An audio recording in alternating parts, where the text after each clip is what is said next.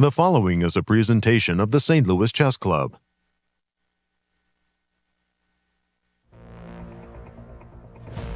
Double-edged position set up decisive results at the Sinquefield Cup in St. Louis. With the majority of the field tied, a single victory would completely rearrange the standings. In the battle of former challengers, Fabiano Caruana outdueled his opponent, earning a win and a share of second place. All eyes were on the marquee matchup between tournament frontrunners, but in the end, Alireza Firouzja was able to navigate his way to a draw, maintaining clear first. One grandmaster remains out front, but nearly everyone is within striking distance. How long can he hold on? Day 7 of exciting chess, coming up next.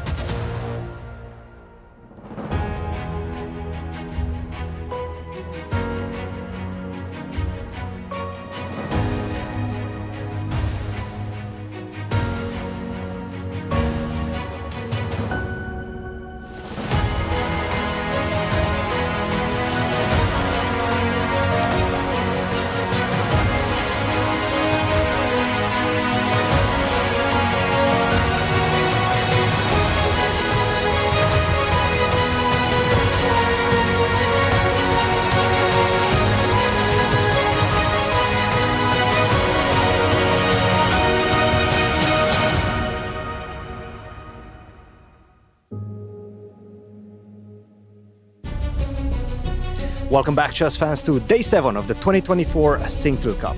We started the day in front of St. Louis Museum of Art, beautiful staple here in the Forest Park. It's been a fantastic event so far. I cannot wait to see what these players will bring to the table in today's round.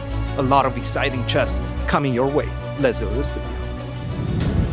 Can anyone catch this soul litter? With only 3 rounds remaining, the chess is about to become even more exciting. Round 7 starts right now. Hello and welcome everyone. I'm your host Nazi Paikidze, and I'm here with my amazing co-host Yasser, Seirawan, and Peter Svidler. Peter. Nazi, Yasser. Absolutely. It's a pleasure to be with you both as always. I've enjoyed the show. It's been great. Hello everyone and welcome to the 2024 Sinquefield Cup. The chess has been intense. I've got to tell you, some of the most dramatic games that I've ever called, I'm witnessing here at the Sinquefield Cup. But there's one stat that's ruining this great picture, and that is 1 win per round. We've been averaging 20%. We can't get past it, I want to say, Nasi. Do the honors, tell our viewers the current standings. Let's do, and I hope that changes. Exactly. Somebody's got to break through. We have a sole leader, Alireza Firouzja, with 4 points, but there are 2 American players who are only half point behind him. That's Fabiano Caruana and Wesley. And then there are 4 players sharing in 4th place, and none of them have had any decisive games yet. That is remarkable that all of those players at 50% have done it by only drawing their games. And tell us about the format for the 2024 Sinquefield Cup. It's a 10-player round-robin tournament with time control of 2 hours with 30-second increment for the entire game. And there are no draw offers allowed. It's less and less, but there is a remaining schedule. Players will play round 7 today. We have 2 more classical rounds left, and after that, we may see playoffs. Wonderful. And Peter, you're going to tell us about the challenges that our leaders face. Absolutely. With 3 rounds to go, we only have 3 people above 50% score, and those 3 people are, as you have seen on your screen before, and you will see shortly again. The 2 American players, Wesley and Fabiano, who just joined in by beating Nepomniachtchi in the previous round. And on top of it all, Alireza Firouzja continuing to have a very, very good event. 4 out of 6 for him. Let's take a look at what the last 3 rounds are going to bring for them. Starting with Wesley. Wesley has white against Nodirbek. No, that's actually not true. He has black against Nodirbek, and then he plays MVL and black against Gukesh in the final round. Gukesh will play 2 of the 3 players in the lead so far, so he is a fixture in the graphics you will see. Decent final 3 rounds for Wesley, but he will have 2 blacks and 1 white, which I think puts him at a slight disadvantage. Then we get to Fabi. Fabi has 2 whites and 1 black. The whites are against Gukesh today, and importantly against Anish in round 9. Anish is a very, very strong player, of course, in his own right, but is having a very mediocre tournament by his standards. So a promising game, in as much as that's possible in this field for Fabi. And in between that, he's playing black against Prague in round 8. And our tournament leader, Alireza Firouzja, also has 2 whites left. White against Liren today, very important game, obviously, a game against the world champion. Then he plays Nepomniachtchi tomorrow. And in an earlier morning round, by the way, advance warning for our viewers, our round 9 starts 2 hours earlier. Alireza plays white against Praggnanandhaa. Ooh, nice challenges indeed. Thank you, Peter. And it's my pleasure to introduce the 4th member of our broadcast team, Christian, and you're going to tell us about the marquee matchups for this round 7. Absolutely great to see you guys, and welcome back, chess fans, to the championship rounds, the final third of the last leg of the 2024 Grand Chess Tour. This amazing Sinquefield Cup, a lot of exciting chess, not a lot of decisive results, as you guys just pointed out. Let's take a look at the marquee matchups, and I'm going to start with this one. Fabiano Caruana with the white pieces will be meeting Gukesh. This is my pick to win the tournament. Gukesh, nevertheless, Fabiano has been having a topsy-turvy event, definitely riding a high wave as of the last few rounds. 3.5 points against 3 points, and you can see how closely matched up these two players are. 1 win, 1 loss, and 4 draws. 3rd in the world against 6th in the world. But I have to say, Fabiano with the white pieces and with 2 free rounds more or less. We had a rest day, and yesterday he basically had a free day as well after that game against Nepo, which finished in less than 2 hours. So definitely had a lot of time to prepare his white pieces, and potentially I'm expecting a big novelty from Fabiano in this close matchup. Another big matchup that I'm having my eyes on is, of course, the big clash between the leader, Alireza Firouzja, versus the world champion, Liren. Liren has been having a mellow event so far. Only draws for him, but definitely a better event than what we've seen from him in the last classical events. He's looking like his old self. Unfortunately, he's failing to convert winning advantages. And there you have it. He definitely seems more focused in this event. And that's definitely a good tell for the upcoming World Championship match in Singapore. But if he wants to win this event, he needs to win a game. And he has a chance right now, because I think Alireza will not settle for a peaceful result. He will come in guns blazing, trying to win the event, and that's when potentially Liren could be getting his chances. These are the 2 marquee matchups. I will be here with the interviews as well. For the moment, you guys take it away. Let's start the round. Thank you, Christian. Indeed, let's take it away and see the pairings for this round 7. Nasi, do the honors. That's it. We already mentioned some of the matchups, but this is the whole look. Fabiano Caruana against Gukesh. Right. Prague against Nepomniachtchi. And our key matchup, tournament leader Alireza Firouzja against the world champion Liren. Nodirbek will be playing Wesley and MVL against Anish Giri. The players have been fighting hard, no question about that. What are they fighting for, Nasi? They're fighting for the GCD points and for a lot of money. Yes, indeed. Total prize fund for this event is $350,000. First place $100,000, second place $65,000, third place $48,000, and just great prizes for everybody. Thank you to the generosity of the Sinquefield Chess Club. St. Louis Chess Club. I was going to say Sinquefield Chess Club. St. Louis Chess Club for all your generous support. And there we see the players of the World Chess Hall of Fame getting ready to do battle. And then those, we see Gukesh just going through the security check. And in those matchups, I wanted to say, Peter, I'm more than a bit surprised how Alireza, at such a young age, has a big plus score over Liren. I think you can sort of get at the explanation if you consider exactly how young Alireza is, because I think their games must have come in sort of this period, sort of post-COVID period of Ding's career, where, as we all know, he's been struggling a little bit. And had Alireza began playing him in the, let's say, 2017 to 2019 period, the score could have been quite different. Exactly. So just the recent contests have definitely gone. And It's still Alireza remarkable is. that he is 3-0 up with so few games. That doesn't take anything away from the achievement, but Right. you do have to remember that this is sort of post-COVID thing. Exactly. There's Fabi arriving. How did he do against Gukesh and the candidates? Well, there were even, Stephen. I think it's two draws. I Two believe. draws there.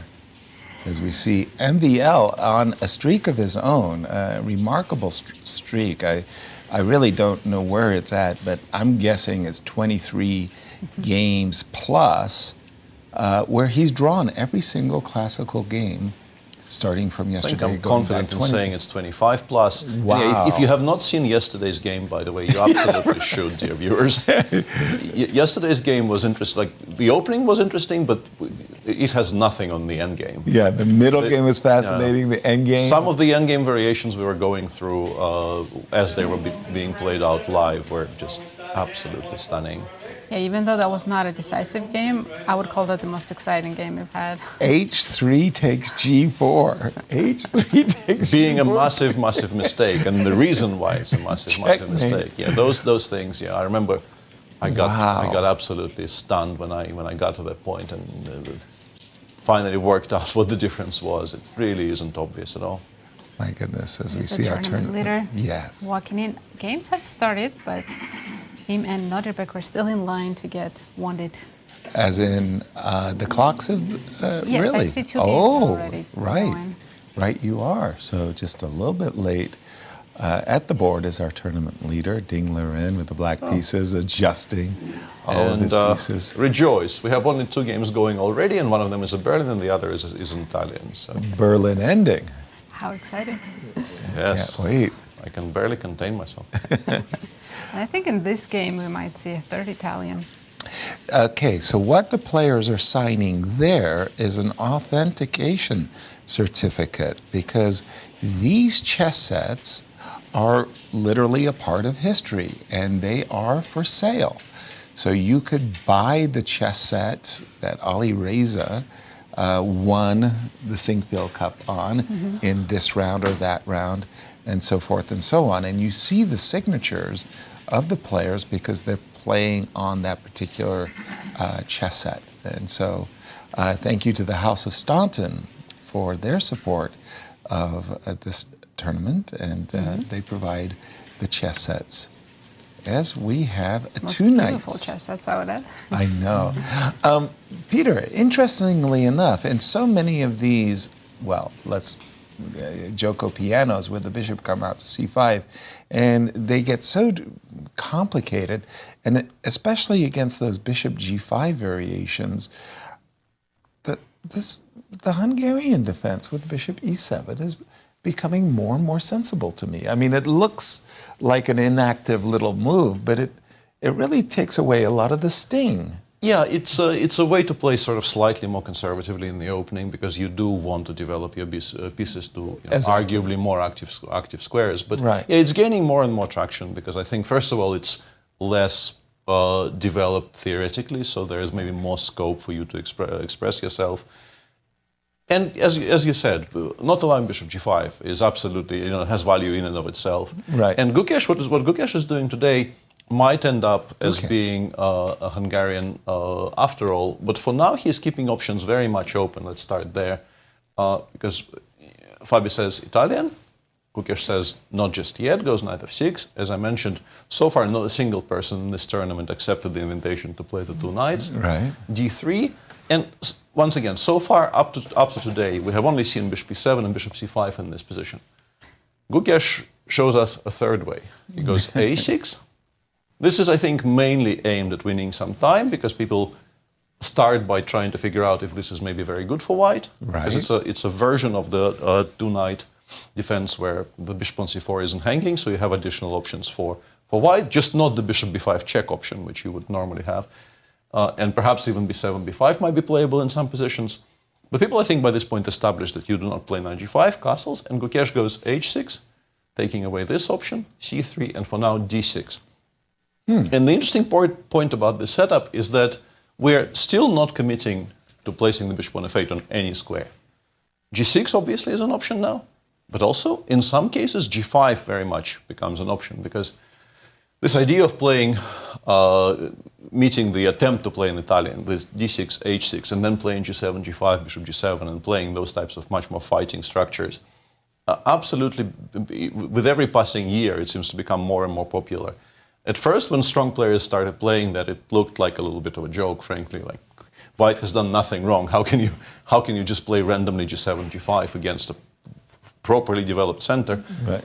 But it's pretty stable, surprisingly. It's very difficult to attack the pawn on e5 quickly enough and impressively enough for black to shift from their development.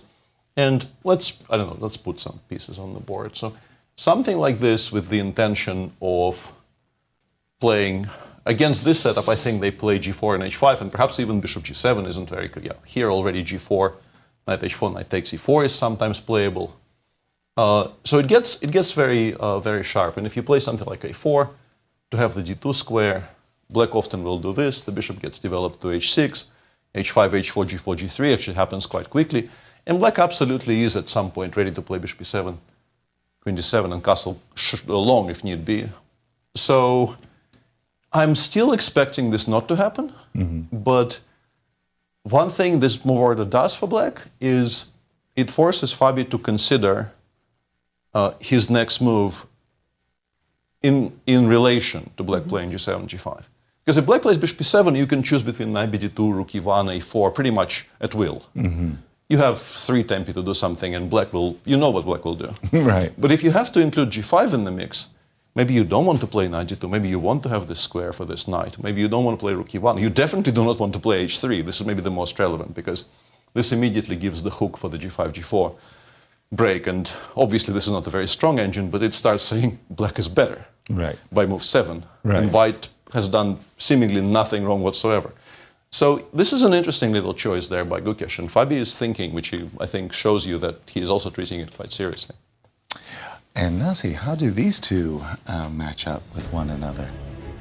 Well, they have 4 draws and 1 win for each. And this is where we were talking about Toronto and the candidates, where our suspicion is they drew 2 games in that one. Look, there's a chess coach in me. There's a part of me that really does very strongly believe in the classics, in the classical principles, Peter. And the classical principles, as you learn, learn to control the center from the start. So you bring your pieces as white towards the center, and I understand d2, d3, we might consider it a soft move. But when I see the move a7, a6, and I say to myself, that does nothing for the center. I mean, come on, that's as a random a move as b7, b6, or some other thing. But I see a7, a6, I see castle, I see h6. Yeah. So like, this guy doesn't know anything about the center. He doesn't play. Arguably, it's not even the most absurd example of this. Right. Because, if you're stricken by this, I wonder how you feel about. I wonder how you feel about this line, which definitely exists. I played this. Magnus plays it. I played it a couple of times myself just to try something new in my life. In my dotage, it's very playable. It's great. And white did not even make a d2, d3 type move. We developed all of our pieces to best possible squares, and black is just saying, I will chill for now. I don't need to develop anything. I'm stopping bishop g5 here. It's very important. Trust me, it's very important to stop bishop g5. Right. So yeah, opening theory these days is quirky. Quirky, let's put it like this. Yeah. Rook e1, maybe, as you have described it, maybe one of white's most flexible moves, not occupying the square d2. I almost hesitate to say this. If I did see an upside of a7, a6, it is maybe related to the fact that I'm not getting booted, and maybe also related to the idea I could play knight a5. In some positions, yeah. Maybe, well, now it probably runs into, it seems playable here as well. If I play knight a4, knight a5, queen a4 check, c6. c6. Well, you have to figure out if you like this or don't with black. But it doesn't seem too horrible. You will be a pawn down in this endgame, but the extra pawn is on a5, yeah. Worst I don't know if I'm that unhappy about this endgame, frankly. Right. Also, I can go after it immediately. So, yeah, knight a5 might be one of the ideas here. We'll see. This is very much decision time for Gukesh, because G5. yeah, three very, very distinct possibilities here. One bishop e7, g6, g5, and also knight a5 is not currently hated by the engine. Okay. I will say, though, that as we've seen earlier in the tournament, this idea of just giving this bishop up and then playing g3, g4 is far less stupid than I think I would have originally assumed. Right. So, yeah, interesting spot. By move 7, we already have a lot to discuss here, but I think we should probably give Gukesh time to settle on something, or otherwise we could be here for some time, yeah, discussing his options. Nasi, jump in on this one. I mean, you know your classics. I mean, you're grounded in your develop early, castle early, control the center. You see a6 and h6. Don't you well up inside and go, I've got to punish my opponent? No, I've seen that in the d4 variation that Peter showed. People started playing that against me, just random h6 in some Catalan, a6. And I feel like I need to punish it, but I can't because it's not that bad. Crazy, crazy. Where would you like to take us, Nasi? We have so many not so exciting. You're not allowed to say that. You're supposed to say, wow, how fantastic. We do have the, no, I wanted to say the Berlin going on in MVL versus Anish game, the Berlin. We have Prague against Nepo on the screen right now. Okay, let's jump to that one. That's a Russian defense. Jump in, Peter. Yeah, very much the staple of Nepo's repertoire for the past, I want to say, 5 years, and specifically the move bishop d6 here in the Petrov. Prague goes for a different line against Nodirbek early in the tournament. He played knight c3. Right. But against Nepo, who just doesn't play the solid but kind of very, very unexciting line starting from, let's say, this, which with knight d6 to follow, which are, Black relinquishes all hopes of advantage, but tries to just carefully trade down to equality. Nepo doesn't do that. He plays bishop d6, and sometimes these positions get actually very, very sharp.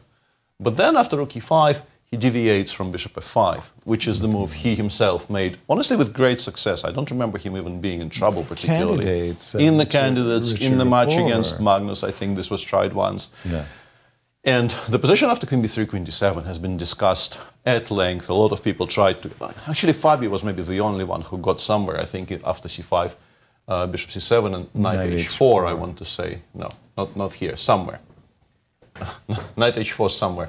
But today he goes for bishop g4, which is an incredibly rare move in a position which is in itself quite well known.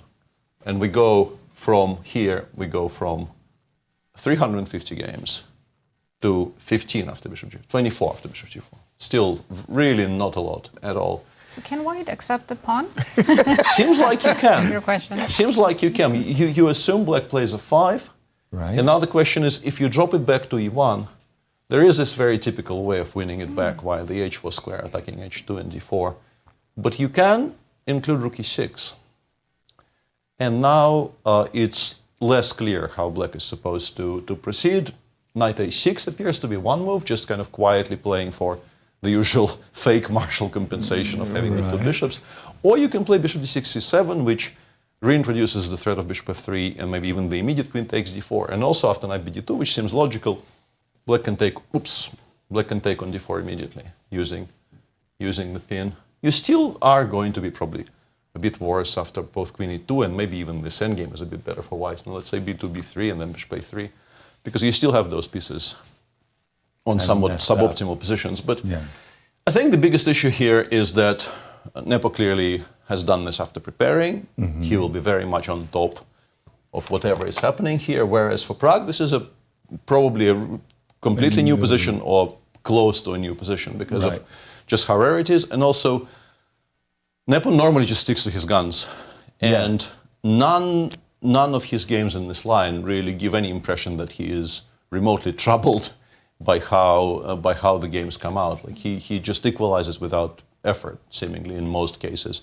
So this would have come as a surprise to Prague, and he now, if he wants to play for an advantage here, he pretty much has to pick up the gauntlet in some way, because if you don't take on e4, it's hard to imagine why black is worse. Once again, the point here is that if black plays bishop f5, we do have queen b3, which is a very, very important square for this queen. It puts pressure on b7, it puts pressure on the d5 pawn. With the bishop on g4, we're definitely not playing queen b3, because we're going to get mated on the king side if the bishop takes f3. Right. And then your options are severely limited. You can play knight c3, but this transposes to really old theory where you played rook e1. If we will stop with the Petrov theory in a moment, but just to give our viewers some idea, if you play knight c3 here, which is obviously a very important move, what black does is actually this. Bishop f5 is also a move, but bishop g4 is playable. But against bishop g4, you're pretty much obliged to do this if you want to have any shot of an advantage. Rook e1 in this position is very, very slow, allowing black to play knight d7. And black is instantly completely fine, pretty much. So you more or less cannot do anything but some sort of acceptance of the pawn sacrifice here with white if you want to have an edge. And Pragg is obviously now going to have to consider his options for some time, because he needs to get his bearings and try and figure out sort of where he is more expected, where he is less expected. Like what would Jan like the least as a response? And where the advantage might lie. How do these two players match up with each other? I imagine they don't have too many games. Well, five possible games. Draws. No wins between them. But that's 5 draws. That says they know each other fairly well. When I'm looking, Pragg has played bishop d3. He's played rook e1. He's played to kick that knight out of the way, right? The knight refuses to go home. So what do you do? You got to take it. So I've captured it twice, and I got to this position after f5. And so I've won a pawn as white, but also in my pocket, I'm thinking to move f5. It's kind of really weakened black's king. I dropped back with the rook. Rook e6 I found interesting, but I dropped back with the rook because I wanted to pursue this position for just a moment. So in my mind's eye, okay, if you capture this pawn, we're going to be in an even position where maybe one of your best moves is going to be f5, f7. But your pawn is already on f5. We've seen quite numerous times that we can allow queen takes h2 Probably check. not here, though. Yeah? Probably not here. So we'll go g3, queen takes. I'm not sure if I want to toss in rook e1 or not. Also, I'm not sure you have a refutation of queen takes c4, right? Annoyingly. Like in this position After here, rook d1, I might be able to take this pawn, and capture this pawn. Yeah. No knight a3s for me. You're going to have decent compensation here. I'm not saying black is suddenly better, but it is a pawn I would like to take just to have something to return maybe later in the game. You know? Right, Yeah, you've got something in your pocket, Maybe right? I play b3, bishop b2 really quickly. Really quickly, yeah. Let's just have a look. See, so we'll go knight a3. Okay. We'll capture. I can. Okay, let's try let's try simple way. Bishop a3. Yes, bishop a3. Queen a3, knight a6. Right, and we kind of get here. You probably play bishop e3 because rook d7, queen f7 seems empty. Okay. And Rook d8. yeah, Rook d8, queen e7. rook maybe a e8. Rook a e8. This feels like it probably ends up being kind of equal-ish. But I'm not really exploiting the fact that you've weakened Yeah, your king. and in fact, if you take on a7, which I'd you might be a want to do, little- I will play a5 f4. And I I'm will worried be, about it. Right. Yeah, much less unhappy about it. Okay, so we're going to start again from this position, and let's say, okay, knight c3. Still take on c4. Let's try to play it more schematically with black. Let's go knight a6. Knight I don't want to A6 triple on the bad, g yeah. file because I don't want to blunder some tactic and lose that piece. Right, and away we go. No, if you really force me, okay, this is a good move though. I really like this move because after you play rook a d1, I will not have rook a d8 anymore. Precisely. So This it is will a very be good move, yeah. a useful thing. I'm trying to exploit maybe the weakness and maybe the development. It's very hard. I mean, the advantage isn't as, I want a pawn. I mean, it's not a clear-cut thing. Maybe this move, bishop g4, was going to supersede bishop f5 in the future. If Pragg can't get an advantage from this position. Yeah, this feels a bit awkward. I suspect I will actually equalize long term in that position after bishop g5 if I play queen g4. Sorry. Knight a6. Knight a6, bishop g5. I have a feeling I probably make a draw long term, but I'm not going to enjoy it all that much. Bishop g5, queen g4, I pretty much force you to take, I think. Okay. It does create a weakness, but I will be able to support it with h7, h5, so I don't think I'm losing the pawn on g4. In this position, I go bishop b4, Bishop probably. b4 has to be played. Bishop b4. Maybe bishop e7 and get our rook on e7. Looks I have a good. capture on c3, hopefully. That's the I was problem. really hoping I will be able to take on c3 and go rook f7. And yeah, I mean, I'm not ecstatic about this with black. There is some c5 and Yeah, keeping the knight out. the knight is C5, definitely Yeah, bishop d6. definitely there are concerns. Yeah. I am not happy about this with black, but I suspect I hold long term. I suspect it's a position I can draw. Right, but here's the problem. Bishop G. I mean, again, if you look at the current position, and you say, you know, these two moves, bishop to d3, rook e1, have a single connection. The idea was go away. Yeah. He says go away. He refused. Knight c3 is wrong. Knight c3 is basically saying, I do not want to engage with your new idea. I know I'm not better after this, but I still feel like I kind of need to bail out a little bit, yeah? Right. And if you don't take, well, knight d7, by the time you get Even ready to f7, take f5, frankly, on the next move, just completely sort of bedding it in, yeah? Right. Knight on e4 is a very strong piece in these structures. Yeah. If you don't get rid of it immediately, you might never.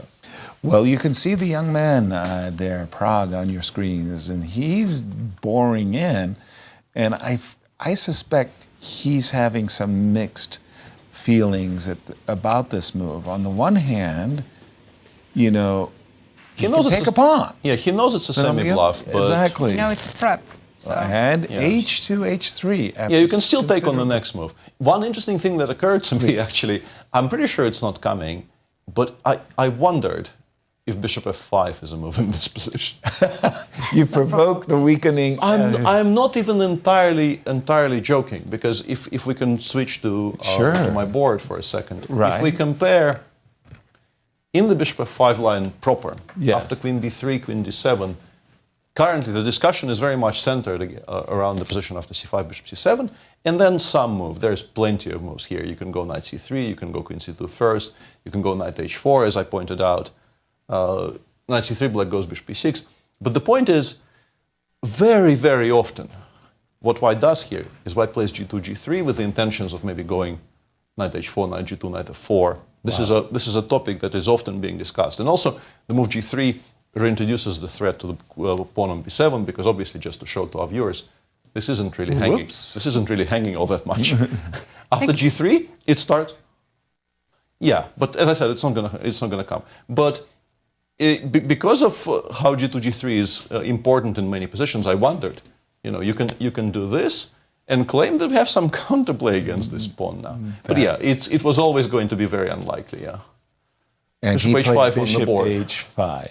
Bishop h5 on the board, and now you can take, and you... Don't. The difference is twofold. Bishop's not hanging, Right. but in this position, h2 is not hanging, so we're just completely winning, because this is not a double attack anymore. So black will not be playing, maybe not even f5 in this position. Black probably plays something like knight d7, and says, we just have long-term positional compensation, because this pin is a little bit annoying. We have a bishop pair. You have the Marshall gambit. Yeah, knight c3, and once again, some kind of a slow move here, like h6. And by the way, a very cute blunder can be made in all of these positions. You can try playing queen d3, and then suddenly you do not enjoy life all that much. Why did I wake up this morning? Yeah. Normally this exists in the Slav, actually. This is a trick from the Slav. Yeah. But sometimes it can be transplanted into other openings. And yeah, here you probably drop the rook back to e3, like rook e8. You take, you play a move like maybe bishop d2. And the pin is still very annoying, so you might end up having to play g2, g4, which obviously gives black very decent long-term compensation. So yeah, the idea is absolutely not absurd, and Jan generally is has introduced a lot of interesting new kind of takes on things in the bishop d6 Petrov, and this is maybe the new fangled way of playing this line that we will be seeing more and more.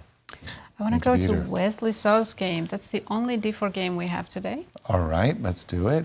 Wesley So comes into today's round tied for the second place, undefeated +1 result, and he's up against Nodirbek. Let's just see from the opening. It's not a Queen's Gambit accepted. Nimzo Indian. Nimzo Indian with c5. This is the way I used to play it, and back in the day, what was the most popular variation was what became known properly so as the Hübner defense. And Robert, the German Grandmaster Robert Hübner, would change the structure, capture on c3, play d6 and e5. I had some great games in the Hübner system, but knight e2, a3, takes. Isn't this the position in which last year somebody blundered queen f3 and kind of resigned? Queen f3. There was like knight g3, b6, queen f3 sequence in one of the games, in one of the tournaments here, but as usual, names elude me. I think maybe it was Fabio versus Wesley. Oh, yes. Yeah, there was a queen f3. Yeah. Yeah. And it it in suddenly rapid? just won the game on the spot, yeah. Probably rapid, right? I think it was No, I that. think it was Classical? actually in the classical. Okay, so Wesley's repeating the line. He captures on c4. It has echoes of a Queen's Gambit accepted position. Knight g3, b6, bishop takes. And we've got... Surprised by the h5 move. Is that Whoa. Is that... typical? I'm not going to say typical. I wanted to ask, is it still all a part of theory? Peter, are we think still in so. theory? Do not ask me anything Actually, just there yet. is one h5 game. One h5 game. Yes, and that's Anish Giri against Duda. Okay, two great grandmasters going head to head. H2, H3 on the board, and Wesley is thinking, I guess, well, it's early. H3, I think, is already a novelty because in the game I mentioned, White played knight g2, e4. Knight on G3 to E4. Oh, looks interesting. Let's just pause for a moment to go to Ben Underwood. And what has Ben got for us today, Nazi? This is probabilities for round 7. Fabi against Gukesh, huge favorite. Firouzja's also a big favorite against Ding. Right, they match up. The matchup there has been greatly in Firouzja's favor. Nodirbek, that's surprising that he's favored against Wesley. Very much so. Nodirbek has no wins at all in the tournament so far, to his credit. MVL also favored against Giri, and Pragg slightly more favorite against Nepo. With they that- all have draws. Yeah, with that MVL versus Anish Giri, just because MVL streak has been so Anish is authentic. Famously 75%, right? You know, I would okay. expect that to be like 90% draw. Right, there you go. And again, statistically, we have not been able to get away from it, and that is 1 win per round. Peter, we were looking at the game of Wesley So and Nodirbek. The move h7, h5 does have a history, and h2, h3, a novelty. Previously, Nasi has been telling me that knight g3, e4 was played, and waiting for h4 makes a lot of sense to me with this. Yeah, I think including h3 and h4 and then playing knight g4 is pretty logical. It's not that knight g4 immediately is a poor move, but nothing wrong with keeping things under control for now. It's interesting that h5 is such a prominent idea here because I think, like, the way I would have been playing it, I think there was a game, once again, I have these pictures in my head, but names don't seem to be associated with them today. I think Alexander Grishuk played this position with black, or possibly white. Yeah, but the setup with, like, bishop c7, queen e7, you put a rook on d8, perhaps you go knight e5, knight g6. Yes, your structure on the queen side is a little bit broken up, but you have the bishops on b7 and c7, or b2 and d3 for white, very often are called the Horowitz bishops there. Yes. Aimed at the white king. So with white, you constantly have to watch out for like a sudden attack on your king. Like something you allow something like knight g4, queen h4 in a bad moment, and you just get mated. And h5 is a much more direct way of sort of hinting at the same, but without the bishop on c7, it doesn't seem as threatening.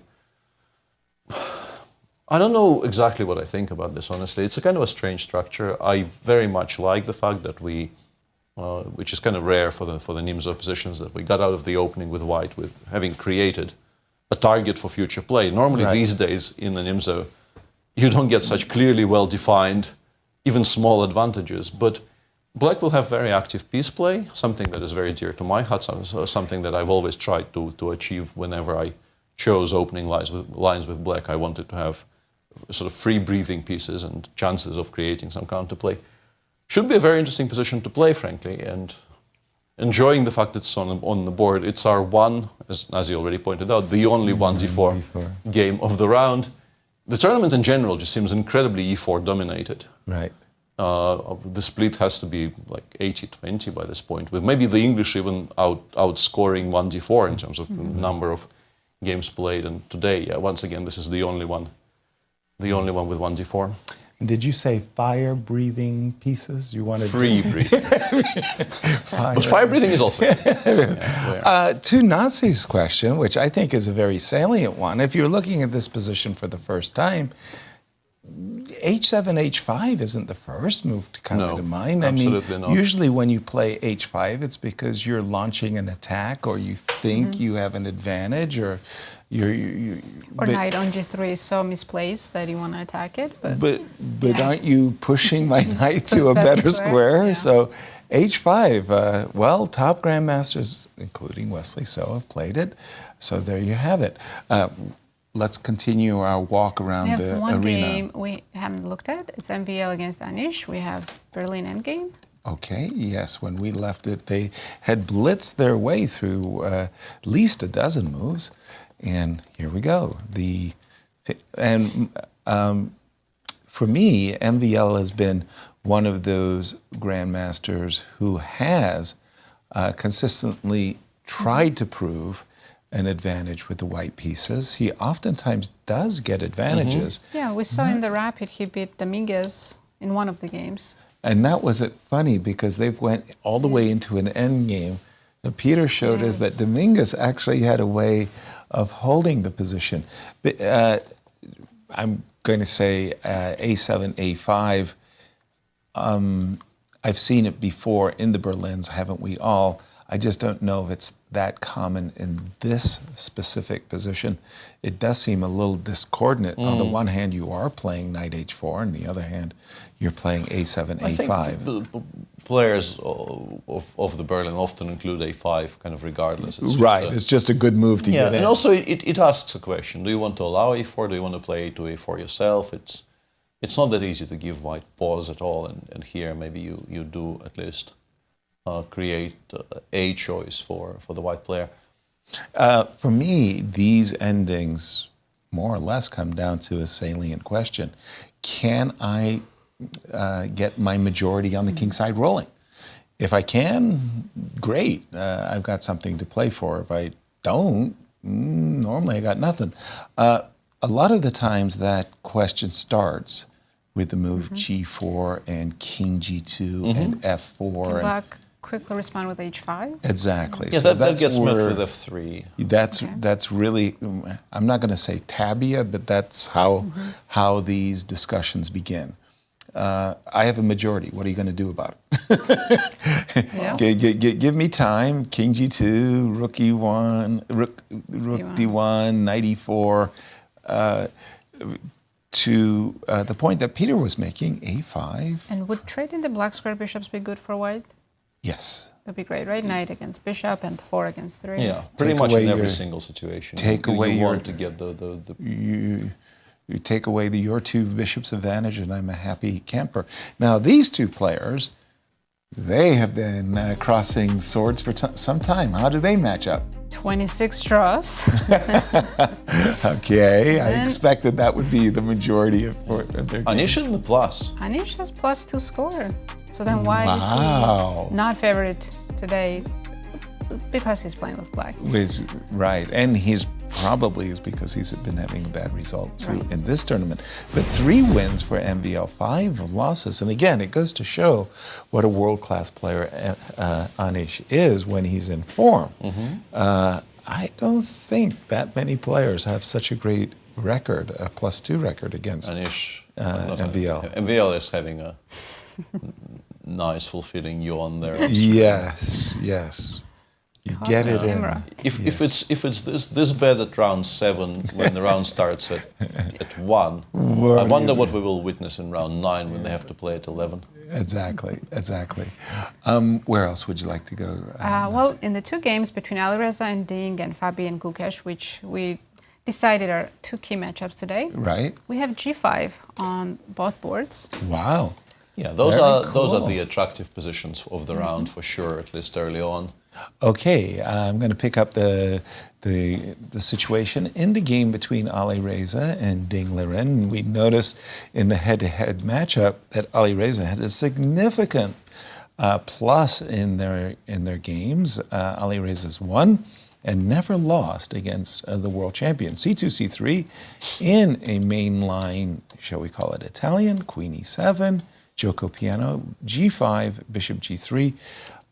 Wesley So, he played G4, Bishop.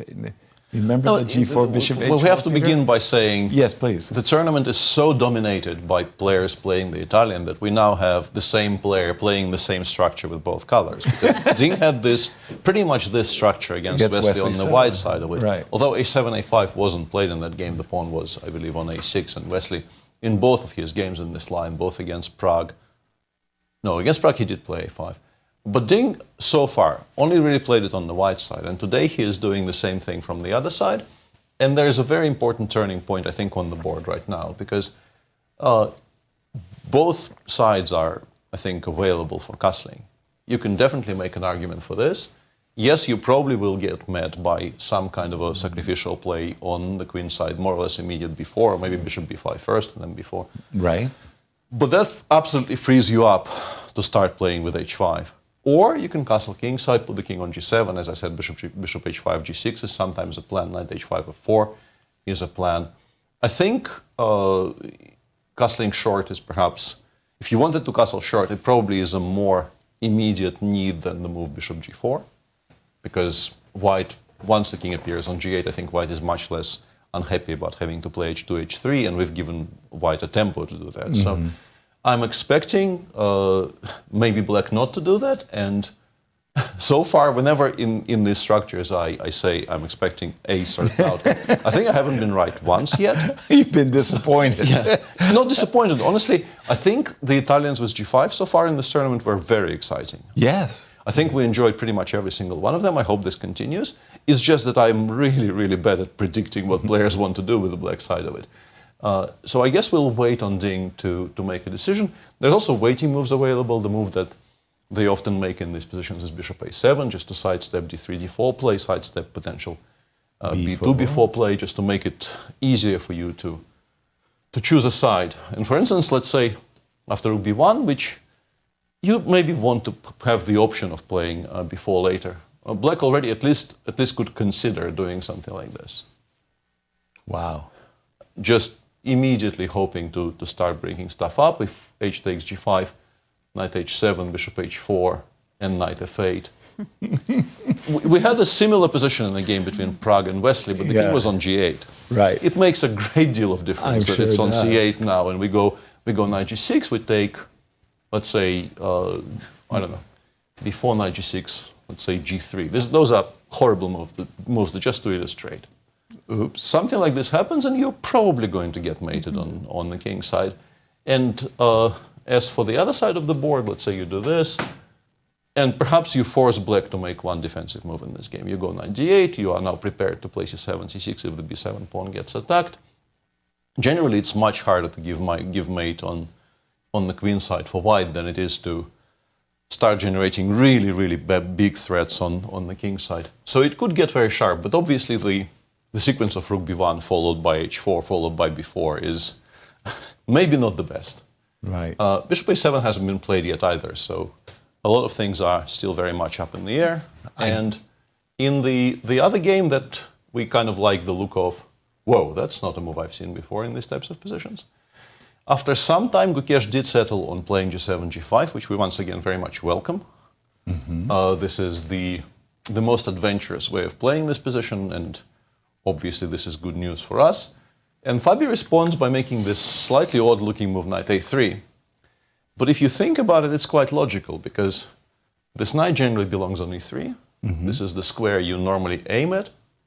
And the usual way, of course, involves doing knight d2, knight f1, knight e3. But as I already pointed out, knight d2, you have to contend with this being an option. Right. You do get compensation for the pawn. You can do something like this, and maybe play d3, d4, or play queen b3 first, and then d3, d4. But it's a healthy central pawn you've given up. Right. And if you play knight a3 after g4, you can very comfortably put this knight on d2 and not have to deal with the sacrifice. And then black, I guess, as I mentioned, plays h5. I don't know, knight f1, h4, g4. Now we have two knights fighting for the e3 square, which is a bit awkward. But I'm guessing this one is more needed on f1 to take some sting of the off of g4, g3 ideas. But this is, for us as viewers, this is really, really good, because Great stuff. generally when black goes d6, h6, g5, it's very difficult to make this boring. It's almost impossible, I think, for this to be a quiet game. Here, the position you were just showing us with pawns on g4, h4, doesn't this break every chess principle? We haven't developed at all, and we're throwing all our pieces against. But this opponents is, again. you know, this is the usual speech you sometimes give to like children who just began playing, or maybe even to parents of children. Maybe who me. are, no, I'm very sure you're aware of what I'm going to say. And with chess, as with everything else in life, you learn the rules to then unlearn them when you get really good at something, right? To break them, yes. Yeah, you absolutely teach the children to develop towards the center, develop all your pieces, castle, do not make 25 moves with pawns in the first 23 moves of the game, you know. We even played, this didn't even come from h7, it came from h6. It took 3 moves to get here. So yeah, this is move 11. Black developed 2 pieces in 11 moves and made 9 pawn moves. But this is the top level of anything, really.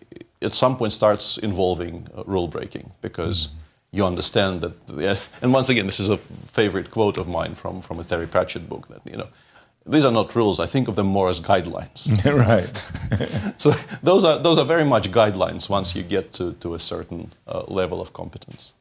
Thank you, Peter. And we were talking about probabilities for the results of the round a moment ago. Ben has prepared probabilities of tournament success. Let's have a look at how they evolve, the probabilities. Right, pre-tournament, we know that Fabio was the favorite to win. And Huge my pick, favorite, by the way. Firouzja, look, I defied the odds. I just want to point that out, but go ahead. Defying the Hadn't odds. forgotten that. Oh my goodness. Yeah, after round 1, where Firouzja defeated Fabiano, Right. he jumped to be the favorite at 19%. Nepo came up. Nepo, Gukesh up there.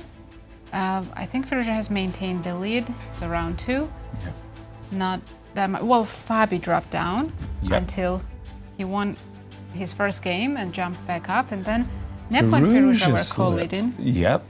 But then Nepo That is up. slipped. Yeah, And that is then after Nepo's Wesley lost to jumped. Wesley. Yeah. Yeah, and Wesley jumped. And after round 5, Oh, there I am again. yes. That's the Firouzja Giri game on your screen. What you're observing here is that game between Alireza and Anish, which Alireza won. But look at the gray part of the pie. That got big. Huge, 45.8%. And now, And day by day, it's reaching 85, 90%. We'll say. exactly. Well, there it is, our 3 leaders at the top. But Wesley So, only a 15% chance? Probably because of the 2 blacks, right? Yeah, that must be it as well. I like this move knight a3 a lot. When I see the move g7, g5 by Gukesh, the first thing I'm thinking about, you know, I'm going to punish you, the consequence of which is you've weakened your square f5.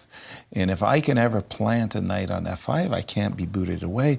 So I do like this knight a3 knight c2, You want to knight bring the e3. other knight to it. Yeah, right? And maybe on a good day, very unlikely, but if I do get a knight to h3, maybe I could get this other knight to g4. I was thinking if black plays g4, you get a chance to play knight h4, but I think tactically that will never work out. Right. Here, I think Peter's wonderful speech there about keeping the d2 square vacant. Here, let's just make sure there's no... I feel like I should feel be like, able to yeah, set this, right? right? Yeah, Rook e4, Rook and e4, then queen h4. g4 or something.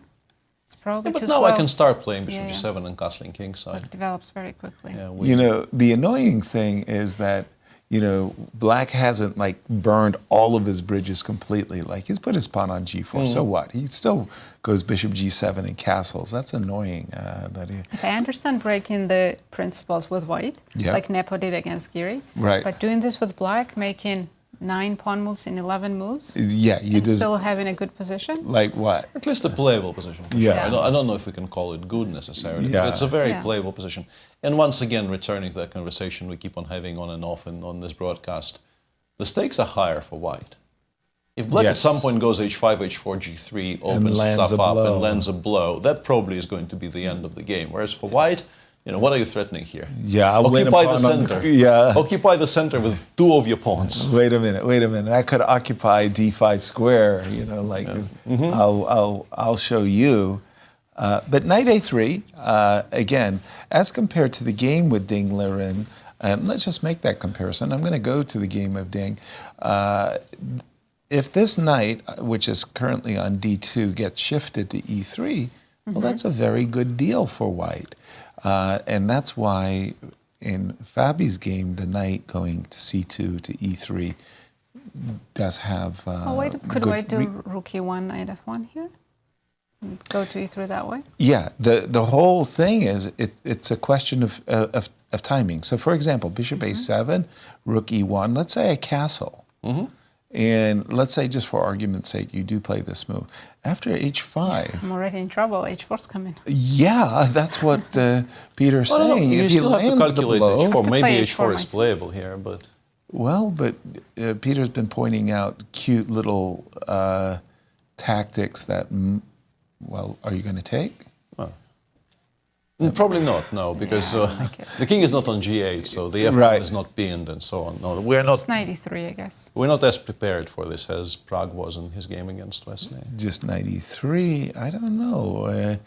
If the king side does blow up, as Peter says, Very easily get black checkmated. lands a blow like rook takes g3 somewhere down the pipeline. It's like And we we've don't got- have anything going on the queen side. Even Right. when we start with b4, as Peter showed, black just plays knight d8, one defensive move, and then stays busy on the king side. Okay, we're going to keep our eye on these two games. I wanted to go to the game of Prague and Jan because for those joining us late, we have seen a remarkable challenge that Jan just laid down. Prague played in a mainline Russian defense, bishop d3, rook to e1, get your knight out of here, and Jan refused to defend it, and he refused to retreat it. So after the move bishop g4, Prague went into a 20-minute tank, Thereabouts, yeah. thereabouts, came up with h2, h3, decided he absolutely had nothing better than to capture twice on e4, knight d7, and we have what we might call Marshall Gambit compensation. We have the two bishops as black, no weaknesses, and until black plays f5. f5. By Well, the way, you kind of wanted probably to stop knight e4, knight g3, among other things, and you want to fight for central squares. So You're also ruling out g2, g4, which is not a threat as such, but like stopping it altogether might be useful. So stopping knight e4 I get, but Yeah. stopping it with f5? Nepo has gained time, so this Yeah, he's as still you in know, his this is clearly still prep, and this is the kind of a prep where, once again, this is not a very strong engine, but it suggests like the top 3 moves here definitely give white a significant advantage. But you have a suspicion that the longer you analyze, the further you go, the evaluation probably starts Drifting dropping, down. and it doesn't seem unmanageable. But let's say we play queen d3 here. Peter, Getting one out of the question. pin. Yeah. Could white take the second pawn with c5, queen b3? c5, queen b3 check you can, but you're probably not going to be taking on b7 though. Am I going to get mated? Bishop f3? It feels very iffy, yeah. Takes, rook f6. Your queen is very far away, and also rook f6, rook g6, queen h4 is coming incredibly quickly. King f1? King f1. Get on your running shoes early, Yeah, right? maybe something like knight f8 for now. But the positional compensation is going to be very strong. It's not unplayable. I thought maybe it will plummet to actually white being significantly worse. It does say black is better, but it doesn't seem to show the lines that are like completely a blowout. But you have to start playing really, very carefully with white to survive the next 5 to 10 moves. And in particular against somebody who is playing very, very quickly, you probably don't do this. You probably do something like knight e2 here, preventing bishop takes f3 and creating a massive positional threat of bishop f4, to which black probably responds with either rook e8 or f5 f4. F5 f4 looks interesting, but the engine actually doesn't like it, says we can play bishop d2, follow it with rook a d1, and maybe start pushing for d4, d5. This makes me wonder if maybe the king is supposed to go to h8, so that there is no checks on the c2. Yeah. h7 diagonal in the future. And another reply to knight e2 would be something like rook e8, trying to stop bishop f4 with tactical means, because you do have rook takes e2 followed by bishop takes f4 if that happens. Right. White goes knight g3, but then after bishop takes g3, f takes g3, let's say rook e1, knight f6, it starts looking like black has enough for the pawn, right? There's this gorgeous square on d5. We also broke up our own structure on the king side with white, so that is to escape the slightly cramped position. This no longer looks like much of anything, frankly. So c5 is possible. The reason queen d3 is maybe not as strong is Still. after knight c5, you probably have to go back to d1. Black will have to go back to d7, but we haven't really gained anything. We would like to actually be a bit more proactive. So if you want to play queen d3, weirdly, you kind of have to blunder a pawn in this square. But we're also giving ourselves a check from c4. And now black plays something like queen f6, for instance. And we get to similar type positions, like knight e2, f4. Long term, if white manages to come out of the corner, if let's say we get to play knight c3, knight e4, if the bishop comes over to c3 and we get to play knight e5, we're probably much better. But the king side does feel a bit vulnerable here. Crafty. So yeah, this might be a very sharp game, by the way. Yeah. Talking about role reversals and change of fortunes, this game is actually truly pivotal for both of these players. Let's just take a look at those standings. Remember, Jan, when he was at +1 as the co-leader in the probabilities, his chances of winning the tournament were really high. He's gone south. He lost 2 games since then, but Prague hasn't won any games yet, all draws, and he's Considering winning positions that he's had Right. against Gukesh. All three of against his white Anish. games featured very, very promising positions. Right. A win today still keeps... He's fighting for the 3rd place in That's what I GCT. mean. It keeps him in that mix. Now, f7, f5, you know, like breaking this down, Peter, and what the analysis that you have been showing, Nasi and I want to say the problem for white is the bishop on c1. Absolutely. It's simply that. I And mean, this is another thing that the move f5 is aimed at, right? We play bishop b3, it can be kicked away by f4. So we don't have a comfortable square for the bishop so far. to land on, right? You put the bishop on d2, well, you're kind of in the pin. It's like it's kind of an ugly thing. So I like this move, queen d3. And you mentioned knight c5. It's the intention, for example, after queen e2 to play rook e8. Probably.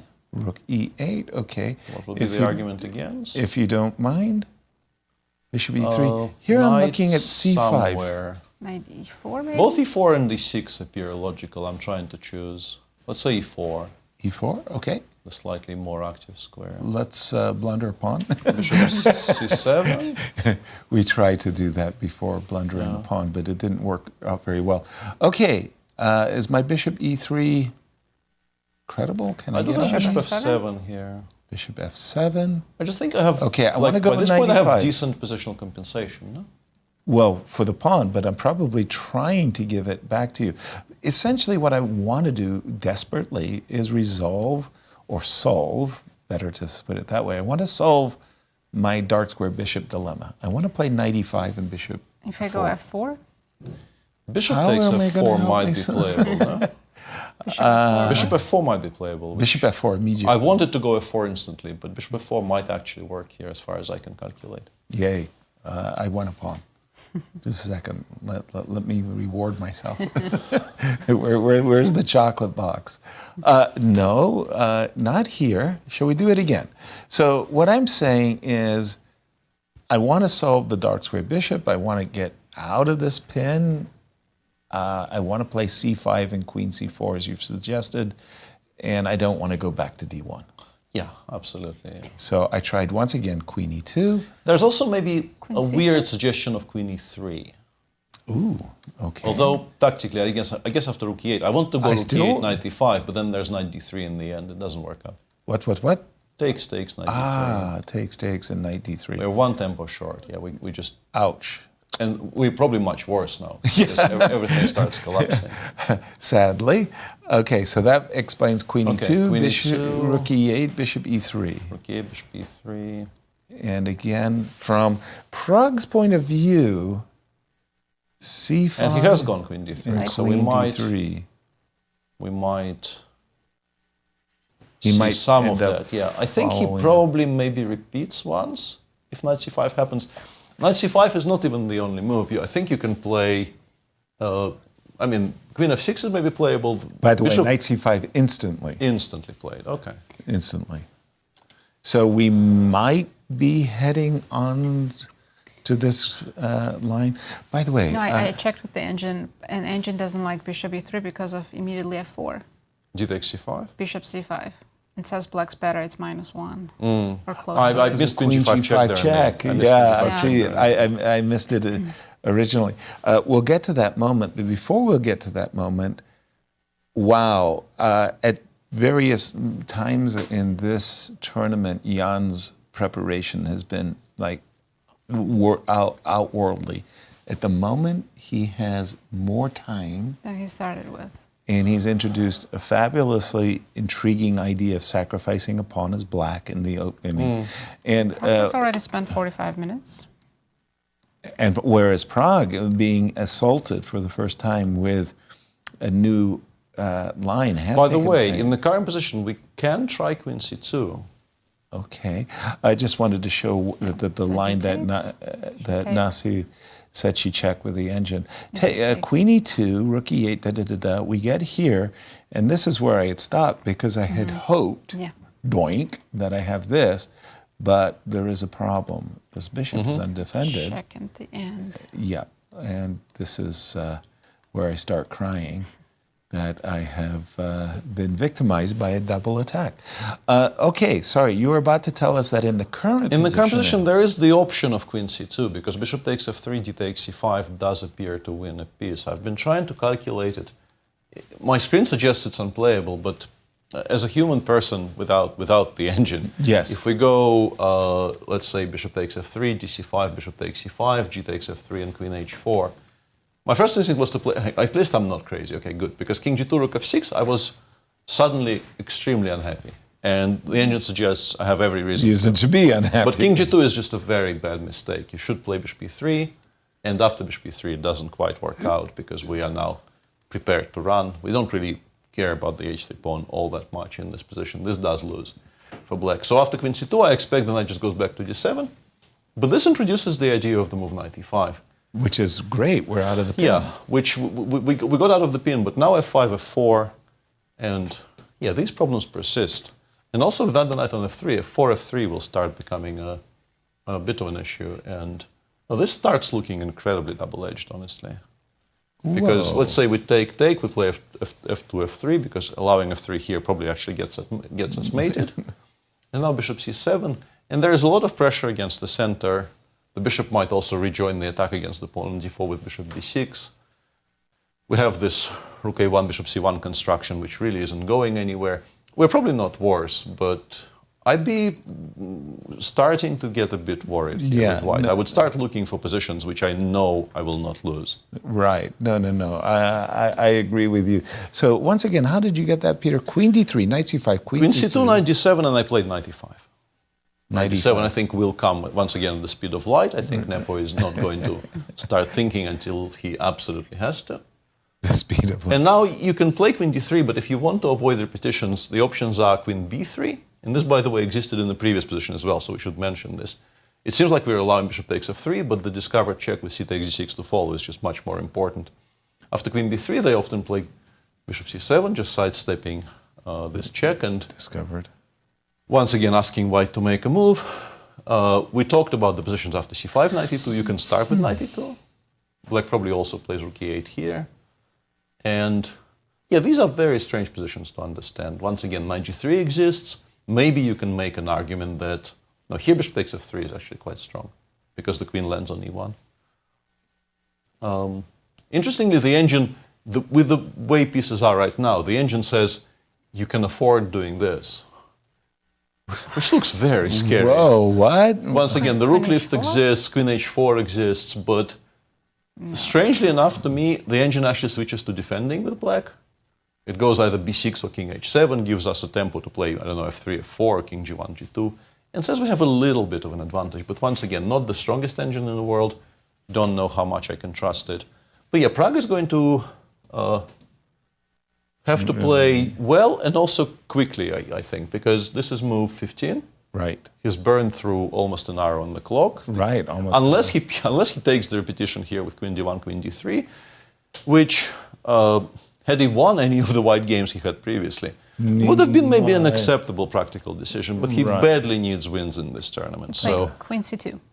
has been played? As expected. Queen Yeah, and C2. 97 already, I think. I think he has not sitting there yet. As soon as he sits down, though. Yeah, As soon as pretty sure. Yeah, pretty Yeah. sure it's coming. Returns.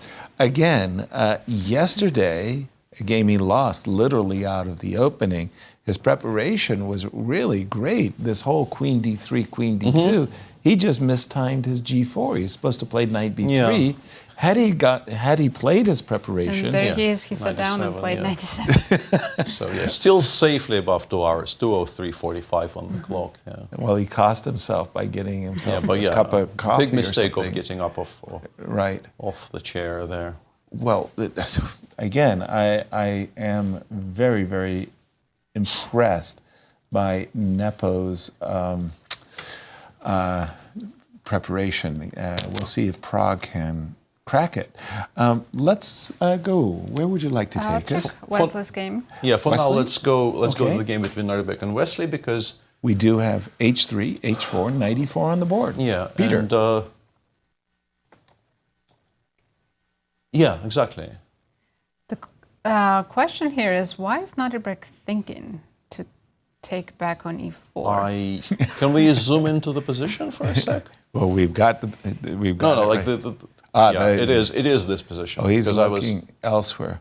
yeah. The correct answer to the question. b4 maybe or something? No, No. there's an No, answer of to the course not. question you just asked. No. Why is he thinking about knight takes e4? And Because Dr. he Robert, has not listened to me talk about chess ever in his life, I guess is the answer.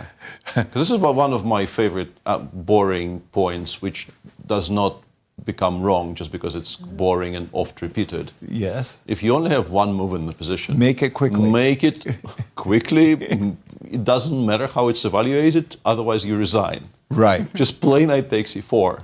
Yes, and he's done it. Not quickly, but he's done it.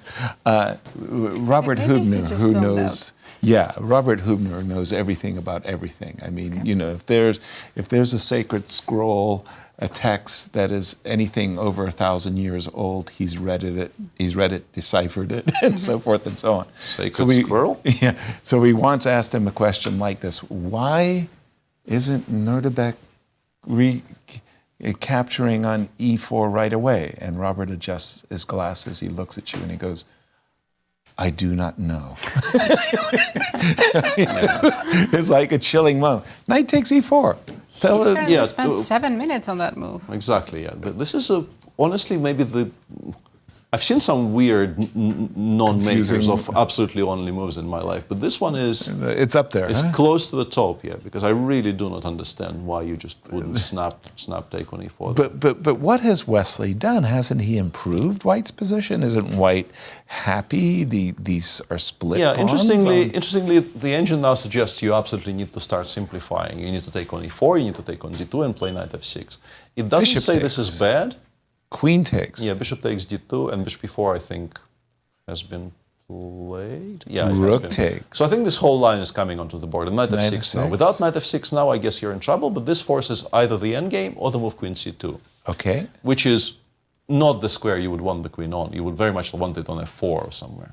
Yeah. Well, anywhere close, in fact, Yeah. to Well, queen takes h4, honestly, as a move would be quite strong, but the rook is hanging. picking up this pawn. But that is a tempo, as you just said. He played knight f6. He's done it in the other Immediately. order. He's done it in the other order, and yeah, there was no way to exploit it. Briefly, for a moment, I considered maybe playing queen takes h4 and then trying to win the bishop on d2 because it's pinned. But you have no pieces that attack it, and black is ready to play queen a5, for instance. So probably not. Yeah, That's If a you could funny play, way of yeah, defending. if you could already play queen h4 c2 in this position, you'd be very interested. But that is Right. not a legal move. Yeah, not a legal move. We did have knight f6, queen drops back to c2. This bishop is terrible as far as I'm concerned. Yeah, I So think trading it black off. should take immediately. And then the question is which square you choose. c7 is definitely an option. The engine, for reasons very unclear to me, prefers a5 currently. What? No longer prefers A5? a5, yeah. Stops preferring a5. c7 is, I think c7 is the square. Square of choice. Yeah. And rook to d1. And we've, okay, this doesn't look like much. I Looks mean, it's very equal, right? Yeah, Yeah, it really does. it's a wrong light piece for white, right? Actually, Yeah. a knight would be much better. Knight would be Because you could aim it at, like, at gorgeous. the f3 square, and the h4 pawn would be very much a Black target. But squared now you bishop don't. Would be better. A black squared bishop absolutely, would be. So maybe Wesley has tricked his opponent into a somewhat even position. Where would you like to guide us? Let's check with Fabi and Gukesh. Okay. Whoa, I I'm like seeing G5, B. B5 combo. Yeah, this I What this the I don't quite heck? understand. Okay, bishop g7 I kind of get. Bishop g7 basically says, you know what, castles, those lines that Peter was mentioning where something drops to g6, bishop g4, h5, g6, okay. Knight c2, b5? Yeah, and the interesting bit about this is that if you want to win this bishop, you could have done it without including b5. Just you could play knight knight a5 immediately. Right. So yeah, if we go back to the position after knight c2 here, the immediate knight a5 absolutely exists and also, frankly, looks quite logical. White probably responds with bishop b3. There is the move knight e3, but then we will have to immediately move it away from the best square on the board, which probably is not what we want. And now after bishop b3 takes and takes, my argument is no one in their right mind will play b7, b5 in this position. It just creates targets for white to play against. Right. It weakens the pawn on a6. It creates some hooks for the play with c3, c4. It's just, you know, one of the differences, for instance, Italian and the Spanish often lead to very similar structures. But in the Italian, in particular recently, people have not really been touching the b pawn at all. It's very comfortable on b7. It creates far fewer targets for white to play against compared to the Spanish, where often you play a6, b5, and you immediately get hit with a2, a4, and you have to worry about your queen side. So, assuming he plays knight a5 here, which he hasn't yet, maybe he means something else, but then I still don't understand why we gave white a hook on the queen side. Right. Assuming he plays knight a5 here and goes for this position, what he's done is pretty much played b5 in a position where he could have had the king already on g8 and the pawn on b7, both of which, frankly, are advantageous to him. So, yeah, this is a bit confusing to me. And by the way, sure. knight a5 is on the board. Yeah, I'm not sure how to describe it. Yeah, because it absolutely did exist in the previous position. It's not like you needed to Strange. weaken your position on the queen side. Right. Sometimes there is a logic glitch there, but that is a confounding one. I agree with you wholeheartedly, Peter. If black ends up capturing on b3, loses an ending because the pawn on a6 is terminally weak, you know, you will only have yourself to blame. Nazi, we've reached that stage in our broadcast. Actually, before we go to break, Pragg repeated once against Nepo, so I don't think he'll repeat again, but it could happen. Let's wait. And let's just have honestly, a look. I am, as someone who is somewhat emotionally invested in this, I wouldn't hate it, because really, the more I look at this position, the more I think sort of full-throated ways of trying to play for an advantage here do involve quite a bit of risk with white. You're playing against somebody who, yes, in the past 3 rounds, not the whole tournament, honestly, the tournament started really well for Nepo. Yeah. But in the last 3 rounds, in particular, since he lost that game to Wesley, he hasn't really been himself. But that doesn't invalidate the 5 years of World Championship prep he's done. You're down a full hour here. You're not entirely sure if you're even better. Maybe you suspect you're a little bit better, but once again, whichever way you pick of playing for a win, let's say, after Queen D1 97, it involves probably playing C5. It involves often, as we've seen, allowing those positions with Bishop F3 GF, or trading this knight away and running risks of this pawn landing on F3. If not for the fact that there is this race for third in the Grand Chess Tour, there's also obviously circuit points at stake. There's the Sinquefield Cup in itself. You can sort of see how this repetition starts kind of gaining in popularity among the white players of this position. But knowing the young man, I'm not sure he will repeat. I think he might do it this one time and then maybe go back to D1 and reconsider his options. Because here, with the queen on D1, you actually have slightly wider choices, because bishop takes F3 is no longer a threat compared to the same position with the queen on C2. Peter, we'll see. If I can just pick your brain for a second about the current position with the queen still on C2. No, I think... I'm thinking... Oh, okay. Yeah, in my mind, I'm thinking to myself, I've got 2 interesting tempo moves. I've got C5 as an interesting tempo move, and I've got rook E6 as an interesting tempo move. I despise those positions where I allow bishop takes it. I won't. Okay. I'm never going to let that happen. That's very fair. Yeah, I'm going to start with rook E3. So my dream is that you'll do me a solid favor and play F4, so that I win the control of the E4 square. And now you go rook E6. And now I go rook E6. Yeah, I can see that. So let's not do that. Let's play maybe bishop F4 first. But that was the other point that I was trying to make, which is, would you please solve my dilemma? Would you trade? Oh, I'm not trading. I'm putting it back on C7. Like I'm forcing your rook to a kind of an awkward square on D3. Fair. And then I'm dropping it back to C7. And I'm still asking you, I know my next 3-4 moves, I will play queen F6, I will play rook A8, maybe I will play a 5 and 4 in some position. Honestly, with the rook on D3, the idea of playing a 4 and creating bishop G6 threats does come to mind, in particular after bishop D2, for instance, which would be maybe an attractive move to make. No. But now you absolutely do need a good answer for this. I was playing knight E5. I was always playing knight E5 with my rook on D3. Knight E5, F4, big trouble for white. Again. Big trouble for white already.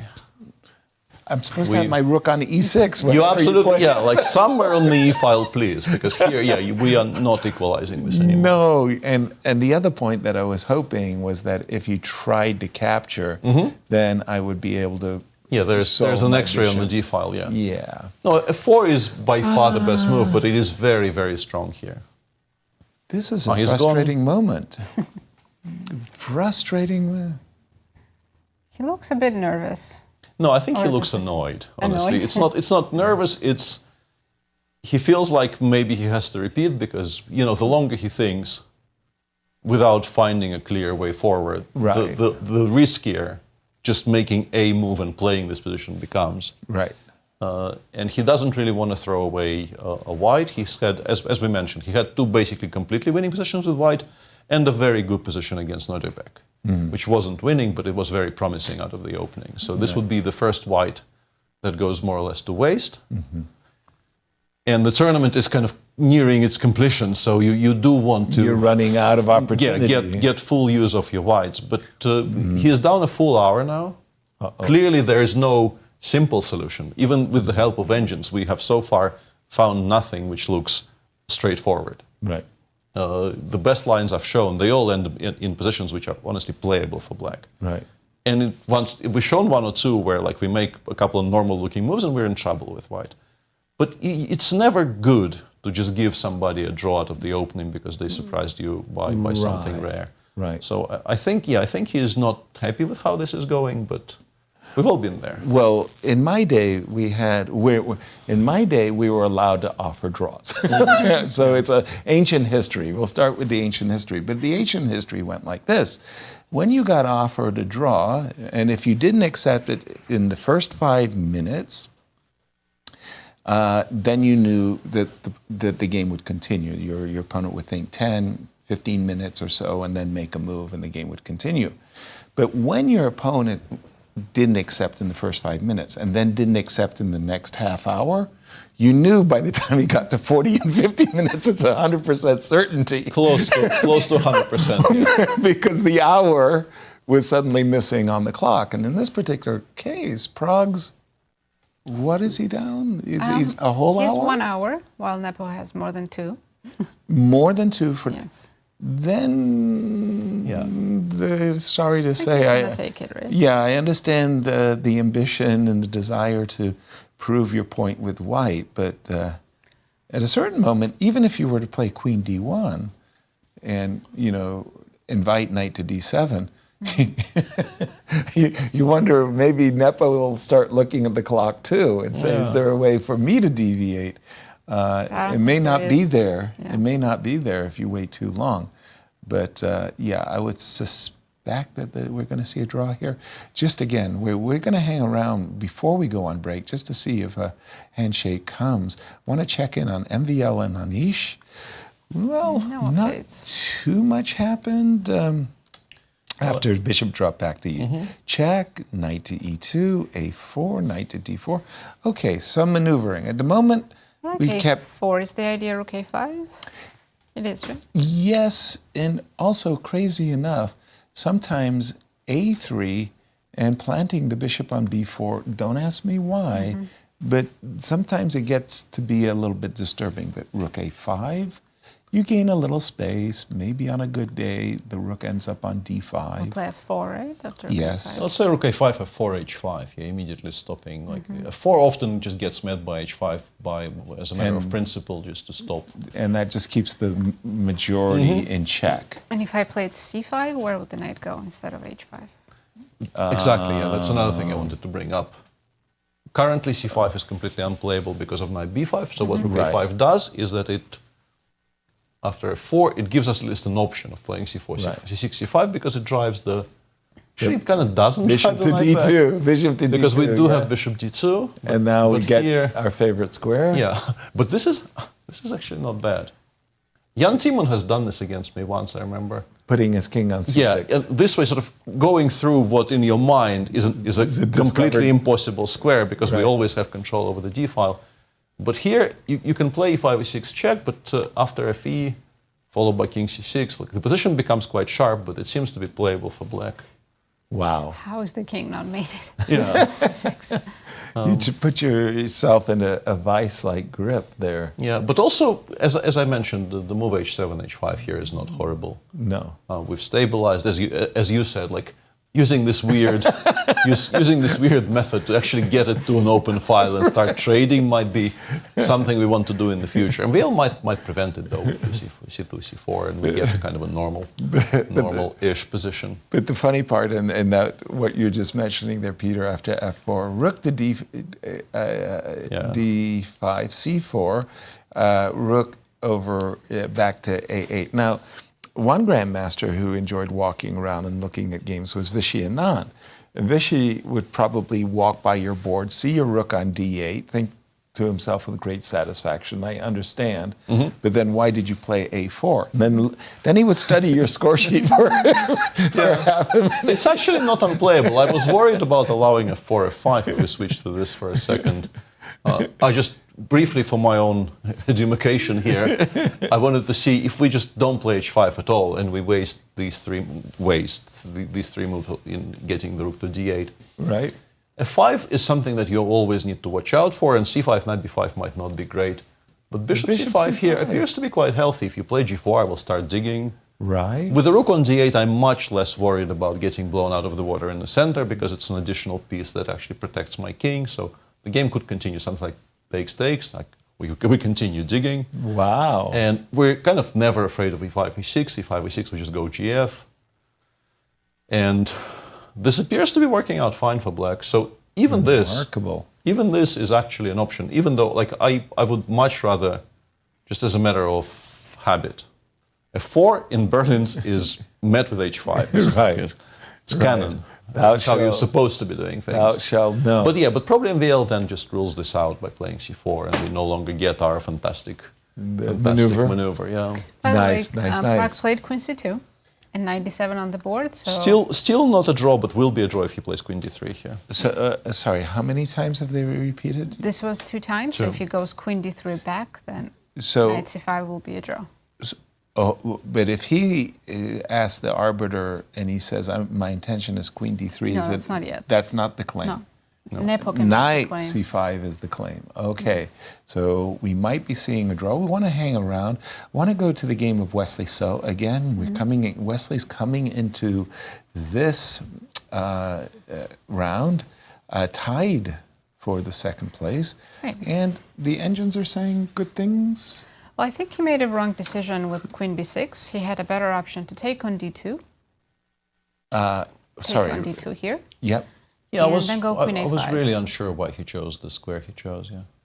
This was well Or originally queen c7. Peter. Yeah. Originally Peter said the engine was oscillating between a5 and c7. And I think I figured out why, and Nodirbek actually is demonstrating why on the board right now, because Okay. It will be easier to explain by looking at the game position. So he's Okay. gone queen b6, and Nodirbek Chicken correctly, I reverse. think, played queen a4, forcing the trade. And what he wants now is to play rook c2. Black puts the rook on d8 pretty much Right. always. And we do not want, I don't think we want to trade a single pair. I think we go rook c2. And then we play bishop e2 next move, pretty much against anything, or bishop f1. But I think bishop e2, bishop f3 maybe is a bit more logical. And that more or less forces black to play g7, g5. G7. Well, h4 is H4 is hanging. Sorry. Yeah. H4 is hanging, and it wouldn't have been if we didn't, if we prevented white from occupying the a4 square for the queen. And this is why I think the engine likes the queen on a5, just to stop queen a4 from happening, because our one vulnerability here, frankly, is the pawn on h4. Right. With only the white light square bishop remaining on the board, I think the pawn on c5 pretty much never gets lost. Right. We always have enough pieces to protect it. The one on h4, though, is quite awkward to protect. But then you think about the position and you say to yourself, how on earth is white going to attack the pawn on h4? Well, I'll give you a demonstration. We get here, and just let me But put is one more g5 move so bad? on the board. No. And White still lacks sort of pieces to launch a direct assault on the king side. But it does give you more targets. Like you can imagine a scenario where we tie black down to the protection of the c5 pawn and then, manage to play rook f1 and f4 or something like that. And Yes, this can get very sharp. yeah, this needs to be carefully watched for, because if that lands and you don't have a good reply, you probably just collapse. reminded of a Theory and Practice, the Zurich candidates book by David Bronstein, where he talked about the pawn on h4 is kind of like a needle in the thread, and the needle, the pawn on h4, pulls the pawn to g5, and it pulls the pawn to f6, and before you know it, your pawns are been launched massively up the board in order to protect this pawn on h4. Okay, well, for Nodirbek, he'll be happy with this outcome because, again, we can see very easy, happy moves for him. He's got rook c2, let's say rook c8. I also liked your point, Peter, which was we're going to put our we'll tie you up a little bit here. Yeah, you have to watch for some before ideas, I guess, because of the long pin on the C file. So that's one potential threat, and the other one now forever. Black needs to be watching for f2 f4. And Nazi, this is a key game for these two players. I mean, again, it's only 3 rounds left. They got to make some waves. Right, especially for Wesley, since he's currently sharing second place with Fabi and he's fighting for that top 3 GCT places to qualify for the next year GCT. Exactly. And Nodirbek, of course, wants to come back. He's at -1. Yes. Yeah. And as he said it, Bucharest was not fun for him, and he wants to show the GCT organizers he belongs on the tour, and winning a game would be very, very much make him feel better about his whole GCT tour. Again, like for Gukesh, as for Prague, this is his first experience. Well, I thought first you were talking experience. about winning. No, yeah, breaking but the draw streak. well, that's something else. But you know, this is their maiden rookie year, if you will. I think they're going to be a key part of the GCT tour going forwards. But it's always nice, you know, being invited to the most prestigious tournaments in the world, to have some wins under your belt. And let's just go back to the game of Prague for a moment, because again, he's struggling. Yeah. And like you say, he's He probably really convincing doesn't- himself. He really doesn't like playing short games of chess. Who, He doesn't He like looks giving very up. annoyed. He doesn't like giving up on potential advantages. He really hates where, I mean, hates maybe is a strong word, but the tournament is not yeah. going the way it could have been going. And with the where- positions he's had. In view of the fact that bishop takes f3 is a massive positional threat, I don't care about what the engine says that bishop e3 and king f1. He has been playing queen d3, defending the knight, you know, getting ready. And there you see Jan just happily walking around the board. The problem is queen d3 really interrupts black's play, so much so that Nepo has been attacking the queen. We would love to take the knight, but this is a bit of an embarrassment. The discovered check, and who hasn't lost the queen this way to a sudden unexpected check? He's been moving his queen back. Queen c2, we can't capture the knight because d4 takes c5, and as Peter mentioned, there's just not enough in it. After takes, queen h4, bishop e3. Bishop e3, Not king g2. importantly, the only move here that works, but it does work. And advantage white. So Nepo has, after move queen c2, been retreating his knight and putting the ball back in the And we're court. being told by production that the way to continue here, according to the stronger engines that we've been consulting, is to play queen b3 first. Okay. I think black has been playing bishop c7 against that, sidestepping the Discover discovered check check. to c5, and then knight d2. But knight d2 is not an easy move to settle on.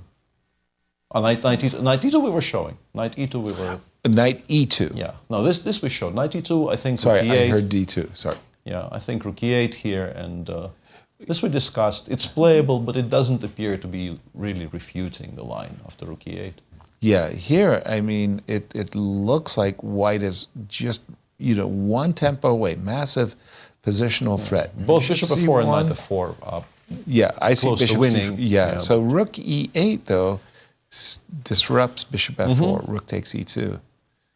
Yeah, if you have, King yeah, and f1. production says king f1 in this position. Yeah, good luck with that. I mean, you can find this moves, but why would you think this is better? Yeah, I think it's very, very non-obvious we're doing so well. Plus, Yeah. we are now an hour and 15 down on the clock. And we're moving our king. It If, takes let's a say, brave player. if you spot this within the first, I don't know, 20 minutes of thinking about this entire line, And it has to appeal. yeah, and decide that this is working, and decide that, you know, the idea of playing, we're still kind of not threatening bishop f4. I'm not even sure if we're threatening knight f4. Maybe This not. is extremely Yeah, what unclear is to the me. point of king f1? Well, Well, you're ready You're to defending the rook, do- Yeah, but we're making our position sturdier. why is not, what we're doing let's here. say, bishop d2 instead to defend the rook? Good question. Stop to asking which I the do not question. have. To which I do not have any answer. Let I alone like a good I answer. like the crickets. Yeah, maybe knight c5? Question mark? Question mark. Test. Knight c5, d5, bishop f3 is my potential first guess, but I do not know. Bishop f3, and then queen takes d2, and I claim that. That is funny. That And I think production told me I was correct. at first glance, bishop d2 was. Who knew that it could still be a tactical target Yeah. by putting the bishop on d2? Yeah, Prague looking very dejected there on our screen. Exactly. Yeah, it's very understandable, but... Yeah, and you just see him kind of glancing off in space. And I remember Anatoly Karpov during his heyday as world champion, his attitude when he came to the game, he played 1 E4 and wins. Just that's it. You know, I'm playing for a win with white. E2, E4 is the way to go. And if you surprised him and found a really good line that may equalize, he did not want to take a draw. He just sat there and, angrily, was trying to find an advantage. He was always in his case, I advantage. want to say also probably because he considered himself stronger than the field. Anybody in the world, yeah. Stronger than the field, and that Absolutely. added to his frustration. Yeah. So, but on the other hand, look, Nepo has been playing, as you mentioned, Peter, for the last 5 years, World Championship matches. I mean, that's all he's been doing is training for matches, playing matches, playing in the Qualifying for next matches. Qualifying for the next match. And right now, it just seems to me that Prague is going up against World Championship preparation. Yes. It clearly is something that was planned maybe for a single game somewhere in the World Championship match, and either never occurred in the match, or maybe was saved for a later date, and then people stopped playing 1e4 against him. But yeah, and we're seeing a lot of frustration.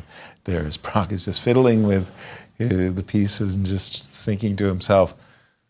Yeah, but we are entering the territory where the time playing anything but Queen D3 could maybe be considered a mistake, frankly. Exactly. Because the position is not going to be simple. No. And it's considerably down on time. You're very much down on the clock, and this is the game in 120 time control. You're not going to get any additional time at move 40. Right. So you will be running significant risks. You're playing someone who, even if you find the best moves, Nepo's prepared for that as well. Yeah. Nepo will start thinking in about 7 moves time. Position might be not great by that point. Yeah.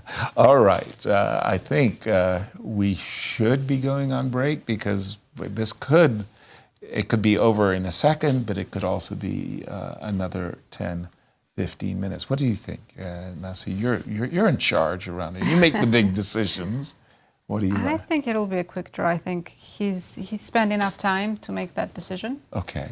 Well, in that case, we're going to hang around, and then we will laugh at ourselves because we're looking at the game between Fabiano and Gukesh for just a moment. And guess what? Gukesh went for that whole knight takes b3, a takes b3 routine that you were saying, and he put his pawn on b5 for reasons that we cannot guess. I kicked it around a little bit earlier as we were discussing this. Knight a5 immediately instead of b5. We don't need to retreat. I stand by my assessment that the pawn on b7 would have been better in this position than the pawn on b5. I'm not going to go back on my word. So the two options here are castles, to which white often responds by basically more or less immediate h4. The idea being that we absolutely want both of our knights aimed at the f5 square. We want to play knight g3. We want to put one of them on f5 in a way that cannot be traded. We cannot be forced to take with the pawn. Okay. d5, we probably have to invest a tempo in queen c2 because we would like to play this position with queens on. Okay. But it remains very, very pleasant for white. So after h4, if you want to play like this, you probably play something like knight g4. Okay. And it gets sharper. You can play d3, d4 here as a move, knight h2 here as a move, which is less obvious, but. And I guess if you take on e3, I can even maybe go for a rook lift towards the g3 square, and you get some kind of position like this, which at first glance might appear lost for black, but I don't think it is, because it's difficult to launch an attack. And the one thing that knight a5, knight takes b3 did is bishop. Yeah, we do have a bishop pair, so we can play bishop b6 and maybe. Prague just left the board. He can claim, queen d3 is a claim, so he went to get an arbiter. I thought knight c5 was the claim. No, now queen d3 is a claim. Okay. Now queen d3. He couldn't do it on the previous move, but he can do it now. I'm going to play queen d3, and Chris Bird says, hold on a second, young man. Let me go confirm. Well, Chris is looking at... Chris, the chief arbiter, and his deputy arbiters, they are permitted to have a tournament, a computer in and there it is, because it will confirm the 3-move repetition. Yep, there we have it. Yeah. What did I do wrong? and look at that gleeful little wry smile that he has.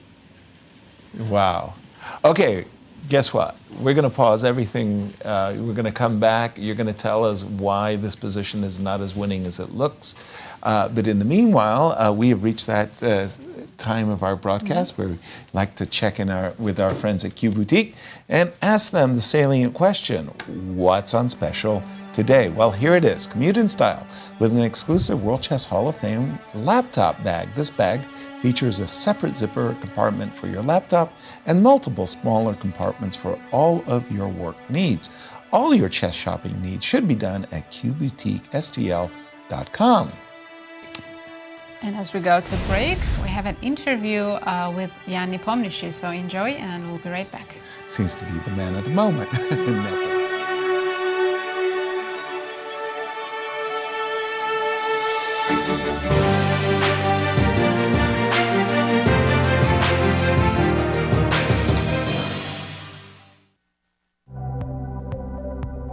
Jan, welcome to St. Louis and welcome to Sinquefield Cup. But first of all, my congratulations on your victory with the team in Astana. Great job, golden medals in the World Blitz Championship.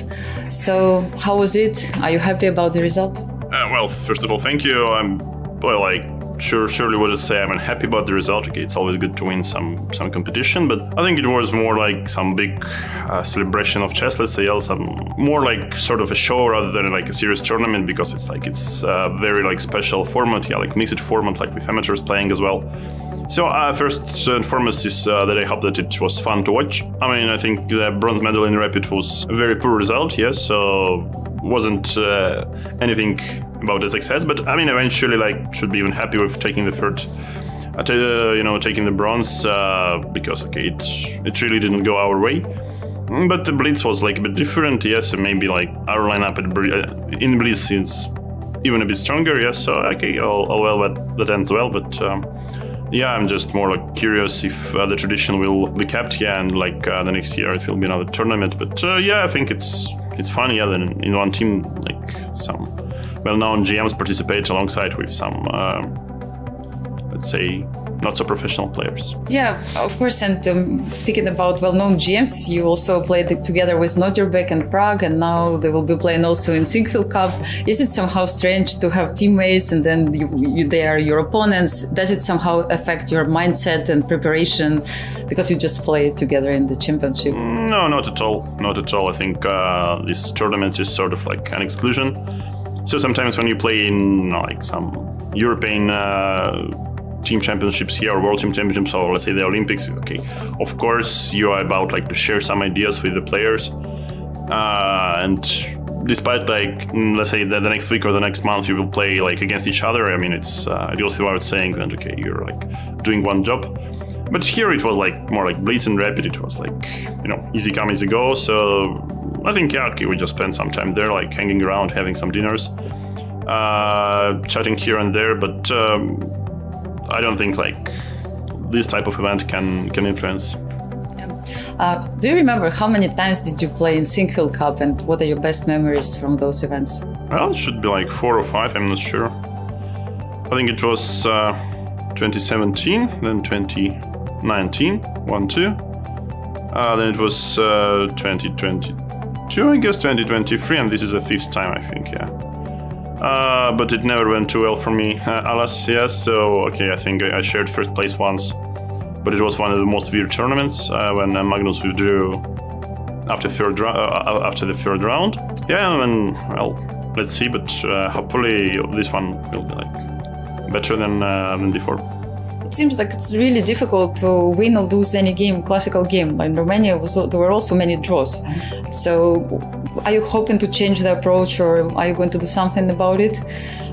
I guess my approach was quite good in Romania, and I think it was more or less like an anomaly that, so many draws in this tournament, and like it didn't really was my problem alone. Yeah, I think, okay, also Maxime scored like 9 draws in one game, very fighting player, and let's say some of the guys who shared first place scoring +1, they also had like 8 draws in 9 rounds. I think like in many games I had like some promising positions, and in many games which eventually ended in a draw, one of the sides were clearly pushing.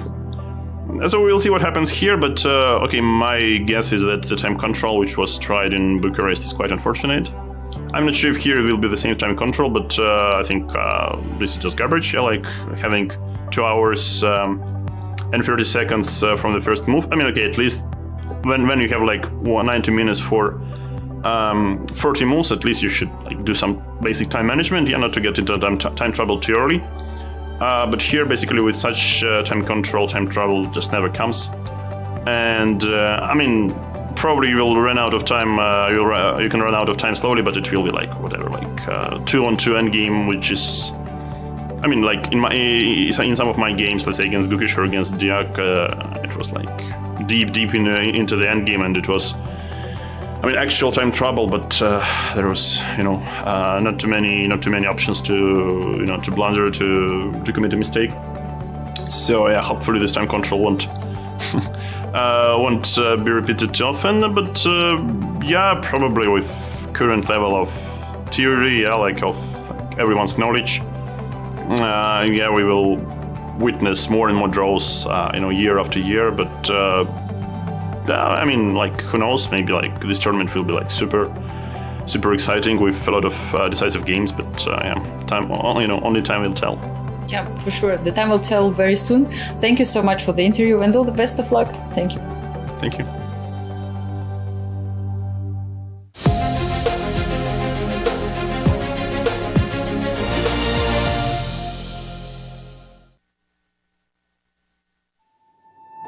In our game, we see echoes of warfare. Every bishop's silent shift. Every piece finds its place. The clocks are ticking, and every second matters. Legends will rise, and champions will fall. Give it everything you've got, and ask for more.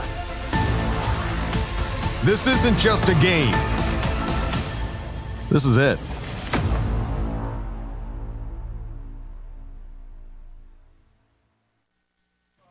I'm Grandmaster Maurice Ashley. Join me on October 24th to 26th for the St. Louis Chess Conference, to be held right here in the chess capital of America.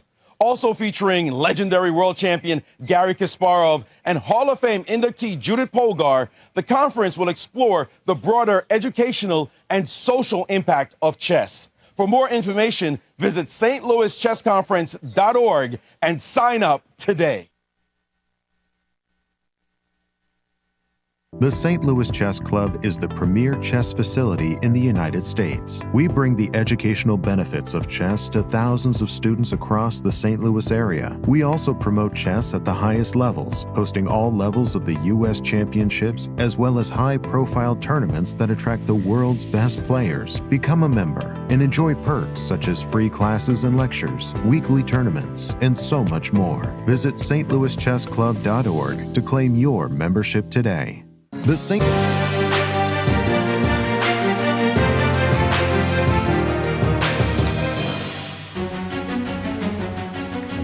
Welcome back, everyone. We have a special guest in the studio, member of Kaiser Chess Club, Luke Meyer. Welcome to the show. Thank you. It's a pleasure to have you here, Luke. We didn't know this coming on, but we have a connection, you and I. Cutters at the Chase a dozen years ago, more. I went there to get my haircut. Yes, yeah. That's good to hear. I've heard many of the members of the chess club have started finding out about us, so it's good to know. How was your experience? Was it good? No, seriously, it's not a joke. It's been great, and the relationship has started really in a very funny way. I come in, and they said, "Okay, what kind of cut you want?" and blah blah blah blah. "Why are you here in St. Louis?" I said, "Well, I'm at the chess club." They go, "What?" The chess club, yeah, there was a chess club. It's right down in Maryland. Really, a chess club in here in St. Louis, yeah. Now, when I go into Cutters, it's like, "Hi, Yaz, 12 of your colleagues were in here the other day. There must be a major tournament in town." Yeah. Because Cutters at the Chase is an institution, and Yeah. chess players have discovered. I was going to say, I mean, I think that speaks more to the chess club than anything with the growth, and everyone's finding out about it, and it's amazing. So it's good to see. I'm glad you've enjoyed Cutters, but hopefully we can introduce it to more of the chess players around in the community. So you came into town, you moved into town, and you've joined the Casa Chess Club. Tell our viewers what the Casa Chess Club is and how your connection to chess. So the Casa Chess Club essentially is a membership status with the chess club that, in my view, really is the effort to create a relationship. So that's really the goal with Cutters and Company, was that we, being a long-standing institution, as Yasser said, for 102 years in the Chase Park Plaza, I think what we've noticed is the growth and really the expansion of the chess club itself, whether it's club members or finding some of the highest rated chess players in the world to be residents. We're recognizing that you guys are a staple in the community in your own right. So we really wanted to create the initiative to create a long-lasting relationship with the chess club, and hopefully to collaborate on really fun experiences and new ideas that we can work together on for not only in the near term, that I have some fun things to talk about, but also hopefully in the long term, because I know you guys will be around for a long, long time. So well, that's the plan. Yeah, we really do want to be along. I mean, the Chase is a historic hotel where all of the players stay. It's just it's a block away from the club. It's so super convenient. There you're seeing a lot of the imagery from the Muni Museum, where we end up having a lot of the opening ceremonies, and the chess, the musical was there. It was very, very nice. Tell us more about your initiatives. I actually have a question. So you're also employed by Oracle. Can you tell us more about that? Yeah. So I work as my day job at Oracle Health, which is essentially an EMR based company. So it's, well, the main portion of Oracle is technology and cloud, but I work on the EMR side. So I work more on the financial side. So I provide essentially solutions to a lot of clients in St. Louis, actually, like Ascension, and we've worked with BJC and some of the larger health systems. And I primarily focus on the rev cycle side. So that's providing solutions to help their bottom line and help really sort of focus on finding higher levels of reimbursement with insurance companies. But that's really just a day job, and I've come in to St. Louis primarily because I work from home. So it's given me an opportunity to set my feet back in my hometown, and so. Really nice. And one more question for you. Are you a chess player? Yes, I am a chess player. Yeah, I can't say I'm that good at it, but I play. It's become more of an addiction than a hobby. So. Do you play at the St. Louis Chess Club? I do, yeah. So half the time when I go get my haircut, I usually walk down and step in for a lesson from one of the GMs. Right. No, I play quite a bit, and you'll probably see me around the chess club if you're in the area. Right. But one thing I wanted to touch on as well is just as part of this Kais Club membership, is that we're going to be providing our first initiative, which is called Your First Move is Free. So for anyone watching who's a part of the chess club, we're going to be sending out essentially a one-time VIP pass to everyone who is a member. And you can come in and experience the Cutters and Company haircut experience. And, we really pride ourselves on providing a, really sort of a unique and, care-focused experience. So we hope that you guys can come in and enjoy and, get a beer and head out to the chess club afterwards. Sounds like an amazing deal. Well, listen, you've got a very satisfied customer over here. I mean, I've loved all my experiences. Thank you, Luke, for that. Thank you for coming on, and welcome back to St. Louis. Thank you so much. I appreciate it. Absolutely. And Nazi, the standings as we're in round 7. Right, so coming into this round, we have a sole leader, Alireza Firouzja, with 4 points.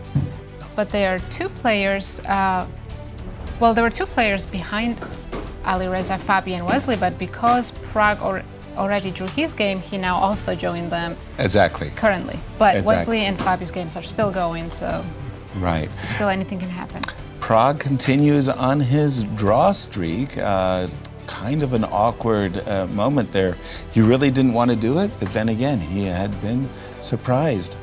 Let's jump in around a7. One player who's kind of pulled himself up and brought himself into the mix is Fabi. Let's go over to his game. And Peter, this is where... Such a strange position if you look at it. Black has only bishop on g7 and the rest just pawn moves. No. It's worse than that. Did you see Gukesh's last move? Okay. No. So I show this position to 100 chess grandmasters, and I say, please give me your assessment and your best moves. And if they play c7, c6, I'm proud of them. If they play bishop e6, I'm proud of them. If they play castles, I'm proud of them. And if they play knight g8, they're the challenger to the world champion. It's an understandable decision. It is? Yeah. It's just not doing anything on f6. True. And f5 is a problem. So rerouting it to e7 makes perfect sense. It's just that, in particular now, and we were rudely interrupted by Pragg actually taking the draw, just as I was about to launch into my speech about kicking this about. Right. The way I tried doing it with the help of engine, I play bishop e6, the engine says, I mean, many moves are possible, but b3, b4 is a general, like, useful, non-committal move. And I was playing not knight h7. I was playing knight g8 here. You were? Yeah.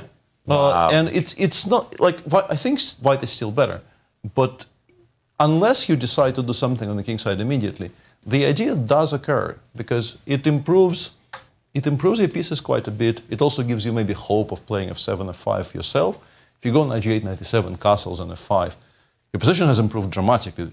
The other thing is, unfortunately, like, white will probably play some moves in the meantime. Like and this d4. But also c4. And we come back to the same point. Why is this pawn on b5? Why is this pawn on b5? Right. If we wanted to do that, like, we knight c2, we go knight a5, bishop b3, we take. If we like this idea so much, play it here. Mm-hmm. The knight is coming to e3 anyway. Right. And this is no longer really anything. It's a move that you might think is useful in terms of gaining space in the center, but it's not a threat of any kind. And we're up a tempo. This is just so mystifying to me that this was played the way it was played. And honestly, of those two decisions, I don't hate knight g8 at all. I completely fail to understand b7, b5. I fail to understand knight g8. I understand what you are saying, that there is a contest for the f5 square, and you want to bring your knight to what you think is a better square. But I'm sitting there saying, Peter, there's a king in the center. Yes. I want to go d3, d4. Knight e7. And I want to, like, take advantage of the fact that your king is in the center. Like, can't I do can this? you? Is Can the I? Question, yeah. Takes. Yes, I will no longer be able to castle, but now it's an endgame where I have a bishop pair. I covered f5, I covered d5. King can quickly hide on c7 as well. Yeah. But it's like I think if you give Berlin me a check, defense where... I think where if you give me a check here, I'm probably going back to e8 even. Okay, so c4? Yeah, I'm not saying black is fine. Right. I'm saying this doesn't appear to be winning. Bishop d7 maybe and king c8. Okay, one thing I did want to point out, because Nasi did mention, maybe it's desirable c6, but it does have some dark square consequences. Yeah, I would like to preserve the option of maybe playing knight c6, knight d4 later. Yeah. So let's try bishop d7. Peter's bishop d7 might be a little bit more challenging, so takes. I think with the bishop. I mean, it remains kind of unattractive, but I think I have decent drawing chances, frankly. King c8, King c8. f6, king b7, rook h d8. I'm going to be solid here. Wow. And once again, I want to point out my knight is exactly where it has to be in this position. Like, it covers so many squares. You will be kicking it away with bishop b4. I'm you exactly must, yeah? building up for that moment where I do play bishop b4. Yeah. By the way, seriously, not a joke, I kind of feel a little empty-handed. I mean, I wanted more than this. Yeah, I think you I really did. want more. I really did. And I think, you, in the current position, I think you absolutely start with c4 and you ask the question. Like, how do you go? I mean, to me, it's not obvious. Maybe black can afford to do this and try to force white to go ba6, like, I don't know, maybe queen d7 for now. And my absolute dream with black, and I understand it's a kind of a sad dream to be having, is a position like this where, if I don't lose immediately to d3, d4, because I'm slightly kind of miscoordinated, I would like to already have my king on g8, but like we play bishop b7. If we somehow survive the next 5 moves here, these positions tend to be drawable. Let's describe them in that Again, fashion. the Marshall gambit. You do have counterplay. The bishop on c1 is not great. The pawn on b3 is often a very, very serious target, and every single endgame you could imagine this devolving into. This is not lost. No.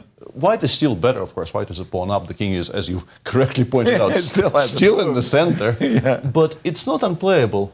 So maybe knight e7. But if not knight e7, the choice is between maybe rook b8, bc4 doesn't really look very attractive. Knight e7, we can go, I don't know, bishop d2, castles, put the bishop on c3, and we want to play d3, d4, and we very happily will play b2 before if black plays c5.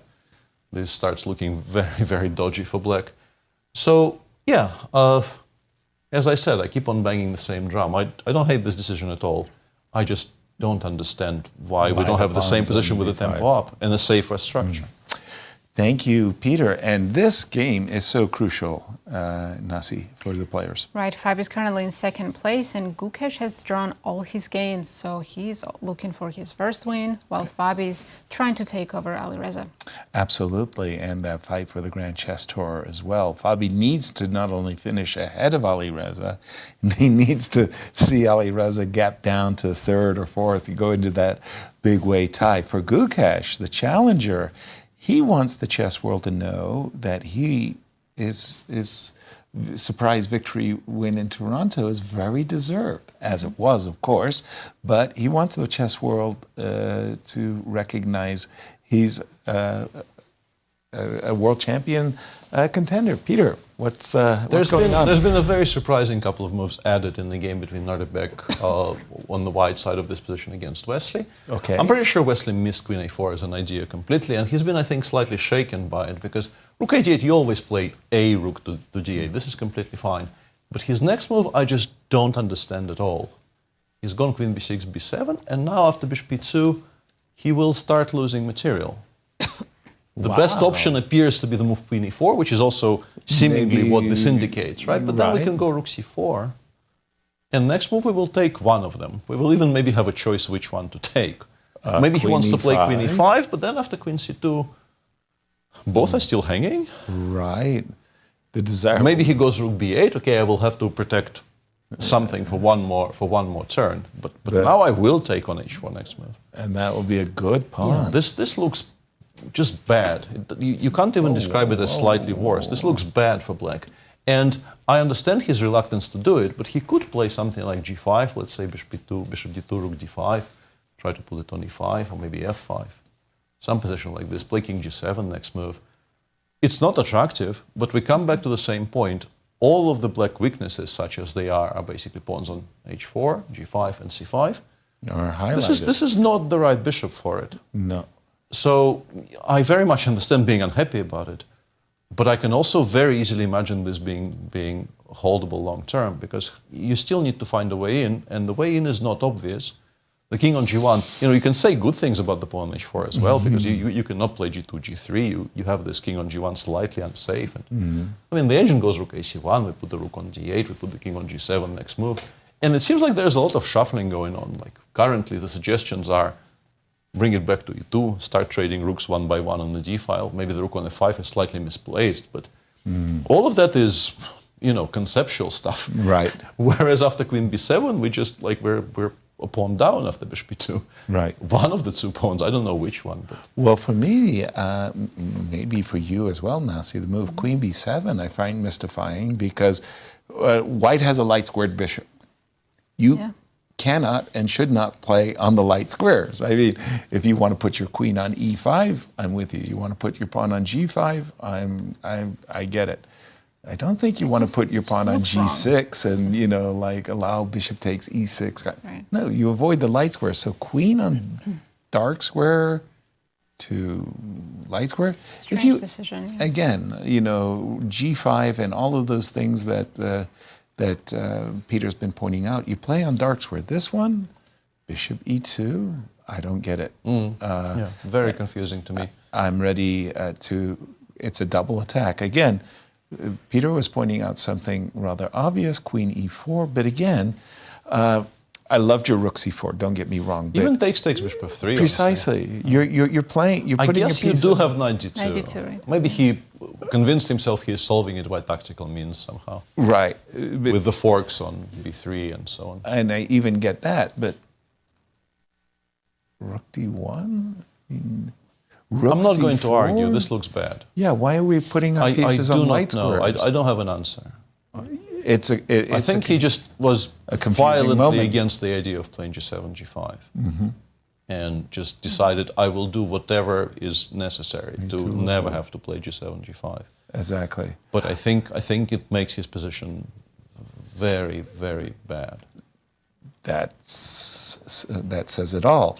Now, where would you like to guide us? Let's go to our key matchup, Alireza Firouzja against Liren. Our They're apologies. playing it very slowly. That's why we haven't been Yeah, so often. because our tournament leader, normally we play our respects to our tournament leader as well as the world champion. When we left it, well, frankly, we left it here. This was the last move. Right. Bishop a7, bishop b5, castles rook e1. So the last move on the board got a King question mark. h1. This last King move, h1. That's a very peculiar move. peculiar decision, yeah. Well, Yes, I mean, F5's coming. he just wants to be able to recapture The F pawn, right? with the f pawn. He's getting out of this pin, but what? King h1. I mean, we could go back to the whole Fabi business with knight f1, knight e3, but at a think certain F5 is moment, ready. yeah, at a certain moment, we have to ask ourselves, well, why did we play bishop? I think we played bishop b5 to discourage Take it. long Yeah. castling. Right? Yeah, I see, yes. the interesting point about Please. this is this setup with the bishop on g4 and knight on h5, which I didn't even realize, having played rook e1, we can play h3 here. Right? Because knight takes g3 no longer attacks this rook. We can take on g4. If the bishop goes back, even knight takes e5, as it often does, you do have to calculate. But this is a kind of a known motif, because black is currently a full piece up, but a8 is hanging, and very importantly, you want to play g3, d4, and then f takes g3 will become a threat. And yeah, maybe g5, g4 here actually gets this to very unclear territory. So maybe this wasn't as great. But even if we have to play knight f1 here, white is generally not that unhappy about having to play h3 in these positions. And king h1, I think mostly it's just an empty move. And f7, f5 already becomes a topic. The engine also says, now that h3 once again will be met by knight takes g3 as a check, it even spends like 2 tempi bringing the queen over to either g7 or g6 to support f7, f5, maybe somewhat stronger, to maybe avoid the x-ray on the e-file. All of those things could become relevant. But if we wanted to, we could do this immediately. e5 has to be played. Now I think d3, d4, sidestepping d3, d4 is useful, so the engine starts with queen g7. And we get some kind of a very typical for these structures, very messy position where things start happening in the center, and it's quite difficult to assess who gets the most. But generally, I don't think king h1 makes black's position already significantly better, but it's a bit of an odd decision. King h1. And again, for our audiences joining us, this is a huge, huge game for our tournament standings. Ding Liren is at 50%. He's drawn all of his games, but it's not through lack of effort or trying. He's had some wonderful positions, in particular, white especially. Wesley So. He was winning that game. He could have been there competing on the podium, but he could also, with the victory, he could tie for first because it's that close at the top. Right. He would bring Firouzja down by from +2 to +1. And let's take a look at Alireza's Grantchester journey. All right. So chances to win in the GCD pre-tournament, Firouzja 55. Are we sure? Oh, this is for GCD, not Sinquefield. Yes, Yes, yes. he was the favorite because he But- won the Rapid and Blitz. But because Firouzja won that first round and won it against Fabi, his chances of winning the GCT tournament soared. What happened next? 81% for Firouzja after round 2. I'm sure it kept it Nope. Commentator's curve.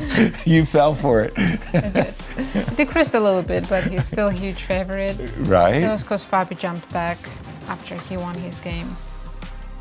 And after round 4, after round 5. Back to the 80%. After round 6, it's now Finally getting close to 90. 90, yeah. Yeah, because he goes, as Peter remarked, bookends. He got the 2 victories, then he's up to 89%. And But Fabi's the only one who has also small chance of winning.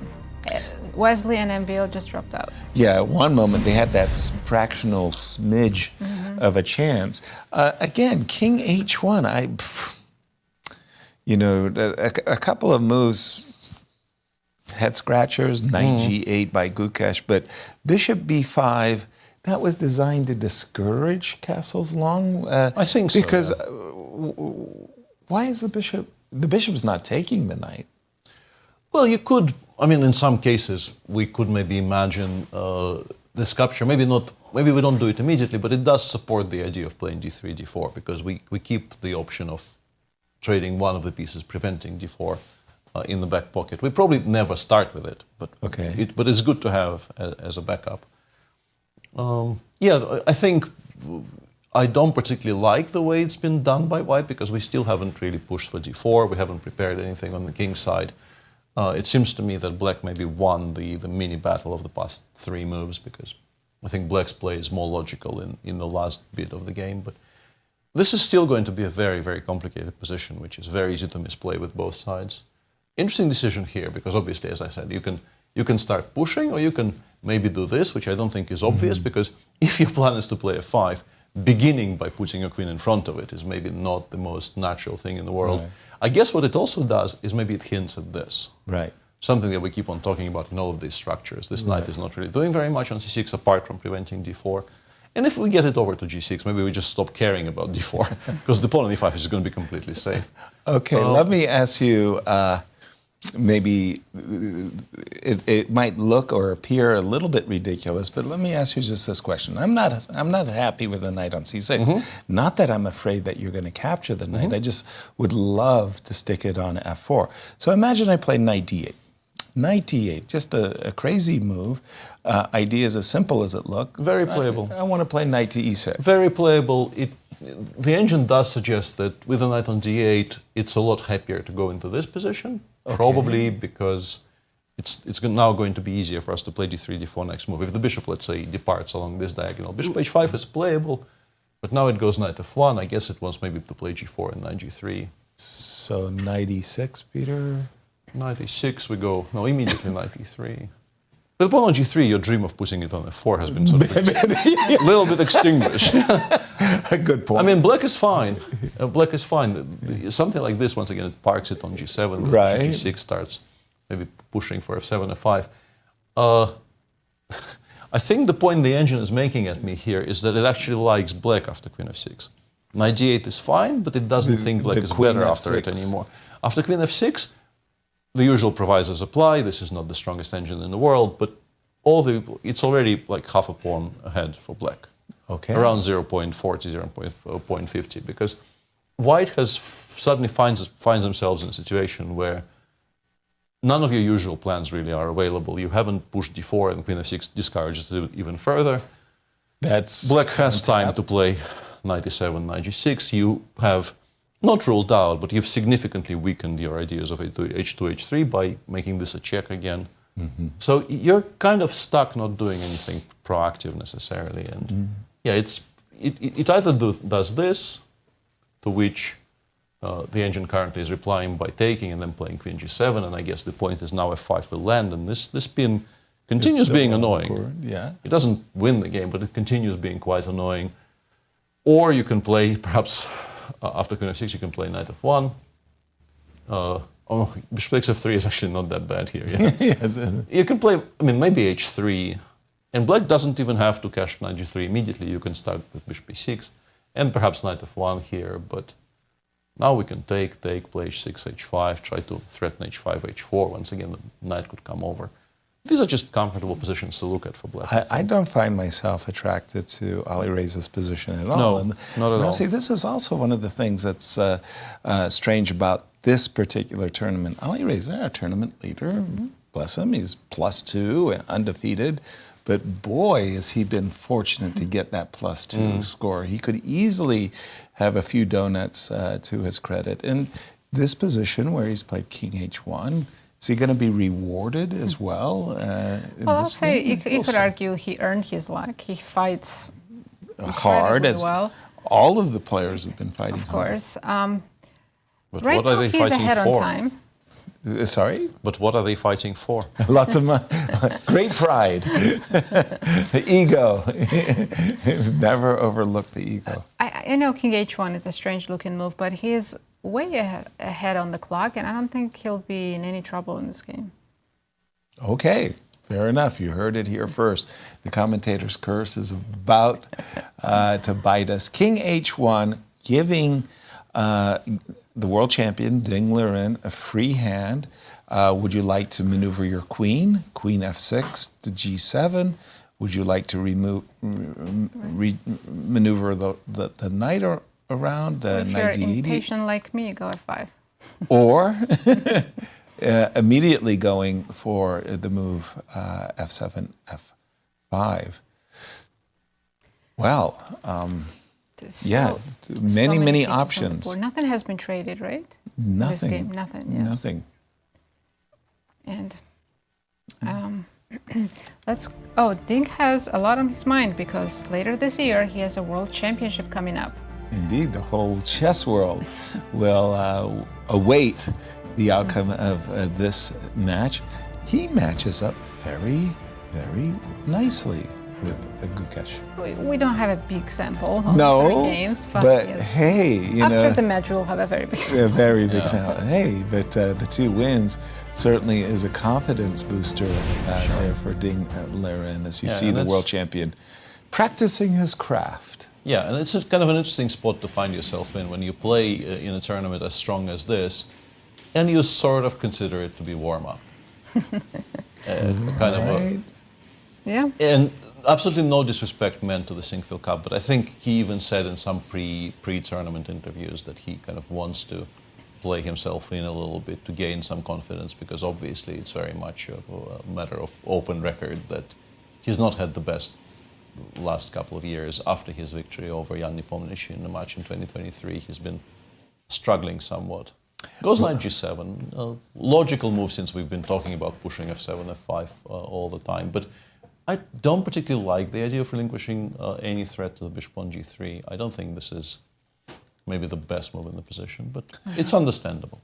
To your point there about playing yourself into shape, I will remind you that in 2013, the very first Sinquefield Cup that took place invited one challenger. His name was Magnus Carlsen. And it was here in St. Louis that Magnus Carlsen signed the contract to play his World Championship match against Vachier-Lagrave in Chennai. And we were very, very happy. And we were electrified because a remarkable thing happened in that 2013 Sinquefield Cup is Magnus played a great event, and going into the last round, he has leading the tournament. All he needs is a draw against Levon Aronian, and he clinches first. And Maurice and I were calling the game, and Levon offered a draw, and Magnus refused. Wow, that's such a Magnus move. It was. We were just. I mean, why are you here? You're here to win the tournament. No. I'm here to win the tournament and prove it. Did he win the game? And he won the game. Again. He won the tournament, went on to Chennai, and won the World Championship as well. But the Sinquefield Cup was a good training, warm-up. Yeah, good warm-up. absolutely. There you go. Knight G7. You want to just talk about that, Peter? I think we've spoken about the structure for a while. Well, no. wait. You just mentioned you didn't like running away from the G3 bishop. Yeah, I feel like it wasn't a very good square, and supporting F5. F5 was sort of already adequately supported. I don't think it was necessary to prepare it even further, and I don't think we're threatening H5. So, not a huge fan of this decision. But it's still fine. Don't you think with f5 and now you can meet h3 with bishop h5 maintaining the pin? Yeah, the thing is, we've given white so much time to actually play in the center that even something like this appears to now be quite playable for white. Very often you will have to kind of leave with the idea of allowing knight g3, f takes g3. It's sort of more about how much we can get done in the center while f5 is being prepared. Okay. And in that respect, I think knight g7 is a bit slow to such a degree that after, let's say, h3, queen c2, as I was playing here, right, the engine kind of switches this off completely, goes knight e6. Wow. And says, stopping d4 now is just like paramount. my absolute major priority. Everything else gets put on hold.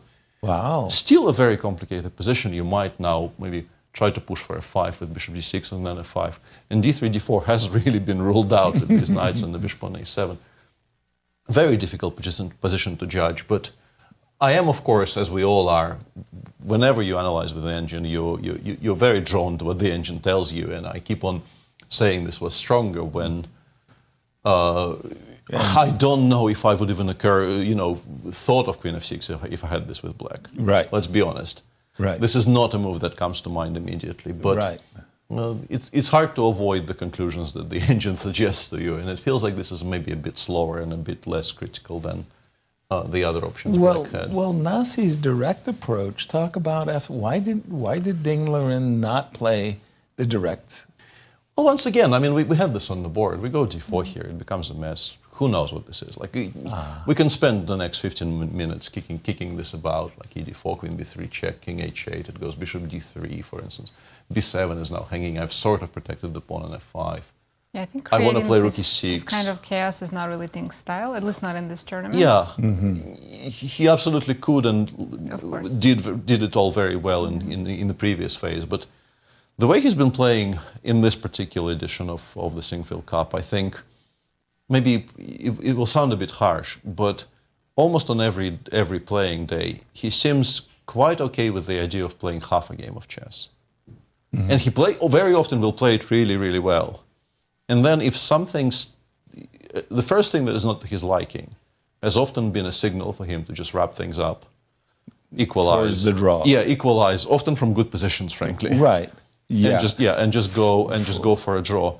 So a very, very messy position which you cannot really liquidate into anything is, I don't think, very much on the menu today, judging by the first 6 rounds. Okay. He was sort of very consistently trying some things in the openings, getting decent advantages with white. But the moment he no longer saw how to proceed cleanly, he would often just wrap things up. This happened against Wesley. This also happened against Fabi, in the position where really very few players would not have continued.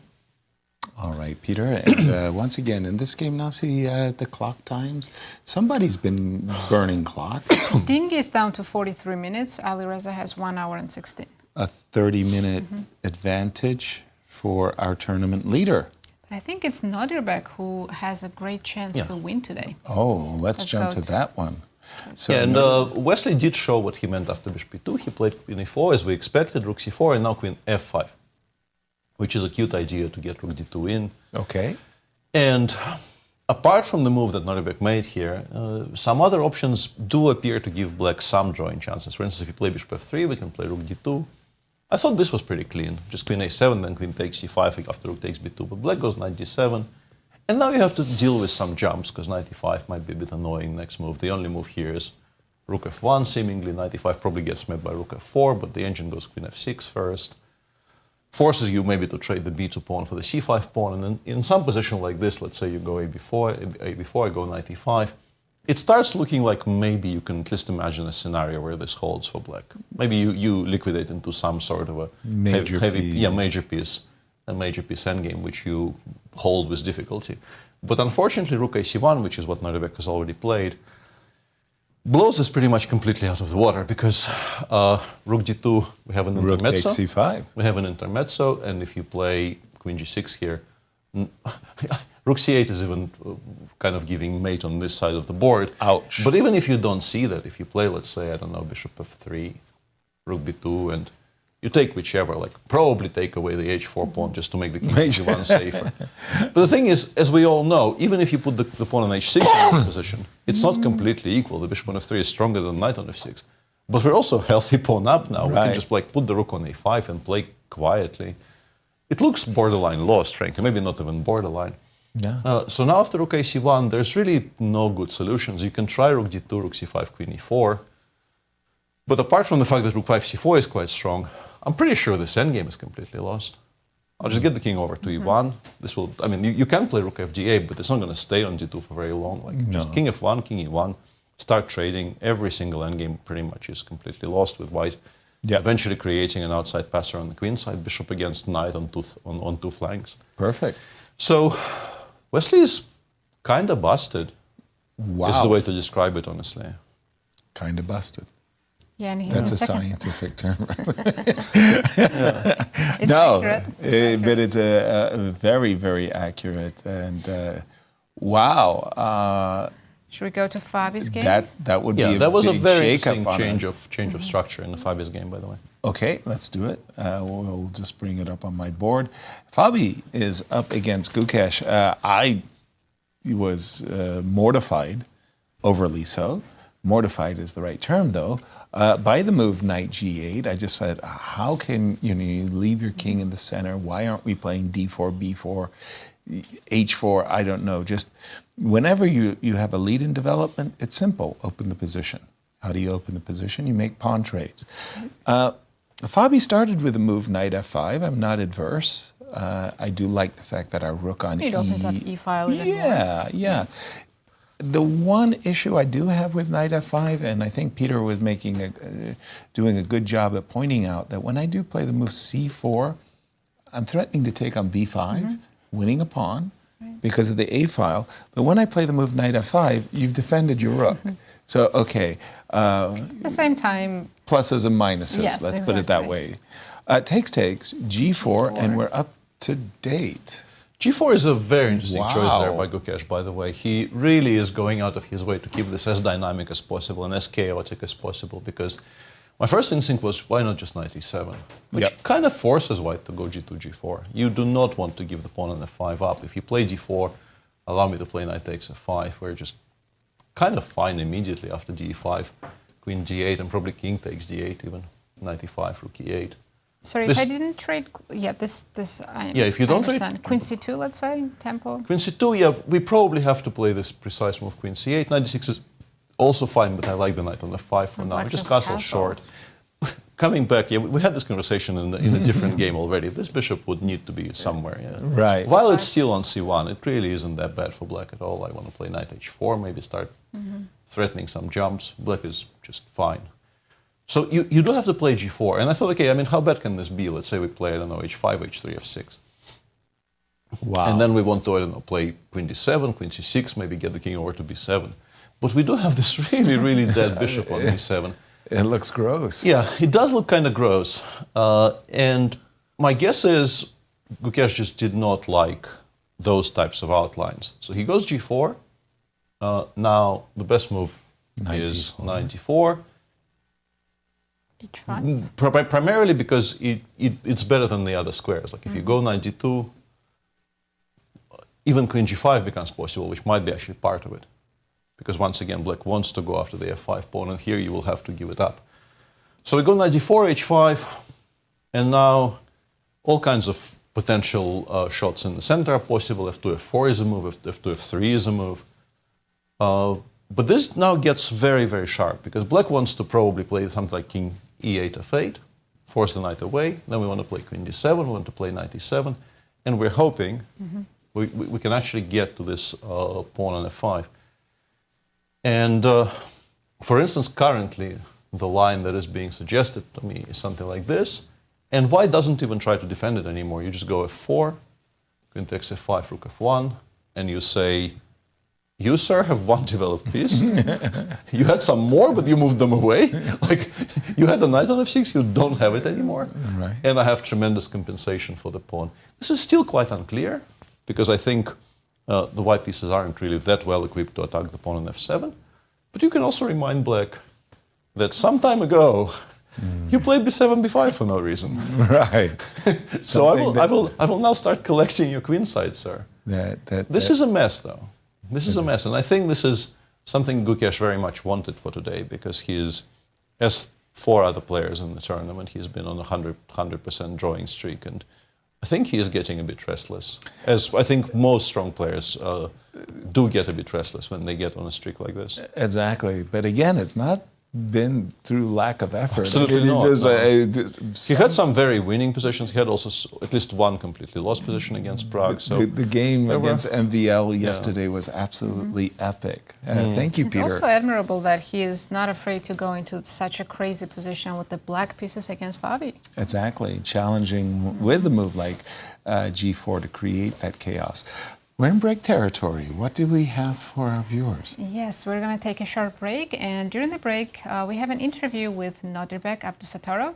So take a listen, and we'll be back shortly.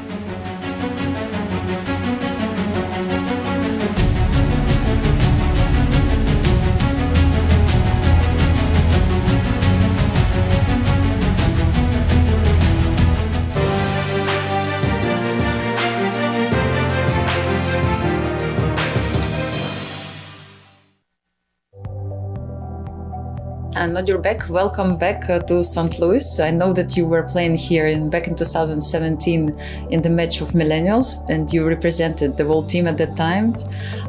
Tell a little bit about it, and what was this experience playing here in St. Louis and playing for the team? Yeah, this was my first experience playing in a team competition, not representing my country, and yeah, we played only 4 games, but I had really good memories about that match, because the world team won very convincingly, and yeah, I think my team were very happy, and I guess that was it for the tournament. But I wasn't satisfied with my result, because I lost to Wonderliang, my mini match, like 1.5 and half. Although I managed to beat other player 2-0. Yeah.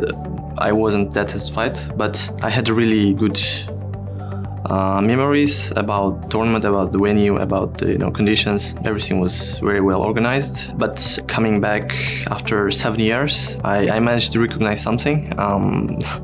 It's a very unique feeling. It was like 7 years ago, and I was like 13 years old, and I still wasn't a GM at that moment, but yeah, now my motivations are different in this time.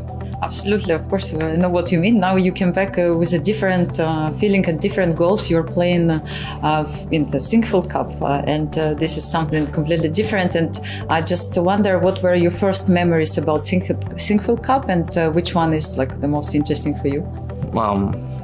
I can say for sure, I think 2014 Sinquefield Cup is memorable, and I think everybody agrees with that, because Fabi did impossible thing, because he won the tournament with 7.5 out of 9, and no, 8 points out of 9. So yeah, he scored 7 out of 7. That was the first time when I followed the tournament very closely, and yeah, I was very amazed. I was really inspired by him. It's very hard to imagine in this tournament happening, something like this happening, but it's, everything can happen, and of course, it's going to be one of the best tournament performances I think I've seen in my life. Yeah, now this year you are playing in the same event with Fabi and the other guys, and like, what are your goals here right now? Yeah, just to play, good chess. Just doesn't care about the results. I think I'm just going to, take it like preparation for the Olympiad, and yeah, I had a time after Bucharest, time to rest and refocus, just refresh my mind. And I came to this tournament, with different kind of ideas. And yeah, we'll see what it takes. You not only came to this tournament with different ideas, you also came with a nice golden medal from the World Team Championship. And actually, congratulations on this great achievement, another milestone in your career. And I just also wanted to say that now you played in the same team with Prague and Nepo, and very soon in a few days you're going to play against them. They will be your opponents, suddenly being the teammates, now the opponents. Will it change somehow your mindset for preparation, the fact that you were just teammates just a few days before? Yeah, we've been teammates for 2 years in a row, so I had a chance to meet them and to know them better last year. That happens quite a lot, I think, in a top level, because you're going to have a teammate in some sort of team tournaments, so that's normal. They are very, very strong. I also played against Nepo in a speed chess championship match. Yeah. That's also a very interesting and dramatical match. I'm always happy to play against them in a chessboard. So yeah, I think it's going to be one of those games. Now that you mentioned also Olympiad and that you're going to play in a few days after the end of the Sinquefield Cup, you're Olympic champion right now with your team. How challenging it will be to repeat the success in this Olympiad in Budapest? Yeah, it's going to be even tougher than, it's even tougher to defend your title, rather to win it. So we don't focus on the result, we just focus on our boards, and it also comes down, to our players in what shape they are. So yeah, I think it's going to be very interesting. Also, in this Olympiad, China is also playing, so it's also going to be even tougher. Yeah, many interesting events are ahead. Lots of chess. All the best of luck for you, Nodirbek, in the events. Thank you.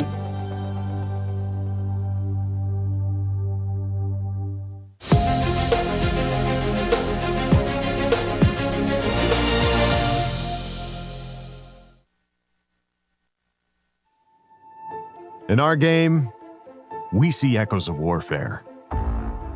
Every bishop's silent shift. Every piece finds its place. The clocks are ticking, and every second matters. Legends will rise, and champions will fall. Give it everything you've got, and ask for more. This isn't just a game. This is it.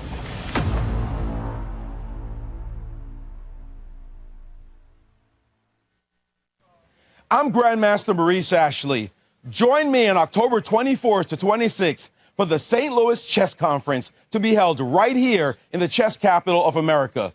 Also featuring legendary world champion Garry Kasparov and Hall of Fame inductee Judith Polgar, the conference will explore the broader educational and social impact of chess. For more information, visit stlouischessconference.org and sign up today. The St. Louis Chess Club is the premier chess facility in the United States. We bring the educational benefits of chess to thousands of students across the St. Louis area. We also promote chess at the highest levels, hosting all levels of the U.S. championships, as well as high-profile tournaments that attract the world's best players. Become a member and enjoy perks such as free classes and lectures, weekly tournaments, and so much more. Visit stlouischessclub.org to claim your membership today. The St. Louis Chess Club Scholastic Program brings the educational value of chess to kids in schools across the St. Louis area. Active in over 100 schools throughout the St. Louis City and County, the St. Louis Chess Club has been able to reach over 85,000 students in both in-school and after-school programs. We view chess as a valuable educational tool. Learn more about our scholastic programming by visiting stlouischessclub.org/education. In the world of collegiate chess, there is no team rising quite like the one at the University of Missouri. The team has brought home title after title, including the 2024 Pan American Intercollegiate Championship, and were the 2024 Final Four champions. Guided by their head coach, Christian Karilla, there is no stopping the Tigers. Respect, responsibility, discovery, excellence. University of Missouri. I'm Grandmaster Maurice Ashley. Join me on October 24th to 26th for the St. Louis Chess Conference to be held right here in the chess capital of the United States. Also featuring legendary world champion Garry Kasparov and Hall of Fame inductee Judith Polgar, the conference will explore the broader educational and social impact of chess. For more information, go to stlouischessconference.org and sign up today.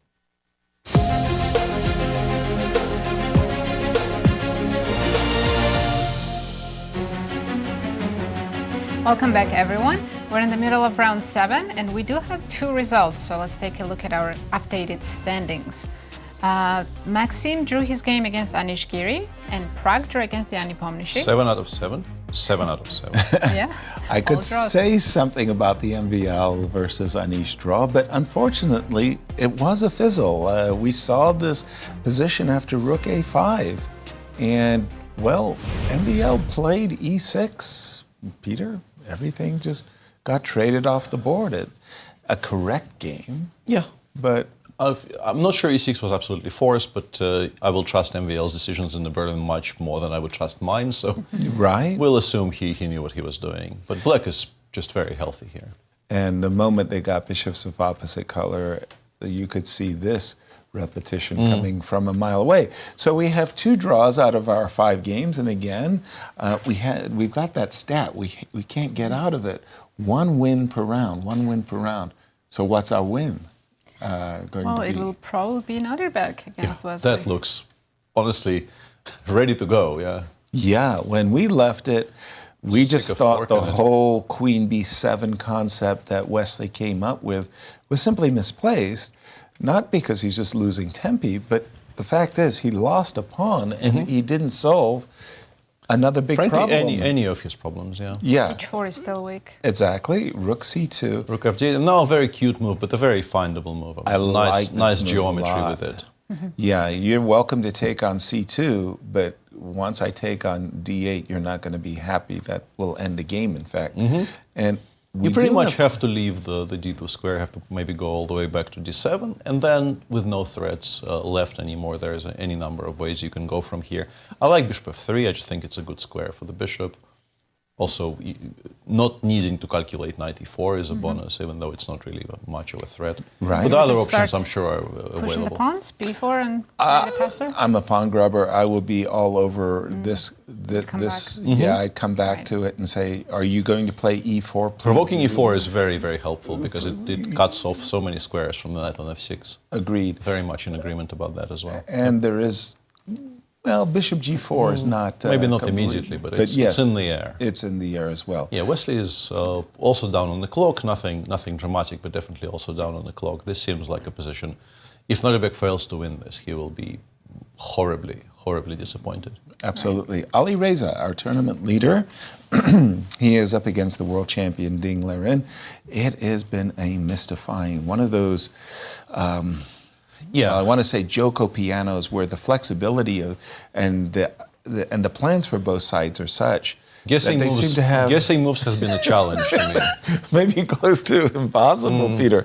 When we left it, we saw the move Knight G7. Knight G7, a move you questioned, and maybe rightfully It's so. not bad, but I thought it's a bit slow. H3, bishop H5 did get played onto the board. Right. And now Alireza did something not unusual, but we played bishop c4, b5 voluntarily earlier in the game, and now we play bishop c4 back. King h8 is extremely logical by doing finally a move that was made very, very quickly, I think, because we do want to threaten f5. Very much so. And now bishop d5. I expected queen b3. And here, the interesting point is, white is very much willing to maybe even sacrifice a pawn with d3, d4, which means that a move like rook b8, which allows it, is weaker than, at least at my very short check of this position, queen d7, which also prevents queen takes b7 by protecting knight on c6 and allowing us to go after the queen. But the important thing it does is that it improves these positions for black due to the fact that e4, e5 no longer really creates any kind of an extra against the black queen. This is still not unplayable for white. And honestly, I probably prefer it to what Alireza has done. He's played bishop d5, and now yet another kind of unguessable move by Ding. I think he's playing it way too conservatively. And also, this is a move that I have just highlighted. It appears to be very useful in a lot of positions. And here, queen d7 intimates an idea of going knight c6, e7, kicking this bishop away, and further improving our f7, f5 shots. You can maybe try playing queen b3 and queen b5, but bishop takes e6 is just not a threat. We can go f5. We can even maybe go g4, h takes g4, bishop takes g4, trying to dig at the white king side this way. Whereas on the other side of the board, really nothing is going on. We are never improving the rook on b8 by taking on c6. Ideas of knight c4 takes a5, you never have time for that. And f5 is lending. Knight h5 now might become an interesting idea as well. Instead, Ding continues this kind of a slow shuffling game, trying to improve yet another piece by bringing it over to e6. But this allows white to play d4. Which he has done, by the way. It takes d4, e5 is right. The absolute dream. You never count those pawns. Like if you can give up just a single pawn to be able to play e4, e5, and now we have all of these squares for our pieces. The bishop on g3 is playing, the rook on e1 is playing. This knight on d2, which we struggled to find work for, now has this beautiful square on e4 to look forward to.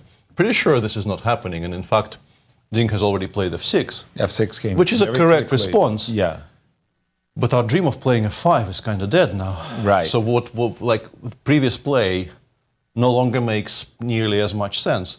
What you want to do with black now, I guess, is to play c7, c6, and then knight d8, e6, and say, now that I played f6, I'm ready to, if you continue offering me this pawn sacrifice, it will become acceptable to me at some point, because e4, e5 has been ruled out. But something like bishop h2, c6, bishop b3, let's say knight d6, and we can play knight f1 and try to play knight g3 or knight e3. This is still a very, very sharp position. Obviously, the pawn is very much hanging. You can cash this in at any point, but having created this bit of a mess on the king side, you probably need more than one extra pawn to be able to do this to your position. Right. Oof. Yeah, very confusing game. There also, in particular, Ding have been burning time quite a bit. This is only move 18. Ding is down to below 40 minutes here. 32 pieces on the board. Right. Massive decisions pretty much on every move. So, yeah. Nazi, I think, an hour and a half said, no matter what the evaluation here is, I have a feeling Alireza will be fine. I think she was on point then, and she is even more on point now. I think time management and just the general messiness of the position favor the player who is sort of more played in, more kind of in tune with the universe. With the cosmic balance. Yeah. Got it. Similar... Hang on a second. What happened there? What? Wesley played Nodirbek was 94. winning a piece in one move and decided not to? How is we winning Okay, piece? interesting. Knight e4 is, F3, of course, right? what you would like to play after queen a5. At least it's... Oops, sorry, not this. At least it creates a threat, but f2, f3 is just a full piece, no? What are we missing? I mean, I know we're not missing anything, but like, what did he miss? Queen g5, queen e3 maybe? Yeah, but the thing is, you cannot take on e2. Oh, queen d8. That he has missed.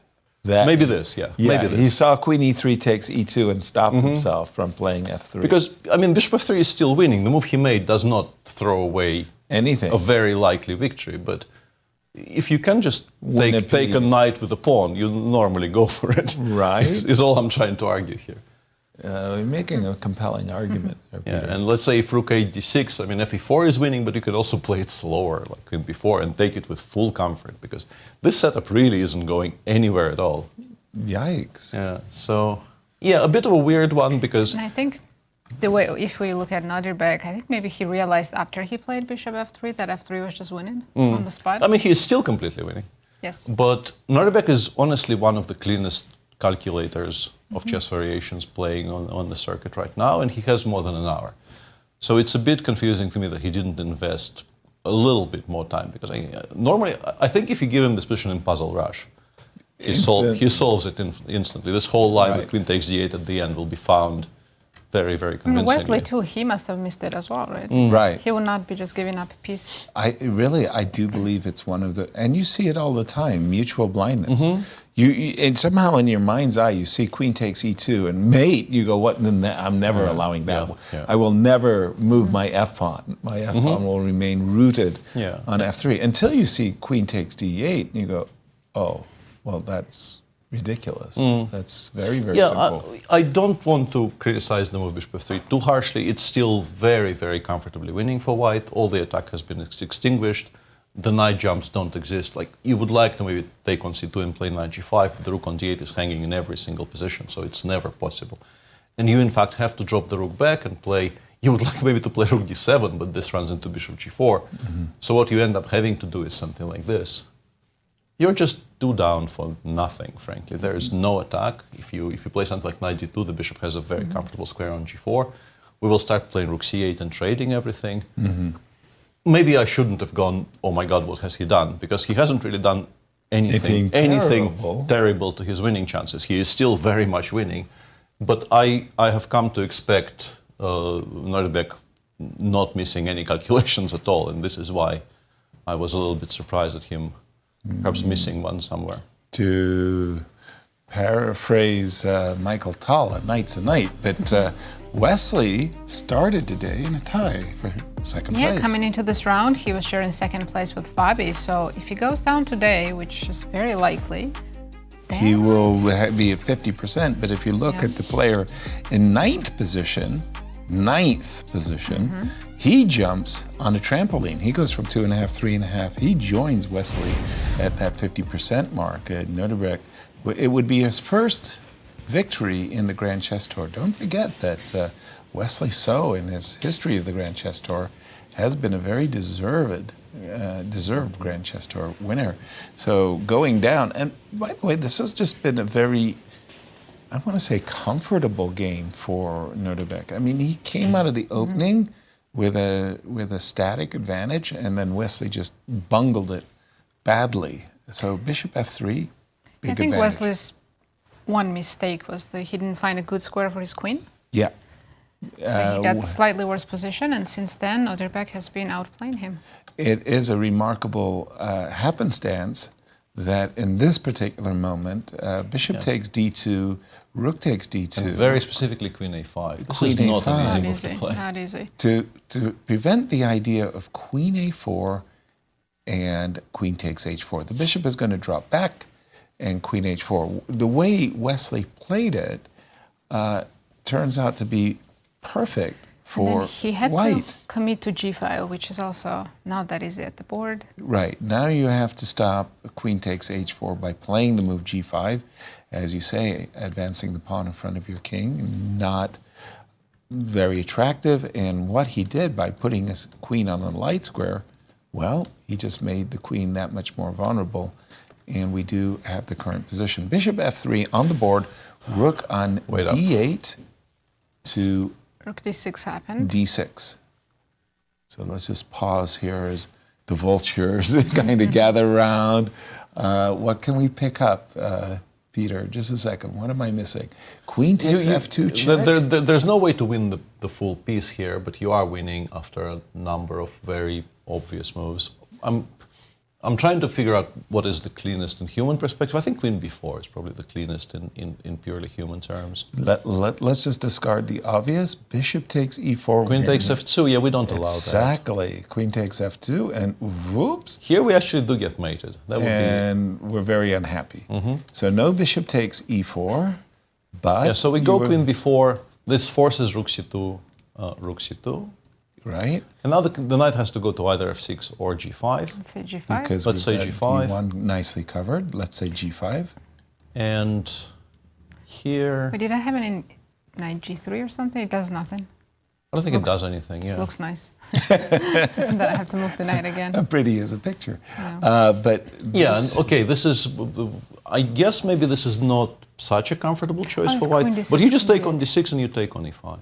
You have queen d8, no, queen d8. Here queen d8. Yeah, I can include knight f3, right? Yes. Here, queen d8 check. So you black can- includes knight f3. But then you're 2 pawns down in a queen ending. Yeah, gf, queen takes c2, and I can even throw in queen b8 check to put the king on h7 where Where oh yeah, we- or that. Yeah. I want to pick up this pawn lot with of a pawns. check.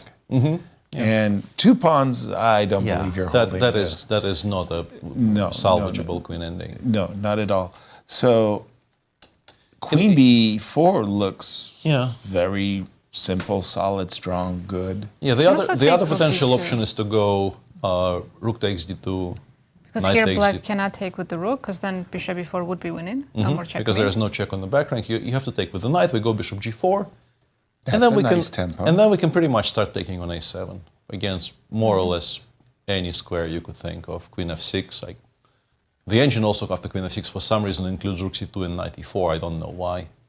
I would take on a7 here and That looks like a clean extra pawn. Somehow this knight on d2, I do find there's irksome. no particular difference. Yeah. I love that move, queen b4. I just think that that move just has that whole solidity.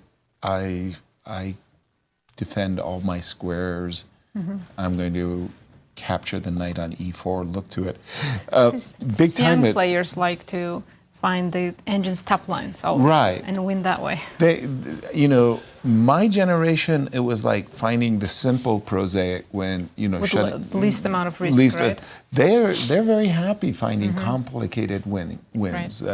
They don't care about better endings. If, the middle game says, you can win it through this dynamic way, they do it. Queen b4, one way you were saying, Peter, there's a lot of things that white can do. Yeah, queen b4, but the other one that I showed by starting with rook d2, forcing you to take with the knight, and then picking up the pawn on a7 and saying, I'm now 2 up, your attack is not actually an attack. I mean bishop g4 first. No. Bishop g4 first, we yes, don't- of we course. don't do that, Yes. yeah. I don't want to allow knight takes f3 check, and suddenly I'm the one. Mated? Getting mated. Like, no, bishop g4. That's a huge tempo, and you were saying queen f6, and you can here maybe we'll take on e5, which is probably why queen f6 is even necessary. so queen like f6, that turn. and you can just take on a7. And knight cannot even go to e4 after queen a7, and I can't find any good moves for black. There's queen e4, queen a8 check. Yeah, you're right. Knight could end up stranded. By the way, those are 2 connected, beautiful, healthy pawns. All pawns. right, we're gonna leave this game and say, yeah, well, we've chewed this over. It sure looks like Wesley is lost. Let's check Fabi. Indeed, let's check Fabi. Fabi, when we left it, he did play the move knight to d2. Yeah, he did not Not play knight knight d4, d4, allowing the move knight d2 allows queen g5, which is what Gukesh, of course, immediately capitalizes on. Right. Fabi played c4, and Gukesh went b takes c4, deciding that this is how he wants to resolve the issues on the queen side. Apart from the obvious moves here, the move I kind of like the geometry of is the move rook a4, which is absolutely one of the best moves in the position. That's beautiful.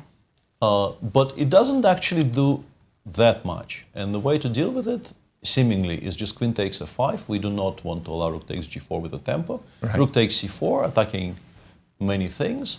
And for us, as black here, the pawn on c7 is far less important than the pawn on g4. So we just go knight f6. And we're finally one move away from castling. Hooray for that. And this doesn't look bad at all. I feel like a chess coach, exasperated by my charge, who's played knight on f6 to knight on g8 to f6, back to g8, back to f6, and he's landed on his 2 feet, and he's just absolutely fine. Instead of rook c7, you could, if we just go down that line, but change the one final decision for white. You can go knight e4, Okay. which is probably a bit stronger because it provokes black to take on e4, improving our structure. But Okay. even that position, knight e4, d4, let's say queen e6, Okay. rook c7 castles. I guess you prefer white. But I think Not what you by that actually much. yeah, but what you actually think about this position is it will be a draw, right? Well, for sure. Black will somehow find a way to attack the pawn on b3 or push d6, d5 or Why do is something. white even better here? Right, exactly. Well, better bishop. I think the way I would explain it is the bishop on g7 is currently not really Yeah, are I just hate the pawns particularly on b2 attractive and b3. pairs. Yeah. But the structure is fine. Yes, the pawn on g4 is a little bit weird looking, let's call it like this, but it's difficult to attack. I'm sure when he played the move c4, Fabi was looking for a little bit more. Can I investigate b3? Take c4 just for a second. Queen takes f5? Queen takes f5, check. I have queen d7. I understand. You're forcing me to maybe occupy decent squares there, no? Right, and just here, just for a moment, okay, I don't know, c5? 97. 97. I don't want you to castle, but what can I do? Takes knight c4, I guess, is maybe a bit awkward. But this is what I'm trying to... I don't know. Nasi, you had a different idea. You had recapturing with the knight. Knight c4. Let's take a look. Queen f5 and d4. Okay, now that also looks far more Fabi-like. He yeah, he better I'm guessing be knight quick. e7. I think we need to get out of dodge here as soon as possible. Okay, now it's pretty clear you're going kingside, so I should be aiming my guns at the g-pawn, right? So let's start. Take knight e5, Yeah, I take. Knight You go knight e3. e3, probably queen e6. Okay. I slurped the e4. pawn just because I'm a and pawn grabber. h6 is still weak. yeah, this is. This I can imagine this being better for white. I'm not sure I'm that much worse after, let's say, castle's short. bishop takes h6. Did I blunder already? Yeah. Okay. fine. This is strong. Yeah, this is very strong.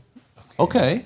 Then this It's represents not. a problem. It's not comfy. It's not comfy. This represents a problem then. Knight takes e4, queen f5, d4. Maybe engine will prove us wrong.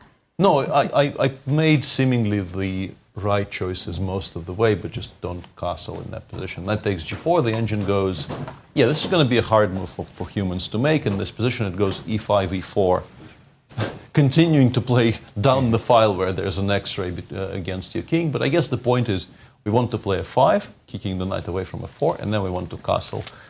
And I imagine it's maybe a little bit better for white after something like f3. We can also throw in rook d8, queen c2, play f5, knight f2, and castles f takes c4. We're down a pawn, but there's going to be, I think generally you often save positions like this because you have a lot of jumps. Well, definitely in the position that you have, Peter. A moment ago, you were telling us that white was slightly better because the bishop on g7. And this is why e5 before.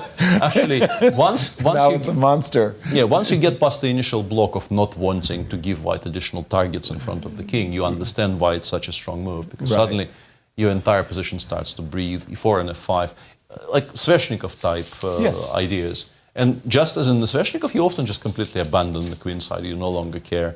You just need to start making progress in the center. Exactly. And yeah, this is playable for black, I guess. So Fabi actually has a lot of choices here.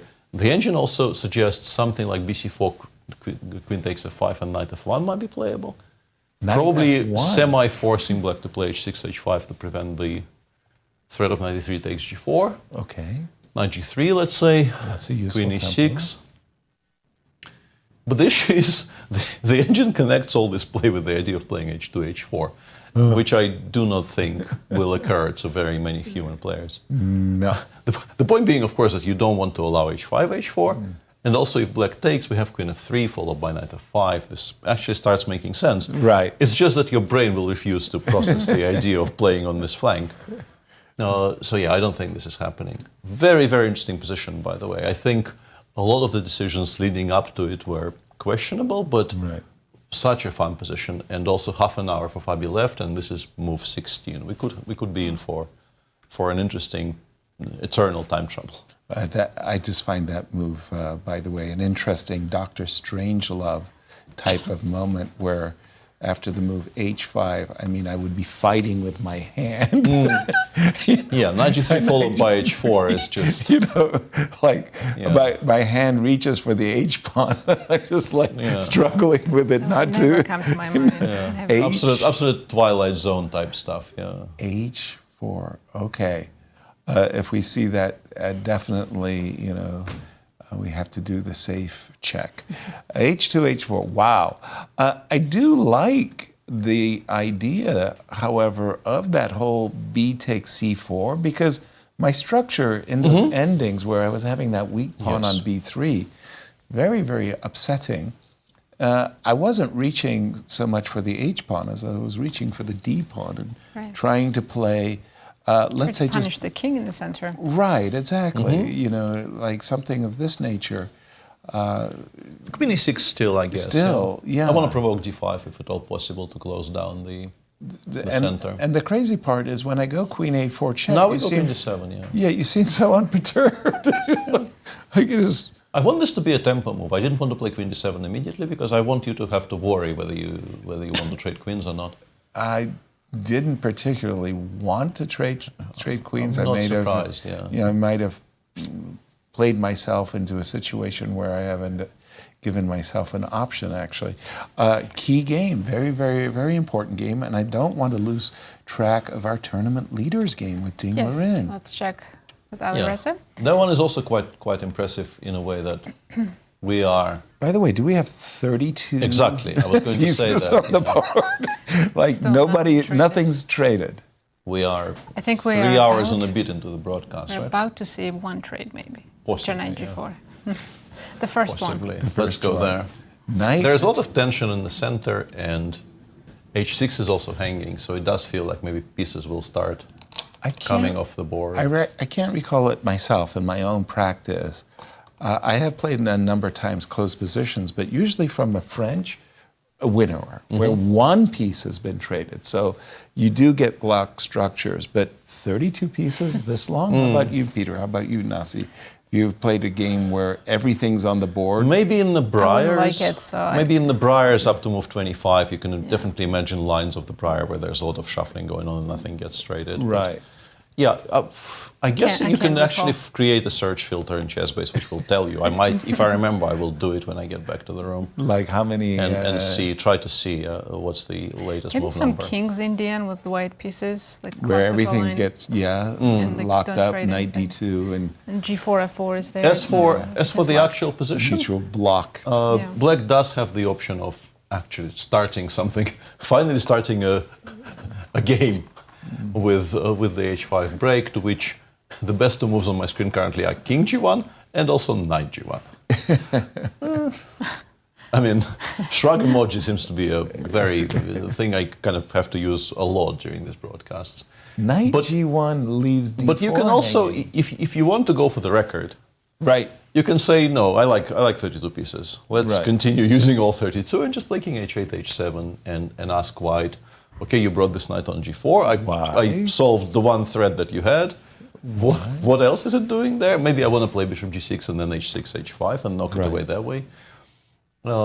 Seems like black is quite healthy because, once again, this setup of this triangle of D6, E5, F6 versus the bishop on G3 is incredibly annoying to white. King H7 on the board, as you said, the players are going for the record. Peter, you've confessed, you made the whole world aware that you like chaotic positions. I do. This position, which it could side become do you- chaotic. It's not really chaotic yet, but it definitely devolves into complete chaos if black, let's say, decides to break something on the queen's side, yeah. or maybe win a d4 pawn and allow some activity. Your initial feeling, would you rather play white or black? I think black.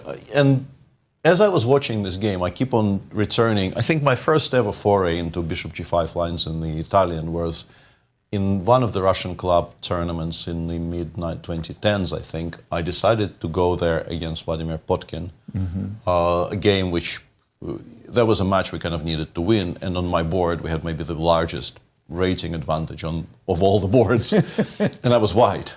So I was sort of obliged to go for something sharp. So I played bishop g5, I was met with h6, g5, I put the bishop on g3, and I immediately started thinking I'm worse. The moment this appeared on the board, I thought, okay, how am I not worse here? What is this piece? Like, it does nothing. I have no idea what to deal with it. And somehow this game in particular, I think, Prague's game against Wesley, much less so, and Wesley's game against, Ding's game against Wesley on the white side also did not look like this. But here, when we haven't really managed to play h4 ourselves, black is playing this kind of a slow game, very much concentrated around completely restricting all the possibilities for the bishop on g3. it does kind of forcefully remind me of that experience of getting to something like this with white and instantly thinking, I need to find a way to equalize it. The way I did find to equalize it was to offer a draw on move 15, Very which clever. was legal in the tournament I was playing, and it was met with understanding. But here, yeah, I don't think I would enjoy this very much with white. Wow, and you, Nasi, if you forget about the engine, you're just playing a position. I pull this out of the hat and I say, take a side. White. I would take Because white. of the structure in the Just center? a little bit of space in the center, yes. Apparently, Bishop E1 is a horrible, horrible move. Not anymore. I take it back. Wait a minute, he's an influencer. Don't let him For a influence very you. specific reason, which I don't know if it's immediately obvious, and it has already been missed. Bishop G6 came instantly. Yeah, by the let's way. go back to the board, and I will just point out that What happened? the engine is screaming at me that you take, and then you play Rook H8. And now we want to play King G6, and then we want to play H6, H5. And our center is so completely safe Right. that we can afford to actually spend 2 tempi here preparing King G6 and H5. And then we will start threatening to double on the H file with the rooks. There is a king on H1, Yeah. isn't there? And it absolutely hates it. It starts doing some really, really convoluted things to kind of not get mated immediately.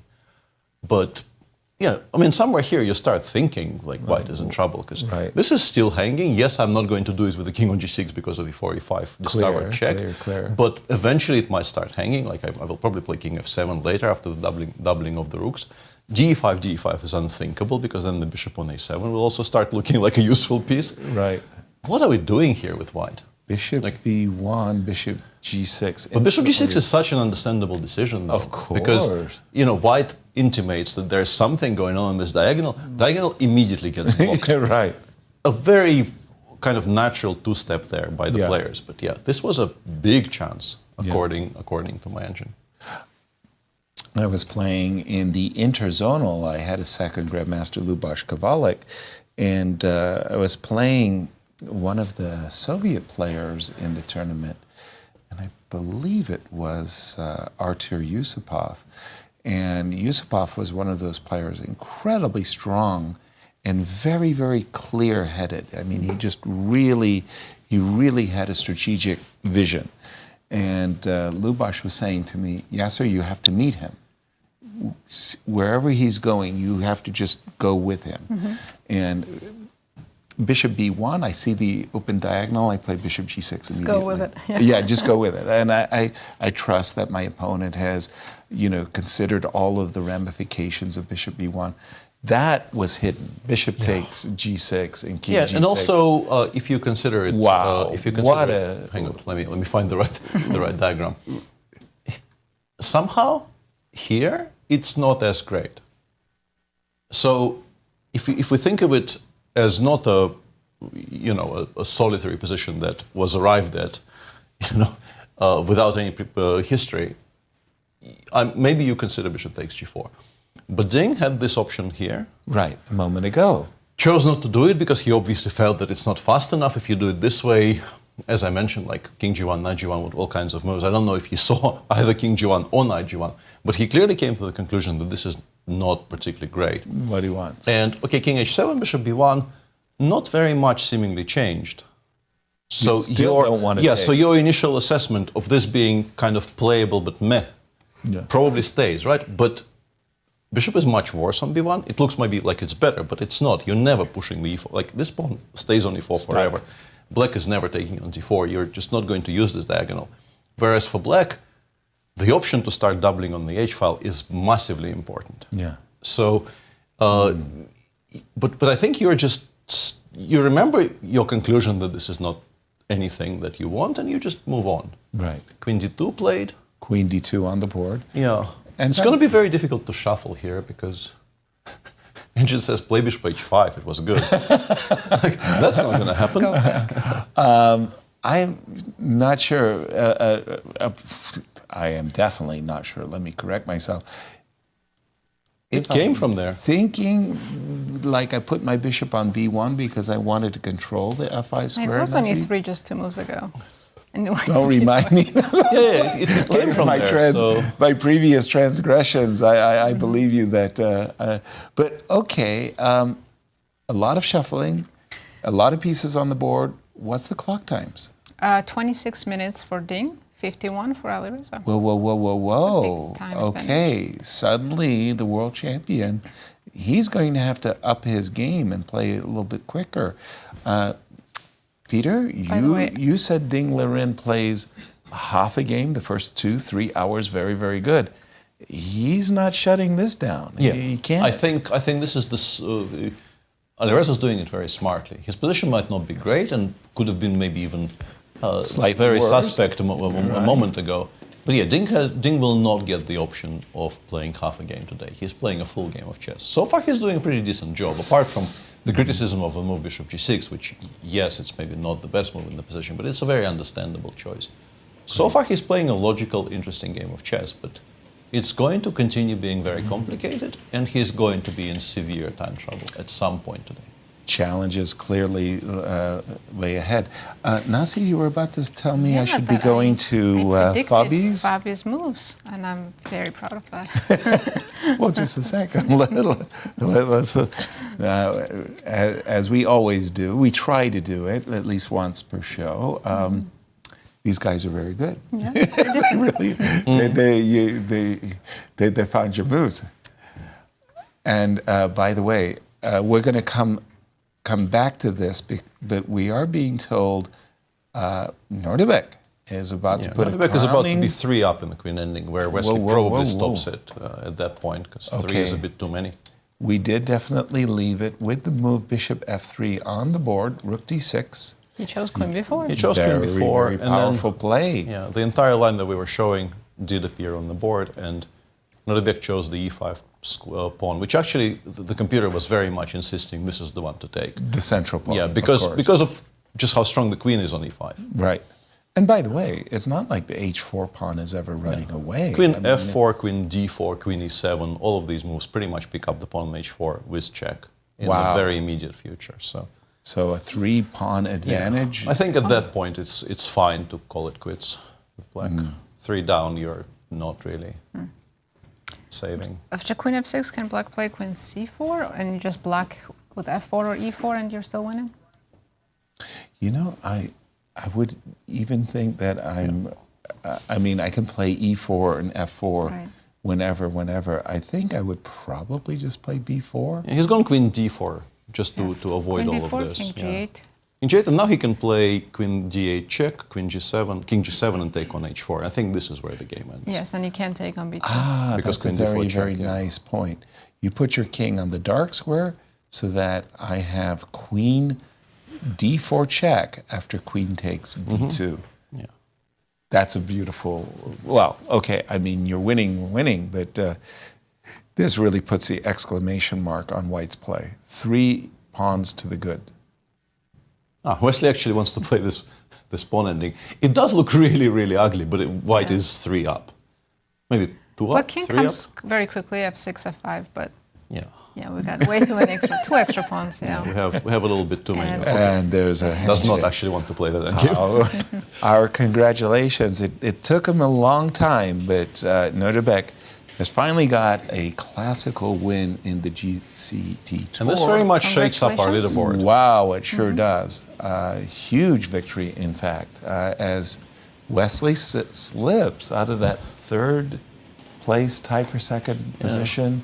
The whole GCT Tour is suddenly... This bodes really, really poorly, though, for our game between Alireza and Ding, because we have our 1 decisive game per round, We can shut up shop here.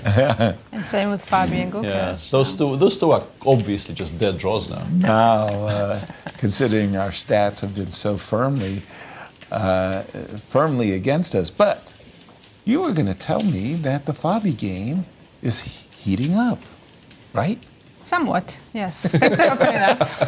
No, they are following the line that we were... You've been awfully quiet there after... They did follow, by the way, knight takes c4, the whole line. And we were looking at knight e3. Knight e3. Queen e6. We were playing queen e6. Queen g7 might actually be slightly cleaner. And the point that we found very, very compelling So you play the move e4, f5. I mean, it looks a little risky, but once you get that in, you recognize that you've done your bishop a world of good. Yeah, big But favor. the machine does suggest that maybe queen d7 is even easier, because if we get to take the queens off the board, all of these endgames are, that much closer, obviously. And and if you have to play something like queen e2, maybe I will play h6, h5, and maybe I will not give you the pawn on g4 anymore. So. And I definitely want to take that. By the way, putting my queen on e2 is like an invite, right? That knight. I'm guessing the other option for Fabi right now is rook a5. So queen d7. Let's just quickly just double check. Do I have anything here or knight not? g6 on knight c6? Yeah, I don't know. On c6 it's a bit unsafe. I want to place it on a square where it cannot be attacked. King e6 here maybe. Oh shoot. I mean, bishop d2, rook c1. I'm not sure I've completely equalized. With the king on e6, I've seen enough of these endings, Berlin endings, where the king gets safely on e6. Yeah, rook h d8, actually. Maybe it's not that bad. Rook h d8, bishop a5. Yeah, I keep on missing one movers. Yeah, this is maybe not entirely clean. We do have ED on the board besides the movement. In the current position, yes. There's also, like Peter mentioned, rook a5. Rook a5 might be something that Fabi is seriously considering. Because and if black castles, 95. Somehow I think castles I can take, has danger written on it. I think I can take on e5, and then g4 is hanging. Even knight e5, c4 back will be a very big threat. I don't like this. I would suddenly be very nervous. Even knight, I think even being extremely prosaic was okay. Here, maybe queen f6, and maybe we're not doing that poorly. Not so poorly. Knight g6. Yeah, knight g6, rook f8. I understand I've lost all of my... king side. Yeah. Hold on. Bishop, rook to... Rook f8, bishop e3, I guess. It's a mess. Maybe you're doing well. I don't know. This is a little bit strange. Rook f5? I don't know. But it was unnecessary. We could have taken with the knight. Yeah, but I was trying to be brilliant. Yeah, I don't know why historians will call me heroic, but pardon me. You think just knight e5 does appear to be, because as I now realize, knight c6 is a bit of a threat. Yeah. Knight c6. No, from the white side. From the white side. Yeah, so you've got knight takes e5. And knight c6 is a bit of a threat, as you say. But we do have an interview. Christian is with this round's winner, Nodirbek Abdusattorov. Nodirbek, congratulations. A great result for you against a very difficult opponent. Do you feel like you surprised him in the opening with the Nimzo? Maybe he was expecting a London from you. What do you think his reaction was? Yeah, I think he was a little bit surprised. Although he played quite fast. I mean, I don't know, maybe he expected London or e4, most probably, because I played twice in this tournament. Yeah, I think I got very pleasant position. The opening was a success for me. I mean, he played this line last year against Fabi in this tournament, in Sinquefield Cup, where he also lost.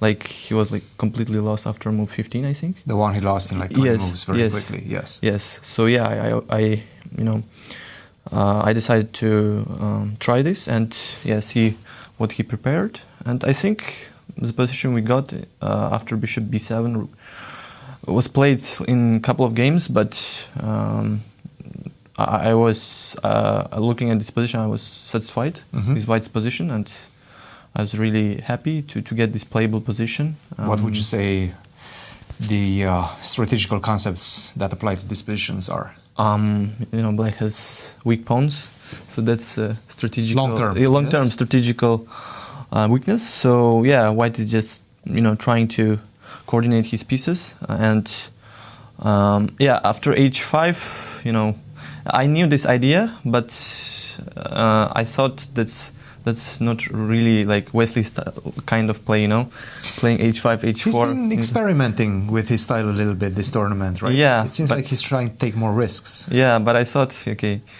You would encourage him to do that. Yeah, of course. I was really happy to see this. But I didn't think that he would play it. But okay, after h5, h3, I think he didn't know the details of the position, but played like kind of okay, like h4, knight g4, knight f6, and here I was already very happy. Like I was expecting bishop takes d2, rook takes d2, and something like queen e7.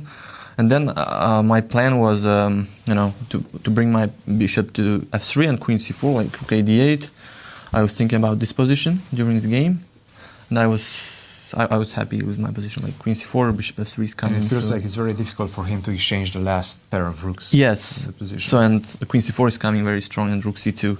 So yeah, that was my plan, but he surprisingly played queen b6, which gives queen a4, because my queen is very strong on fourth rank, targeting the h4 pawn. Also, after exchanging bishops, my rook is coming out to c2, so bishop e2, rook c1. My moves are very easy. Yes, with the pawns. Yeah, at this point I was very confident with my position. Yeah. But we saw many kind of saves in this tournament, unbelievable saves. One was Wesley against Prague. Yes. So I surely didn't want to let this one slip. So yeah, I mean. Yours yesterday against Anish. Yeah, so that was also a good save as well. Yeah, very good save actually. Yes. Yeah. Queen b7, bishop e2, and after rook c4, I think white is winning. I mean. This is a really nice regrouping. Like if you play queen e5, I play queen c2, and I control all squares, and I'm targeting c5 and h4. You're taking the pawn, and you're not allowing any counterplay. Yes. Yes. So queen f5, rook c1. I think, this part was very accurate. Queen a5. Yeah. How are you feeling about your playing this tournament? Obviously, you're back to 50% right now. How are you feeling? I was feeling kind of okay before my yesterday's game. But okay, that was a bit too optimistic for sure. But that must have given you some confidence that you can play and defend as well. Because you kind of you can't win a game without some luck or some good boost.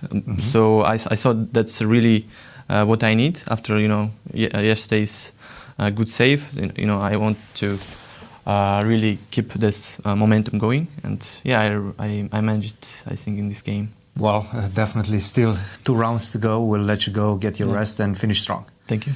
Guys, back to you. Thank you, Christian. Our congratulations to Nodirbek as well. And that result really shook our standings, because suddenly Wesley So had been kind of cruise mode. Yeah, after his win against Nepo, he's been sharing first or second, and now after this loss, Nodirbek already caught up with him.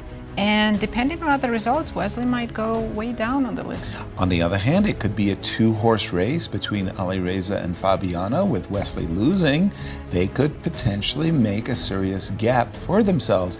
Peter, over to you. Tell us about the action between those 2 leaders and who's got the best chances. Let's start with the one that is, I think, easier to understand. This is the game between Fabi and Gukesh, and as we were talking before the interview appeared on our screens, d5, d5, knight e3.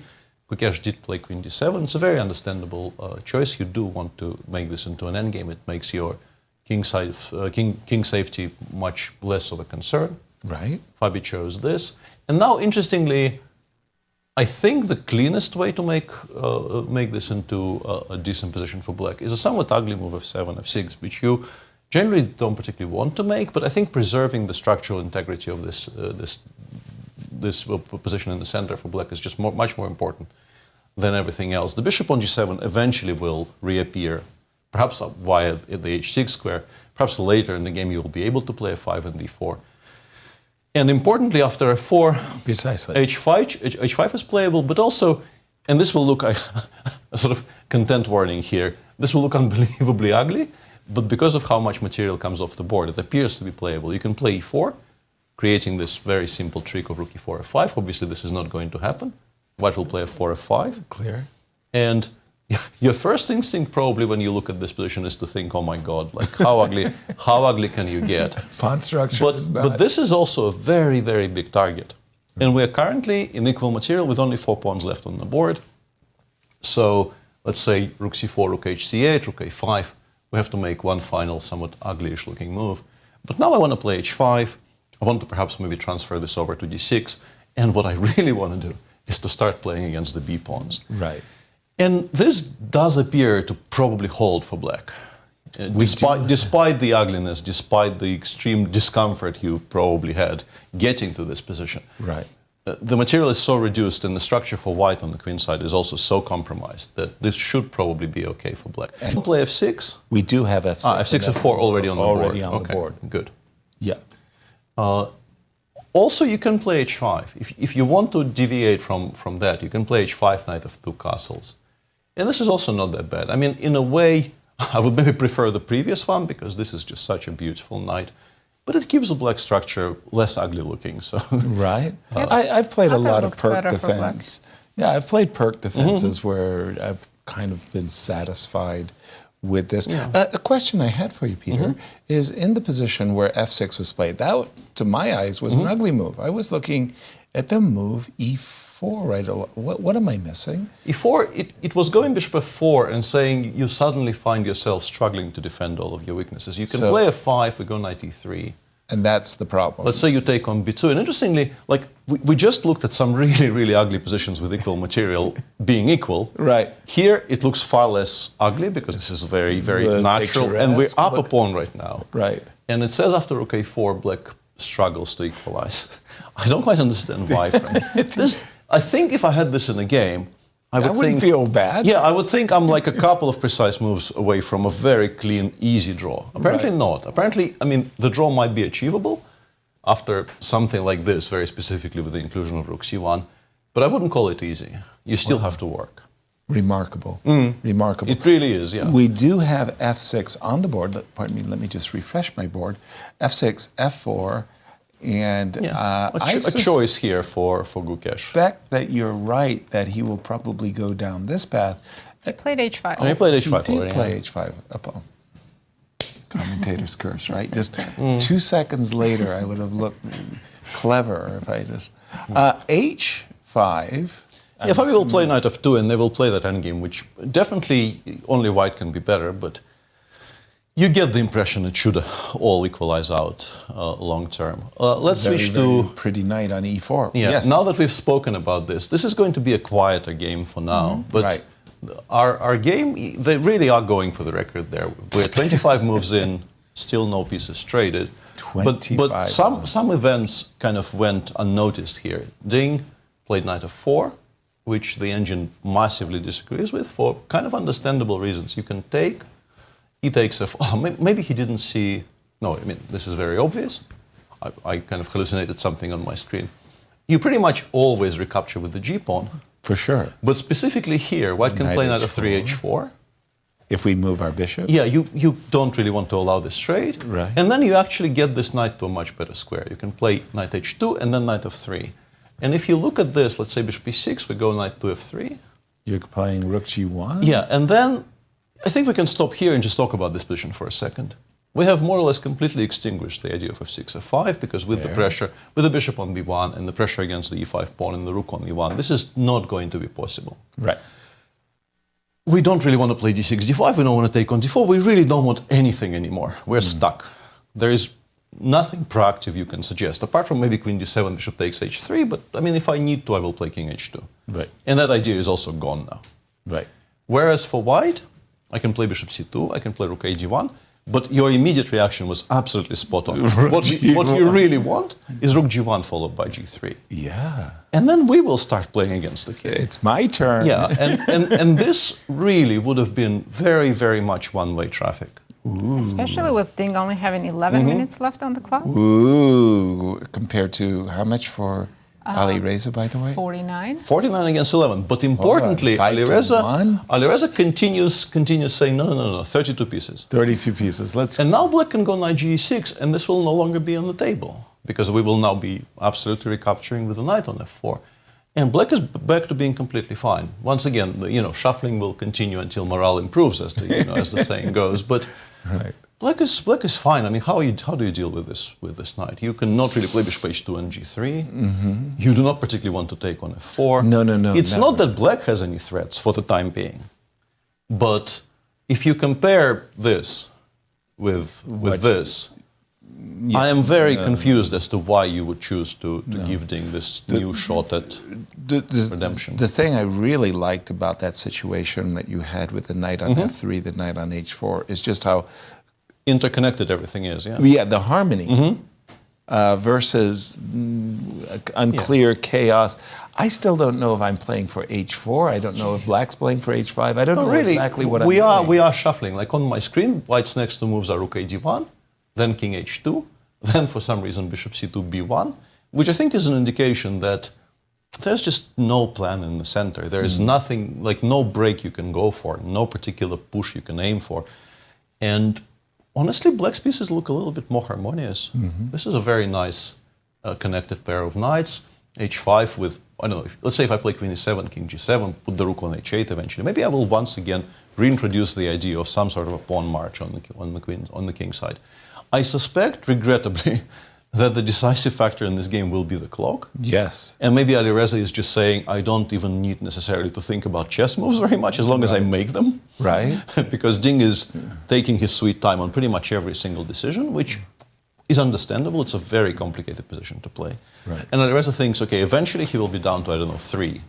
And then he's then he's just going to start making mistakes, which might pan out exactly like that. Right. But that was a big opportunity missed for Alireza, the first one of the game, really. I don't think he was ever better in this game until the moment where he didn't take bishop takes f4. Yeah, and I think that's worth pointing out once again what Peter is saying. Bishop takes f4, instead of bishop c2. This was played in the game, bishop c2, but once again, bishop takes, you cannot recapture with this pawn because e5 instantly tasers the position. Bishop takes g6, knight takes f6, e takes f6. You have to recapture. Knight h4, you definitely don't want to allow me to take this. And then this very nice move, you reroute the knight to f3. Once the knight gets to f3, you understand that, well, black has no real breakthroughs. He can't counterplay play is not going to be d5. forthcoming here. I will take. You don't want to take on d4 and isolate your pawn. You don't want to play f5. Yeah, white has a long-term advantage now, and I love the rook g1. Yeah, exactly. So a real missed opportunity, but more to the point of what's going on in the to-ing and fro-ing has cost Ding Liren virtually his whole starting time. 2 hours. I think that's a great strategy by Alireza. Yeah. Put Ding in time trouble while all the pieces are on the board. Give him a chance to make a mistake. Yeah, sadly for our good friend Ray Robson, I mean, he loves taking his time and all the players know it. So they'll play for the clock. And he just played the move Queen e6. Instead of 96, so yeah, bishop f4 allowing still. the same idea once again. Yeah. Right. And this time maybe more injurious. The bishop will not be playing on if e6. Alireza's not focused on any kind of trades, he'll probably make some different move. Maybe Like rook rook d1 or something. Rook d1 is good now. Yeah. Honestly, the queen doesn't belong on e6. It should be a square for the knight on g7. By the way, not for nothing, but on e7, the queen being on e7, it's not that I necessarily am gleeful about, but I never had that option. Absolutely. Of capturing the rook, 2 rooks for the queen. I may end up having force you to recapture with the f6 pawn, potentially weakening. What is Queen e6 idea, really? I'm trying to Yeah, I'm understand. not sure. And No fair. I was going to ask you first. Interestingly, if we could there's a very beautiful idea. I don't know if Ding actually plans to do it this way, but things change here. With the queen on e7, this was complete, like if we go back here.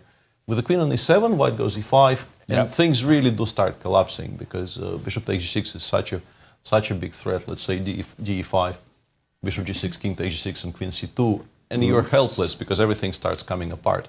After queen a6, if you take on f4, e4, e5 is just not a good move at all because d5, bishop g6, king takes g6. I have queen f5 now.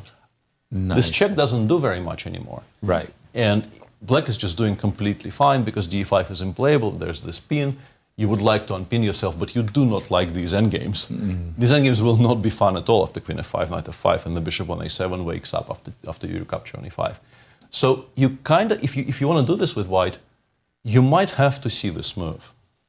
Whoa! But it is extremely strong.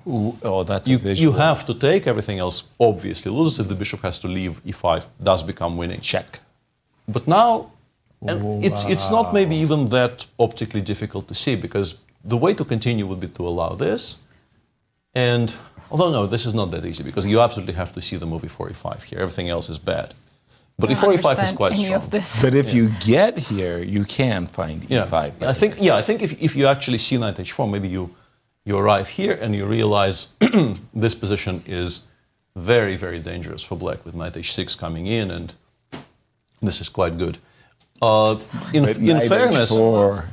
fairness, if you don't touch anything, you're actually doing quite fine. Like the second best move here is just before h5, knight gh2, saying that because g5, g4 always runs into knight h4, this is sort of the extent of the progress black will make on the king side. And we are now starting to do something on the queen side, maybe in the center with d4, d5 after cb8b, or rook b1, b5, I don't know. It basically says we're still completely safe on this side of the board, so we're not that upset. But if you want to make progress here, knight h4. Knight h4 is a very beautiful shot. That's a real visual, because you're not even thinking about it. By the way, we talked earlier about meeting. No, we didn't see rook d1. Why? Not yet. No, he's thinking. Yeah, I was going to say that idea of just meeting ideas with ideas, rook on a to d1. I think we better get in a break before Ding gets into too much time trouble. Then we are going to be in that perpetual jeopardy. We can't leave. Great idea, Yasser. All right. During our break, you can watch an interview Anastasiya sat down for one-on-one with Fabiano Caruana. So take a listen, and we'll be right back.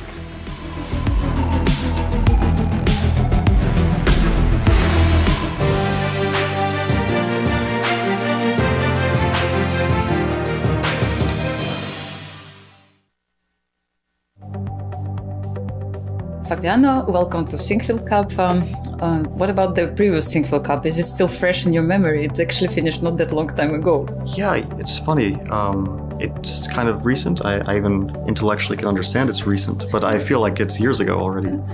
Because since then there was like preparation for candidates, actually playing candidates, and then a bunch of other tournaments. And especially when it comes to like the candidates, you feel like everything else is a distant memory. So the last year of the Sinquefield Cup, which I think we played in December, was it? I think November, December, something like that. But you won it, yes? Do you remember at least that you managed to win? I remember that, but it was a strange event because we had this very unfortunate instance where young Christoph Duda got ill and wasn't able to finish the tournament. So it really kind of spoiled, let's say, the natural competitive feeling of the tournament, right? We played 8 games instead of 9 games and so on. But for me, it was a good tournament. I won 3 games. The end was very smooth. I managed to win and to avoid even a playoff, which was very likely to happen with Liren, that I would have a playoff. But I managed to win the last game and clear first. It all went very well. Yeah, it was a really great event. What do you think makes Sinquefield Cup so special compared to the other top events? I think that it's been going on for so many years and has such a rich history. So 2013 was the first year, and it was already a very unique event. It had Magnus, Levon, Hikaru, Gadakamsky, so it was just like kind of Americans against the rest of the world. And in 2014, of course, some very fond and personal memories for me, my best performance that I've ever had. And I remember every year very clearly. I remember the winner, 2015, 2016, and I remember all my games. Even in 2015, it was such a unique event. It was the year that Levon won. But in the second round, I'm playing Magnus, and we were extremely competitive because there was this kind of small rivalry, and we were very close in score. I think I was even at some point ahead in score against him. And then I played with the white pieces. I lost my first game to Levon, and we get a very tense, complex position, but we're playing without increment, and we're both thinking oceans of time. Because we're trying to figure out this, we're both trying to win the position. It's very clear that we're both trying to play for the win. And we both get down to 30 seconds, and I end up running out of time. I was already losing, but 2 moves before I was losing, I was also winning. So it was one of those games. And unfortunately for me, that was the end of like the good tournament. You start with 2 losses, you have no good chances to win. But yeah, I remember that game very clearly. Of course, not in a good way, but still. And yeah, every year I have some like either fun memory or some interesting memory from this tournament.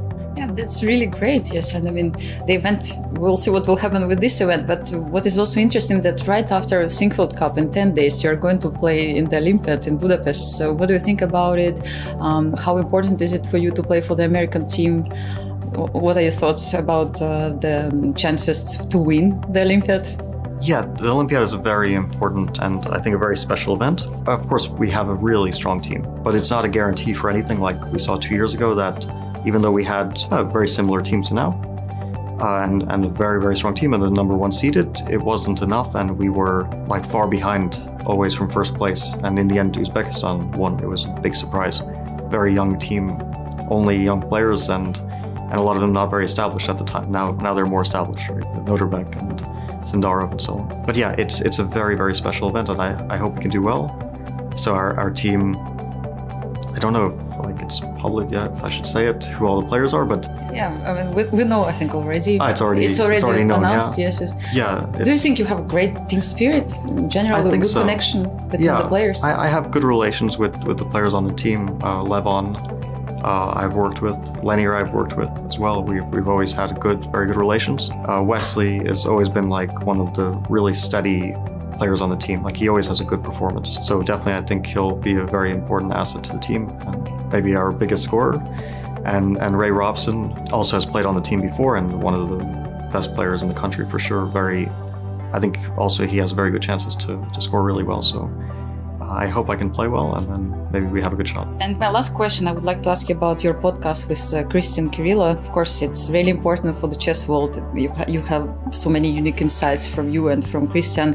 But I was wondering what has hosting your podcast given you that you didn't expect? Like maybe some has influenced your thinking or you got some special emotions from doing it. Yeah, I think that I do think about the like events in the chess world more from like not my own emotional personal point of view, but also like trying to find what the unbiased way of thinking about things is. Because I'm also involved in so many of these events in some way or another. So I always have like my kind of biased personal view, right? But then when you're kind of speaking to the public, you also have to think like, what is the truth? Not just what do I feel emotionally, but what is the truth and what should I say about it? And also in the last 2 years, like since we started in like August, actually maybe a bit after August, but more or less around that period, August, September of 2022. And then this was like the most crazy period in the last few years of chess. As everyone knows, it even started here in the Sinquefield Cup. And since then, a lot of events have happened. We've spoken about 2 different candidates, the one which finished in 22, the one which happened recently, and a lot of events that are a world championship match also. And now another one is going to happen. So a lot of interesting things. And I've definitely thought about the chess world in a slightly different way. Yeah, that's absolutely great. Looking forward for new podcast episodes. Thank you so much, Fabio, and all the best of luck for you in Sinquefield Cup. Thanks very much.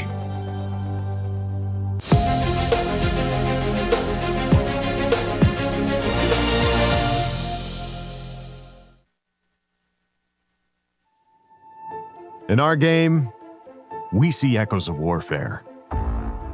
Every bishop's silent shift. Every piece finds its place. The clocks are ticking, and every second matters. Legends will rise, and champions will fall. Give it everything you've got, and ask for more. This isn't just a game. This is it.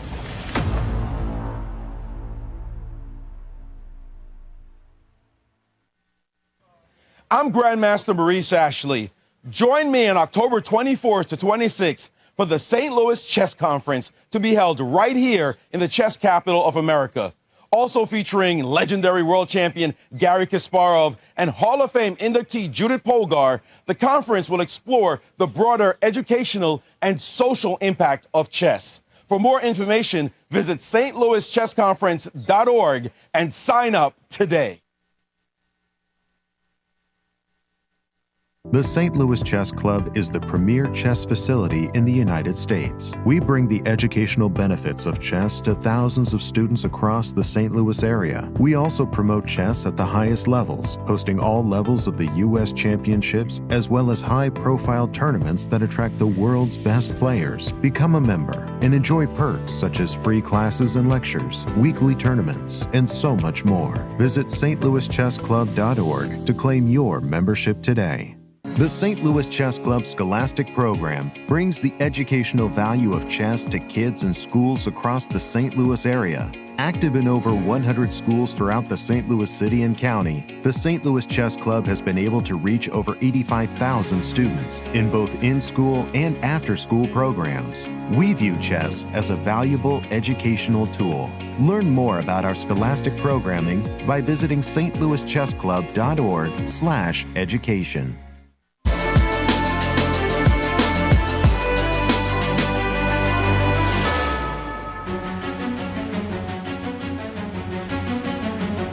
Welcome back, everyone. Let's take a look at our current standings. We do have 3 results today.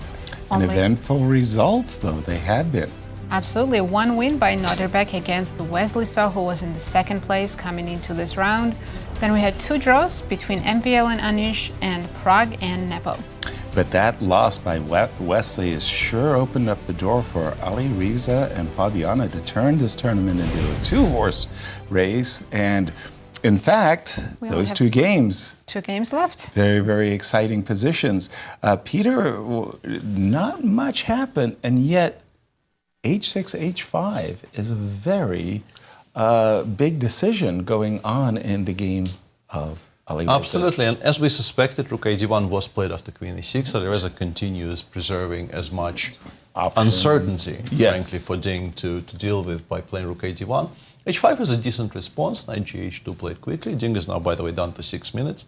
And now you have to sort of start correcting yourself. The queen really does not belong on E6. You can play Queen E7, you can play Queen F7.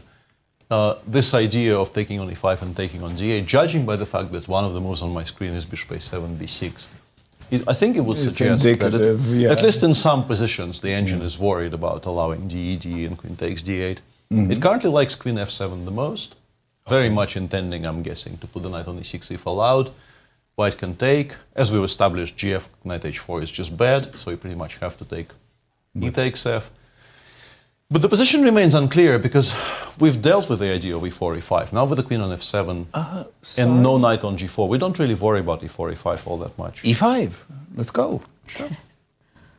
Take. Rook takes. Sure. Bishop C2. Yeah, take, Queen G6. These are good things. These are not particularly impressive knights. But bishop bad. Bishop bad. Well, you'll have to drop it back, and eventually I think I will play C6, C5, and bishop will be good. Knights are, knights are bad. Yeah. As the old Soviet joke goes, I will be sober tomorrow, but I will be sober. Yeah, I will not tell the entire joke. It's not particularly appropriate. But the punchline is, some things are recoverable from, some things are forever, and I think in this particular case, this is the thing that will stick with you here. Gotcha. So yeah, knight Gh2. I was so enthusiastic. But we are now at move 27. You're talking about going for the record. Still 32 pieces on the board, and Ding he's played something. Let's see. Queen what he F7. played. He did play Queen F7. Very well played. Down to 5:42 on the clock. This is going to be a very, very difficult position for him to play well, I think, because of just how complicated it is generally. But he's sort of recovered from this sequence where he kept on allowing Bishop takes F4, which was quite sober. Well, sober, strong. Yeah. Does it make any sense for White to fight for the F4 square by playing in H3, H4? The engine doesn't like it very much because G4, knight G1, and now slow moves are quite strong, but fast moves are even stronger. F6, F5 is playable. Even D6, D5 becomes playable. Because now that you've completely removed your pieces from the fight over the central 4 squares, all kinds of breaks in the center appear to be... I guess D5, the point is if you take twice, I suddenly have Bishop B8 in some positions. It starts by going Rook D8, using this pin, and then after some moves, it further reinforces it with Bishop B8. and the center actually starts collapsing. This is really, really ill-advised for white. Yeah, I don't think White can play with this knight. It's just, But also, like, if we don't want that, we can just drop the knight back. Yeah, and then play a 5 quite safely next move. I'm feeling very, very cramped with the white. Yeah. This is going to be the game we're going to be watching for the rest of the round. So let's, for the time being, switch to Fabio's game against Gukesh, because this one does appear to be heading towards total annihilation of everything. That's what total annihilation means. I don't know why I needed to further clarify what I said. Well, kind of to cut. Re-emphasize the point. Yeah, to absolutely drive it home. Yeah, but words mean what they mean. I didn't need to be so tautological. Fe5 was not played. Bishop d2 was chosen by Fabio, I guess preserving some options, wanting to maybe keep the bishop on g7 as passive as possible. Bishop h6, actually, on the subject of the bishop on g7. Bishop h6 was playable here, but the move rook b8 that Gukesh chose, I think, it's a very understandable decision to just start down the road of trading everything down. Right. After rook takes a6, we can go rook takes b3, fe5. For some reason, f takes e5 is less precise than knight d5. Knight d5 is the move that it likes the most because it wants to deny the c3 square for the bishop. And now it might look for a second like e6 is threatening, but as a matter of fact, I will just park the rook on e8. This passer never really gets to e7 even, I think. And after knight d5, you can try knocking it off its perch with rook a5, but I play c6. Eventually, you maybe take on f6, I take with the bishop, the b2 pawn falls, and we all kind of accept that this is very, very level. In the current position, if I don't want to trade anything, can I play just rook a3 for now? I think we probably go knight d5. I think this is where this knight belongs. So we start by this. Now you can finally settle on what you wanted to settle on, but I think this is an improvement because I think of the two rooks, the one on b6 looks a bit more like it might be doing something later in life. It jumped from a8 to b6. That was a very, very good jump. From a8, it was just passively defending. Here it's passively defending, but also actively attacking the pawn on b3. It seems like this should be very, very close to complete equality because the pressure against the b3 pawn will start at some point, leading to mass simplification on the queen side.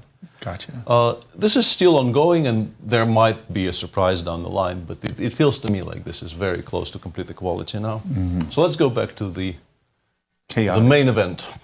Queen f7 played, knight h2 f1 chosen by Alireza. Ding is down to 3 and a bit minutes on the clock against 36. Sorry, if you're going to play knight f1, are you heading to e3? Because after you move h5... You could have played knight e3. Well, yeah. Good question, yeah. I sort of accepted he went to h2 and didn't really question it very much. Maybe he didn't like allowing knight takes h3. That's interesting, yes. Which is bad because of knight f5. But it's not obvious. Knight f5, the only move is knight f4, and I guess the point is we go bishop takes f4. Even without the pawn on h3, gf knight h4 is pretty bad for black. Okay. You don't even care that you lost a full pawn on the king's side. So you have to take with the other one, and now the engine goes d6, d5, and says we suddenly have some pressure in the center. But this is non-obvious. I have a feeling maybe he did not want to give Ding concrete things to calculate. Like knight takes h3. Yeah. Otherwise, you pointed out something which should have been obvious, but for some reason wasn't. We are now taking 3 moves to do something that we wanted to do in 1. Yeah. Yeah, and by the way, a move I don't like, the knight on f4, e6, drop back to e6. Now we go knight e3, and it starts looking quite nice for white again. Yeah. Well, the one thing I understand about knight e6, a lot of this game is going to remain a mystery to me, is you're putting pressure on. On the d4 pawn, and you do want to play g4, so you're encouraging Alireza to play a move he definitely is telegraphed. Has already played. Yeah. And he takes d4 by Ding. Has some idea, but this is going off the rails. Wow. Unless there is an immediate justification for it, this kind of ruins your position. You normally do not want to make this move at all. I am stunned. Let me try and figure out why he's done it. I cannot fathom that for the life of me. First of all, c takes d4 plus 2 is just plus 2. Plus 2. From basically, I mean, not zeros, but it was 0-40. Very playable position still. Nothing bad happened to you yet. But ED4, CD4. First of all, kind of sadly for black, even the pawn on A5 is hanging. Like you begin by addressing the fact that you weakened some things which could not be touched. But also, let's say after bishop b6, I mean, knight f5 is very strong. Just sort of going immediately in with d6 is now hanging. Your center is kind of collapsing. In some position we will be playing e5, in some position we'll be playing d5. But also, very, very simply, we can start opening up. We have some more moves. E5.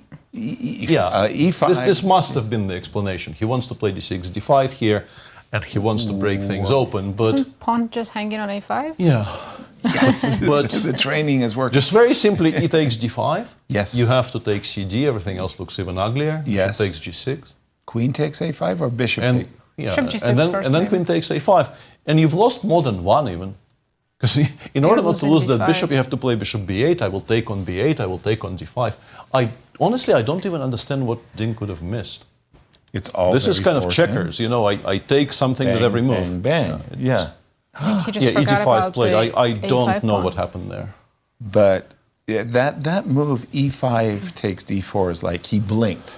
They were having this standoff, and then suddenly he collapsed. He captured in the wrong moment. ED-CD already played, and yeah, I mean, queen takes e5 immediately is also very strong, but why not just collect it with all the comfort in the world? We take on g6, we take on a5.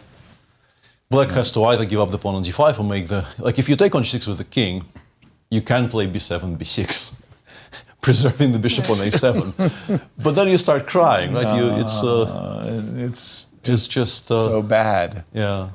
By the way, another reason why I would never have played e5 takes d4 in this position, one of the things that I think is black's trump is that this bishop on g3 is a little bit... Absolutely, yeah. You've given the new life to the worst piece on the board for white. Precisely. You just let this bishop on g3... And you're not going to have an attack on the king side ever, because g4 is always met with knight h4, and like also the center is now open. And as we know, I'm defending with 3 pieces too. yeah, It's like- that, and you know the old adage about meeting the flank attack with counterplay in the center. The center is now blown completely open, so all of you play with g4 and h4, which was very sensible when you had this very, very solid d6, e5, f6 structure, which could not really be shaken. You've destroyed it yourself, and now you're going to go for mate. Gee, no, I mean, this is terrible. Nasi, we were talking about a position that was a mutual standoff, all the pieces, and in just 4 moves... He just blundered the pawn on a5. Yeah. It's a suicide. Wow. Yeah. If this concludes the way it looks like it will conclude, this basically ends the Grand Chess Tour competition. Right. Sinquefield Cup might still be in play if Firouzja has a bad day tomorrow, but the Grand Chess Tour standings, I think, get solidified completely with Firouzja going to +3. We can take on b8 and take on d5? Yes, yes, how sweet it is. And again, The knight or queen? Good question, actually. At first, I thought the knight for sure, because I wanted the open I don't know if it e-file. matters. But now, knight to e6, I think I want to take with the knight. But I agree with you, Peter. I don't think it matters at this point. 95 queen f5, it becomes a bit awkward because of that pin along the 5th rank, and then g5, g4 could become a threat. Queen might be stronger. 95 is still winning, but I think queen d5 is sort of winning more. Well, I don't want to win more. I want to win simply. Yeah, I think this is going to do it. Yeah, knight f4, queen b5. Yeah. And then we just start offering trades. We By the basically way, that's 2 pawns. Yeah, we're happy with any single trade. Yeah. And there is no attack. There's no attack The knight whatsoever. on g7, yeah, I don't believe in black's attack. Exactly. I don't know. Did he actually just forget a5 will be hanging? Because if he saw it, there's no way he would have gone for this. Yeah. Right. Well, the c3 pawn is in the way. And so maybe you just... Did it just sort of blind fall out of his line of vision that a5 will be hanging? Right. Because if we go back for a second... There's and nothing if that we- he could miss. Yeah, like if we consider this position and we make a move with white, like king g1, honestly, it's still bad. The thing is, it really isn't an improvement. You gave all of these pieces life, and if you play something like bishop b6, your queen side is still in trouble. Right. But at least you can maybe see some semblance of reason, because if your queenside doesn't collapse, you are left with the bishop on b6 against the bishop on g3, and this setup, which we are taught is better for the side of the bishop, which is sort of facing attacking the opposing pawn. But just concretely, it doesn't work out. It only really works if you tell white you're not allowed to take on a5 ever. This is just not a legal move, and I can continue playing on the king side, and you're just not allowed to look there.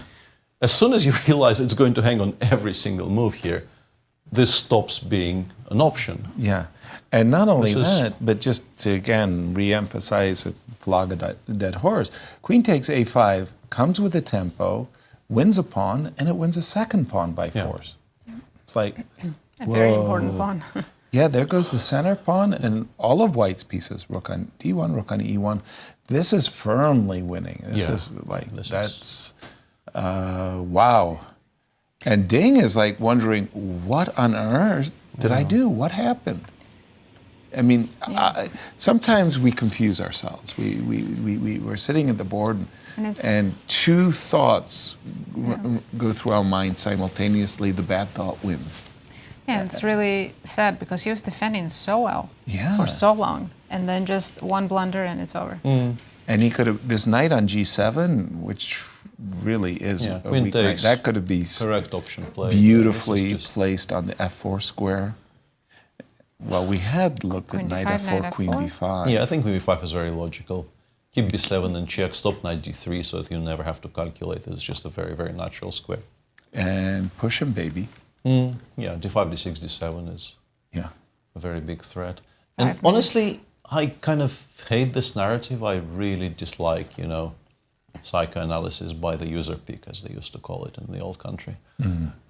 But it seems like the first time somebody forced Ding to play a full 4.5-hour game, at some point it just got to him. Right. Like in this staring contest, he blinked first. He was the one who played e5 takes d4, opened up the center. And that was a disastrous decision. I mean, sometimes we just ask ourselves, what on earth was I thinking? And he knows it. I mean, Alireza came in with a great strategy today to have a very long game. Don't trade pieces. Do not let him simplify and make it draw. Exactly. Put him in time trouble and hope for a mistake.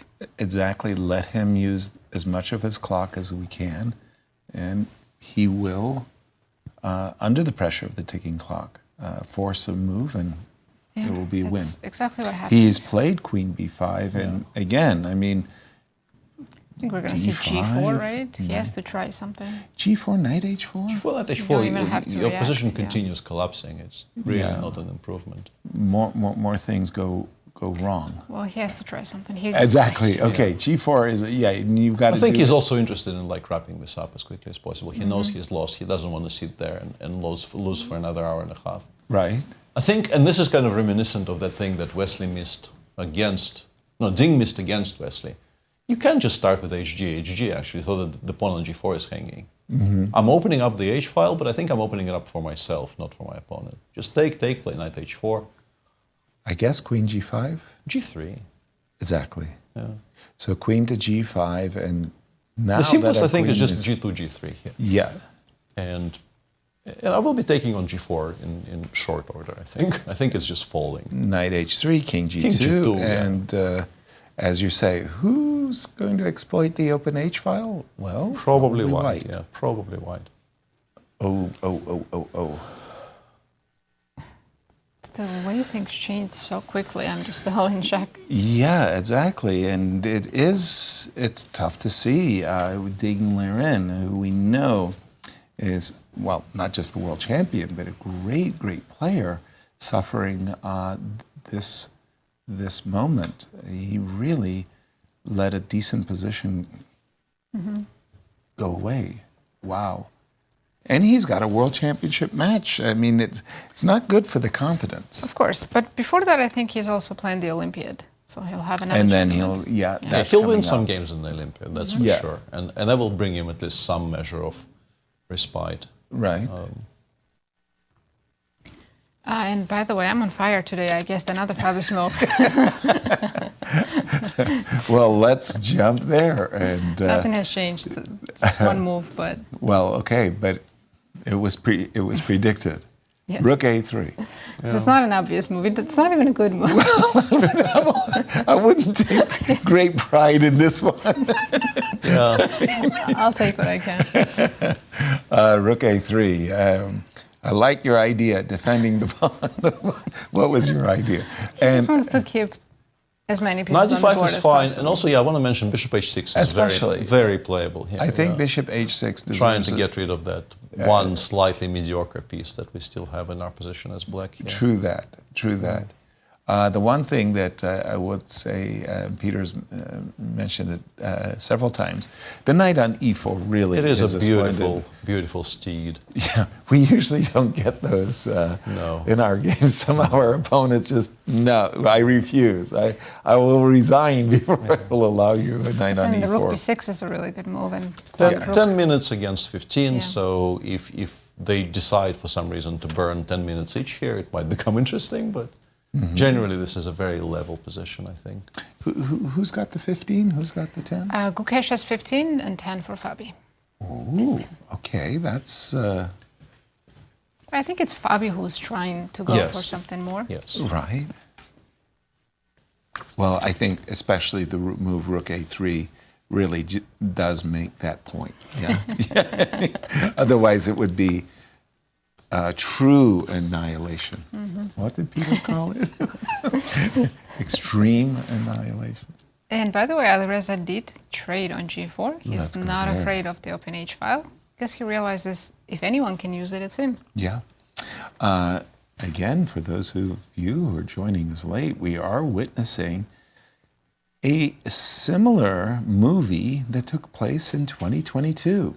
Alireza came in 2022 to St. Louis. He played in the St. Louis Rapid and Blitz. He smoked the competition. He won the Sinquefield Cup. He won the Grand Chess Tour. He left $300,000 richer, and he's loved St. Louis ever since. Well, guess what? He's won the St. Louis Rapid and Blitz.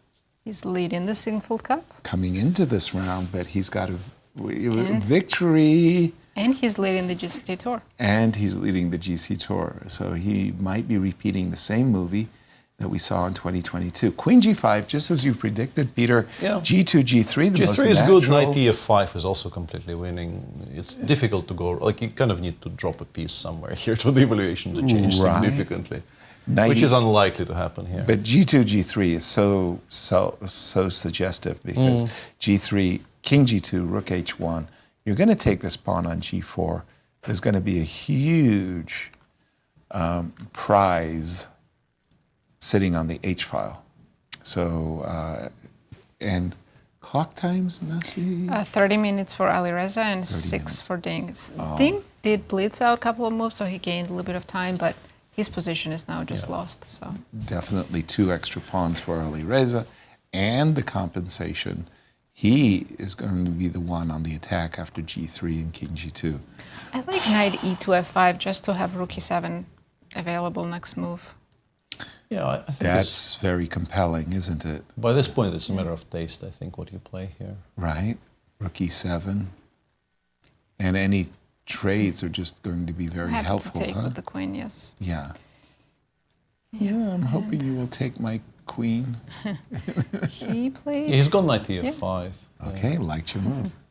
You are on fire. What's going on? Second here.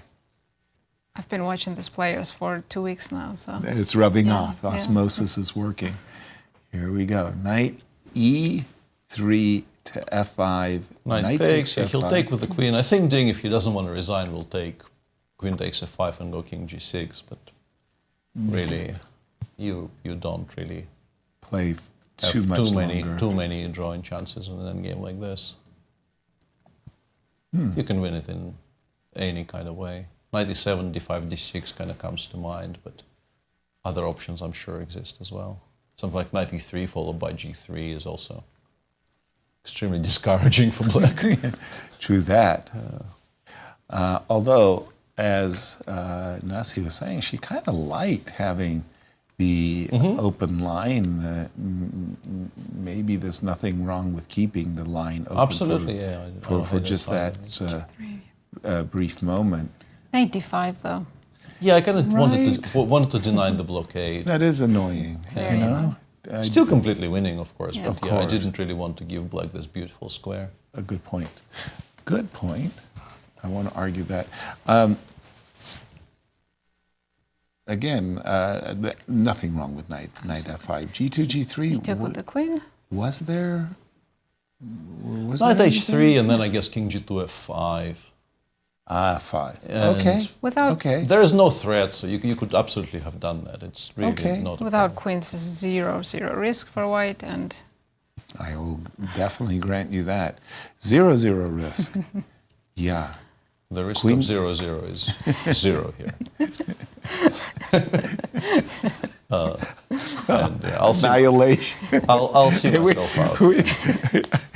I'll see myself out. White has 0-0 risk. And the annihilation will continue, as Peter says, until morale improves.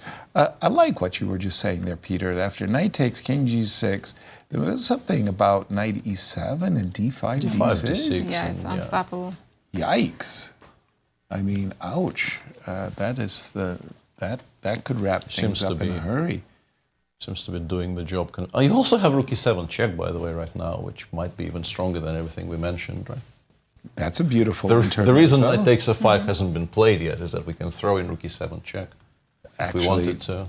I want to. Which we probably do, yeah. Yeah, I Honestly, mean, we probably do. Excuse Rook me. f7. Takes, King take on g8. f5, and go we d5, want to d6. Yeah, yeah. or- Two extra pawns. Whoa. Why two? Yeah, we could go with for three, 3 as knight well. h6. Yeah. Yeah. We could absolutely go for a third. Yep. I mean, it worked for Nodirbek. Rook e7. He went for all the pawns, and he was rewarded with a victory. Those of you joining us late, Wesley went down. Looks like we headed above 20%, folks. That's remarkable. We've been so consistent Yeah. into this time. It took us round 7. You know, players are getting tired, so more slip-ups can happen. Rook e7. King h6. Lovely Now we move. take, and king g5, we go knight e3, I guess. Exactly. And rook g7 is also a threat now, to go with d5, d6, to Like go that with everything else. Exclamation point after knight f5. Yeah. I see it on the screen. Yeah, the algo is laughing at us there Right. a little bit. Although I have to confess, when I was a kid and I was annotating my games, queen takes d8 check, and there's only one legal move. King takes d8, and I would put an exclamation mark. It was the best move in the position, Nazi. What am I supposed to do? argue. If you don't praise yourself, who's going to praise you? Thank you. That's what it's all about. King g5. We do anticipate knight e3. There's likely to be other moves here, but knight e3 does threaten rook g7.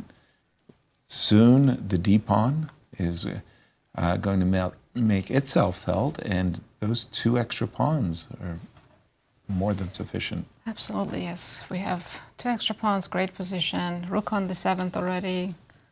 Wow. Yeah. Wow. Only some vague threats, maybe on a good day. It's the funniest thing, but I must score, and I'm not joking, like 10 points in Puzzle Rush to these tactics where I get this particular mating pattern, right? It's sort of recognized, like, yeah. if I know this mating pattern, I'm good for 10 on the Yeah. Puzzle Rush. You know, they really like that mating pattern, that algo rhythm. Just Doesn't happen that often in real games. no. Yeah. I've probably played it like We had a very beautiful game early in the tournament where this was very much a feature of a variation we were showing. In the game between Wesley and Nepo, there was this bishop takes h7, king takes h7, knight takes d5 tactic, which was Yes. very heavily based on this mate. right. Very useful for our viewers who are getting this information completely blindfolded and Yes. with no point of reference. But trust me, I am not lying about this. Right. Look up those wonderful, King g6 wonderful moments. makes a difference. Maybe I can play knight h4 check. Yeah, it does give the option. Is the king almost mated? Yes. Very close to, yeah. Yes. Very close to it. The only reason I wouldn't go in that direction is because king g5, g3. Once again, we are giving the knight a potential outpost. King g5, rook g7? I beg your pardon? Knight h4 is significantly King stronger g5, than knight rook e3. g7. Both moves are winning. Knight h4, 5, king g5, rook g7. He resigned after knight h4 check. Yeah, he did not want to see anymore. Congrats to Alireza. What a win. Yeah, he will be a point clear of the field, by the way, with 2 rounds to go. Wow. A full point clear of the field. May have mathematically just secured him the Grand Chess Tour, as you mentioned, Peter. It may not secure him victory in the Sinquefield Cup, but the Grand Chess Tour, I mean, he needed seems very safe, yeah. He needed basically not to finish anything lower than well, if he loses both and Fabi wins both, maybe then GCT gets back into play. But on this form, why would he? No, indeed. Today he did not play a flawless game in terms of purity of just chess moves, but he sort of played a flawless game in terms of executing a game plan, which I think was very obvious from early on. Right. Just keep the position as complicated as possible, give black the biggest possible variety of choices so that Ding continues burning time, and eventually it should pay off, and it did pay off. So in a way, it's exactly like the plan came together. Right. He had a plan and he executed it more or less to perfection. And this is our current standings.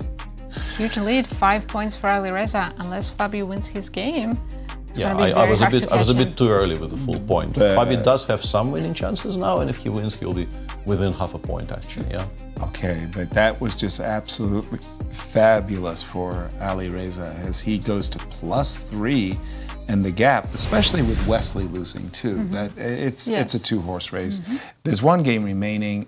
Let's jump into it because you said Fabi has chances. When we left it, we didn't think that was the rook case. from a3 made it all the way to h3. Yeah, well, I think knight f5 was maybe a little bit too, let's say, fair. Yeah. Why knight f5, by the way? Because knight d5 I'm not sure. actually does He's have aiming the it at benefit. the d4 square, but in particular, if white gets to play d3, d4, I think, sorry, b3, b4. On d4, it's a bit of an empty gesture of a piece.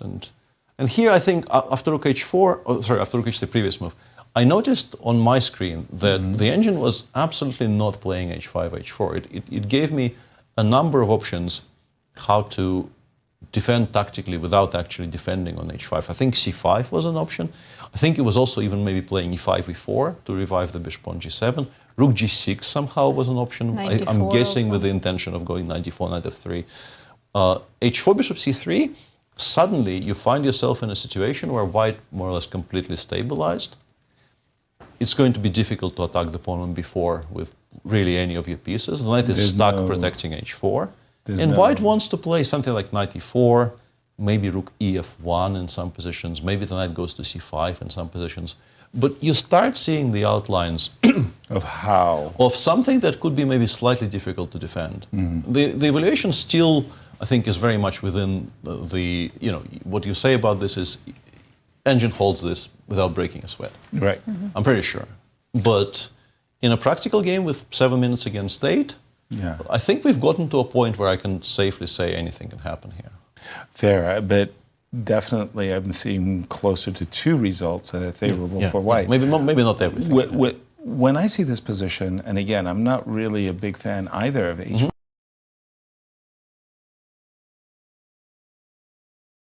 c5. I think press F to pay respects. No? Maybe not. There we go.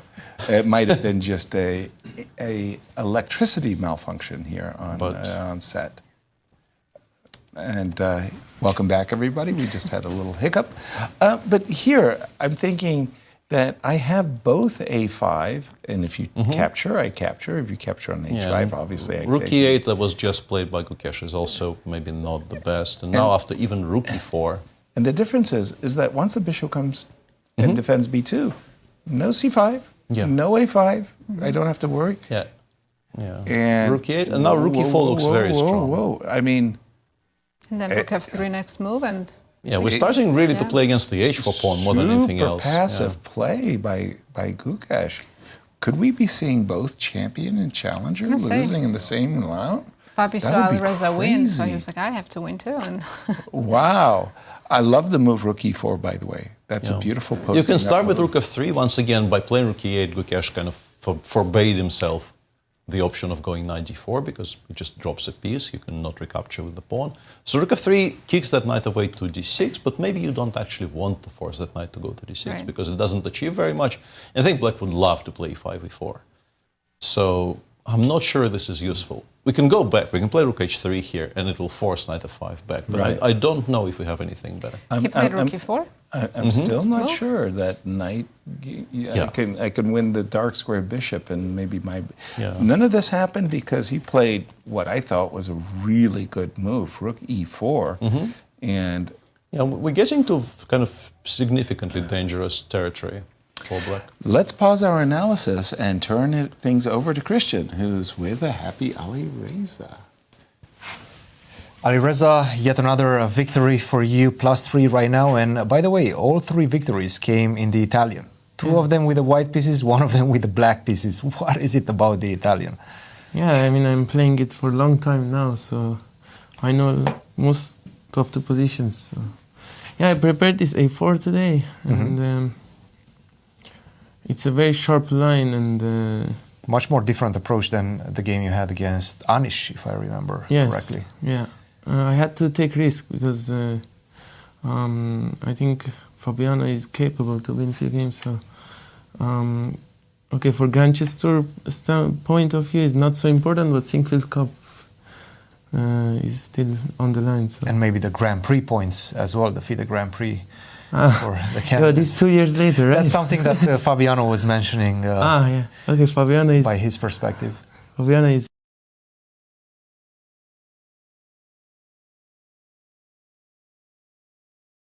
He tried this bishop g4, and it's kind of a rare move, but yeah, I knew the move. And after... around here, I was very happy because his position is very difficult to play normally, because whenever you go f5, I have takes and to go d4. And over the board, it's very tricky, this position. I don't know, engine. Or I take... Oh yeah, of course, here I take. Here, this is the trick. That's very nice. Yeah.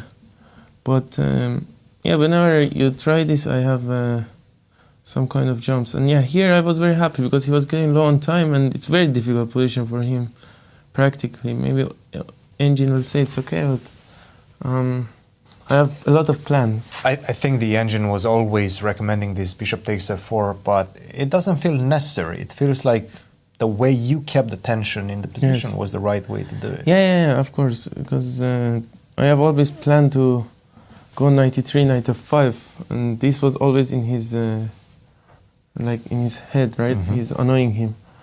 So he tried to, of course, it was a very bad blunder. I mean, we played decent game, I think, until here. Also, one thing you've done very well in this one, you've timed your breaks and the way to increase the pressure, especially when he was getting very low on time. Right. Were you having that in your perspective? Yeah, of course. It's all, you have to put pressure on the opponent. But here already it's very difficult because I'm getting the knight on f5, so... Yes. It was not a surprise that he blundered because it's a very difficult position to have over the board. Yes. It's very passive, so yeah, he blundered very badly here. But I was already, I think, in a very good mood, in a good position. Yes, absolutely, definitely. The pressure was on him and he was getting very low on time. Alireza, 3 wins so far. You're definitely leading, perhaps by 1 full point with the last 2 coming up. How are you feeling about your chances? What will your strategy be in the last couple of rounds? Are you going to try to stay compact in your game or still continue to put pressure on your opponents? No, it's very simple. I think tomorrow I have to be solid, and then we'll see last round what is the standings. Required result. Yes, it's very straightforward. Absolutely. Congratulations, Alireza. We'll let you go. We'll see you tomorrow. Thank you. Guys, back. Thank you, Christian. Our congratulations as well.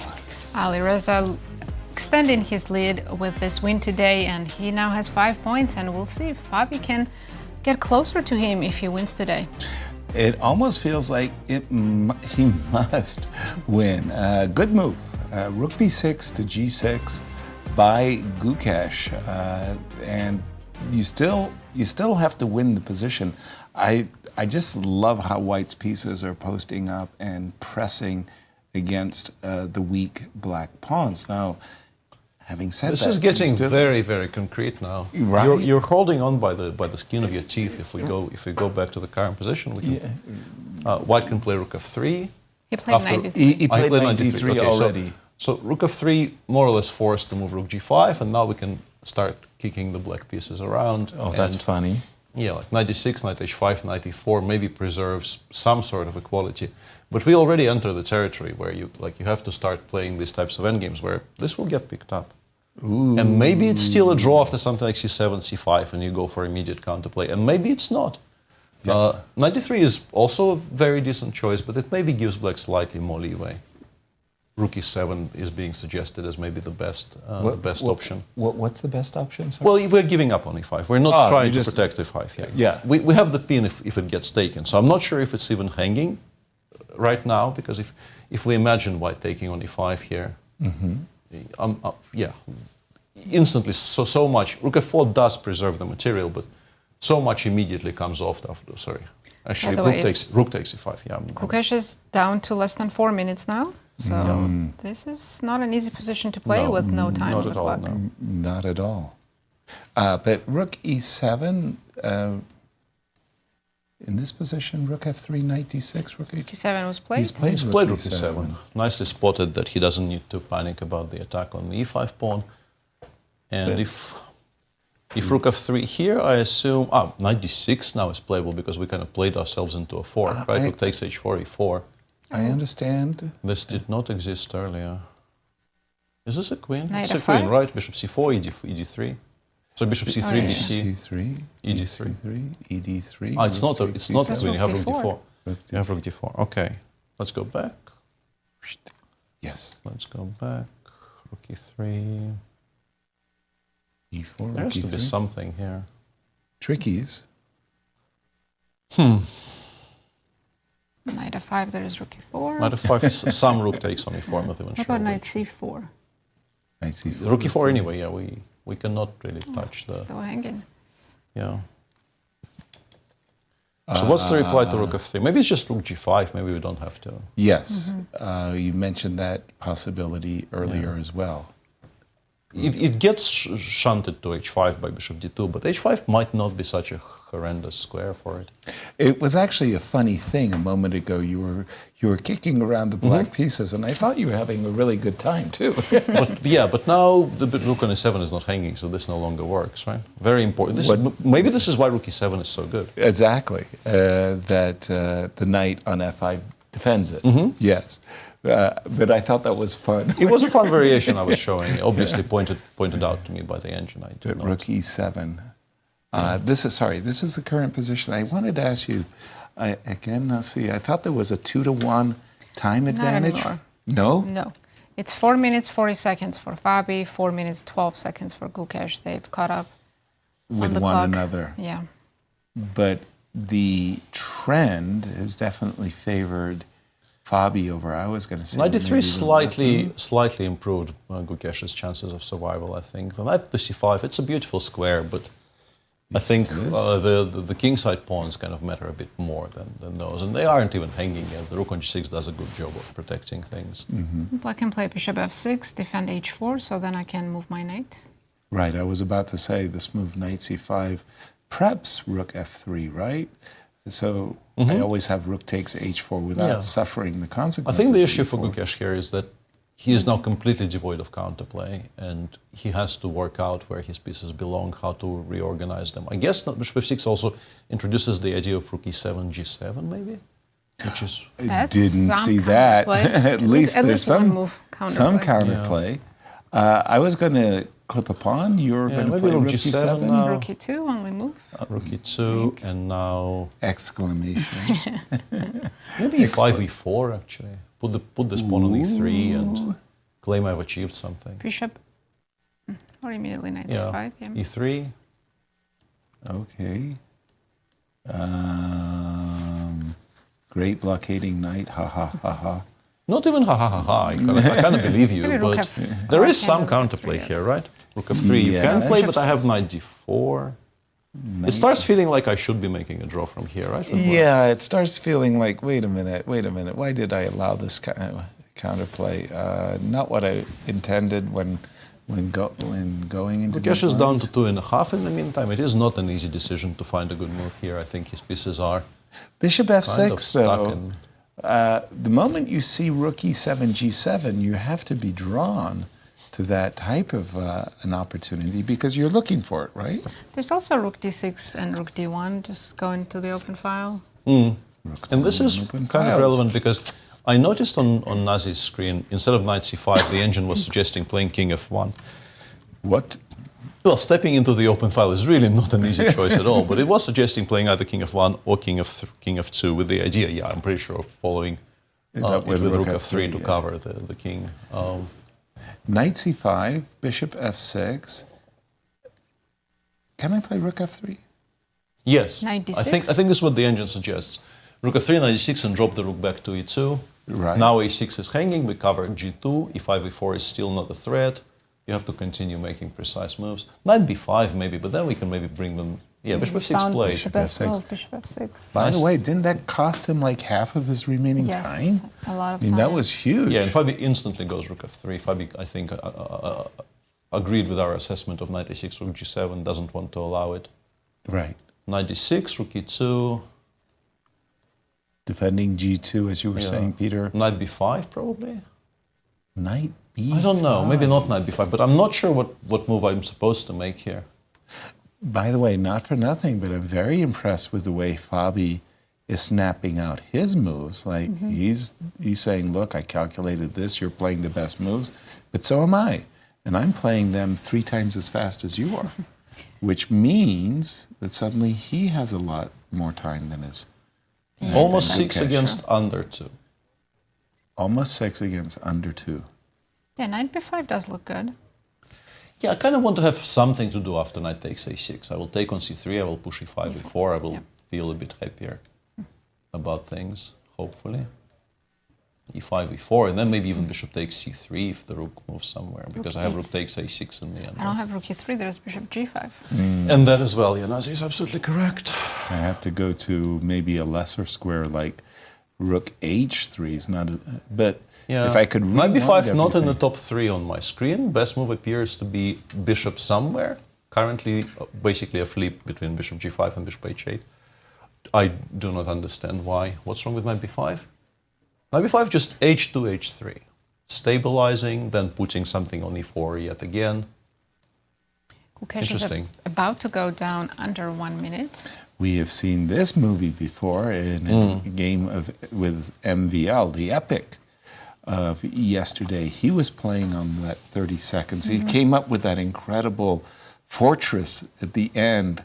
It was almost as if he knew that ending of knight and pawn versus rook and pawn. Knight b5. I think it's the most human decision in the position. You want to, dream of knight d4 maybe in some position. You want to have a ready-made response to knight takes a6, but the engine disagrees. We are not actually threatening knight d4.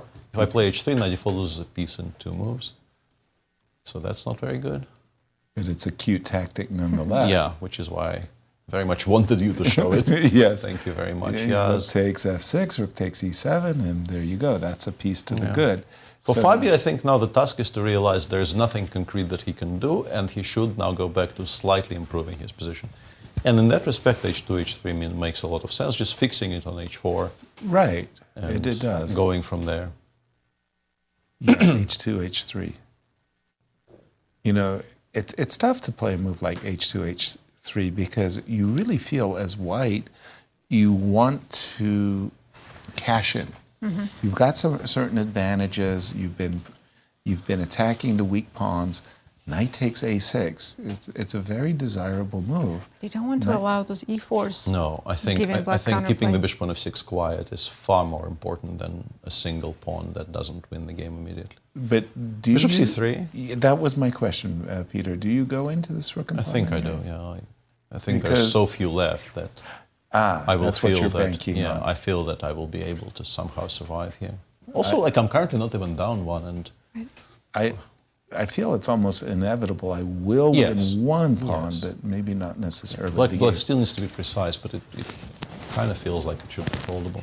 And honestly, against the minute, it's just now you much start less to think. much less pleasant to be faced with a move like h3, and you once again Right. need to search for something to do. Whereas after knight takes a6, you will be able to blitz out the sequence, Right. and maybe the position even improves. But even if it doesn't, like it solves your immediate problems, gives you some leeway on the And clock. what should Gukesh do after h3? How best to just stay? The engine goes bishop g7, rook e4, bishop f6.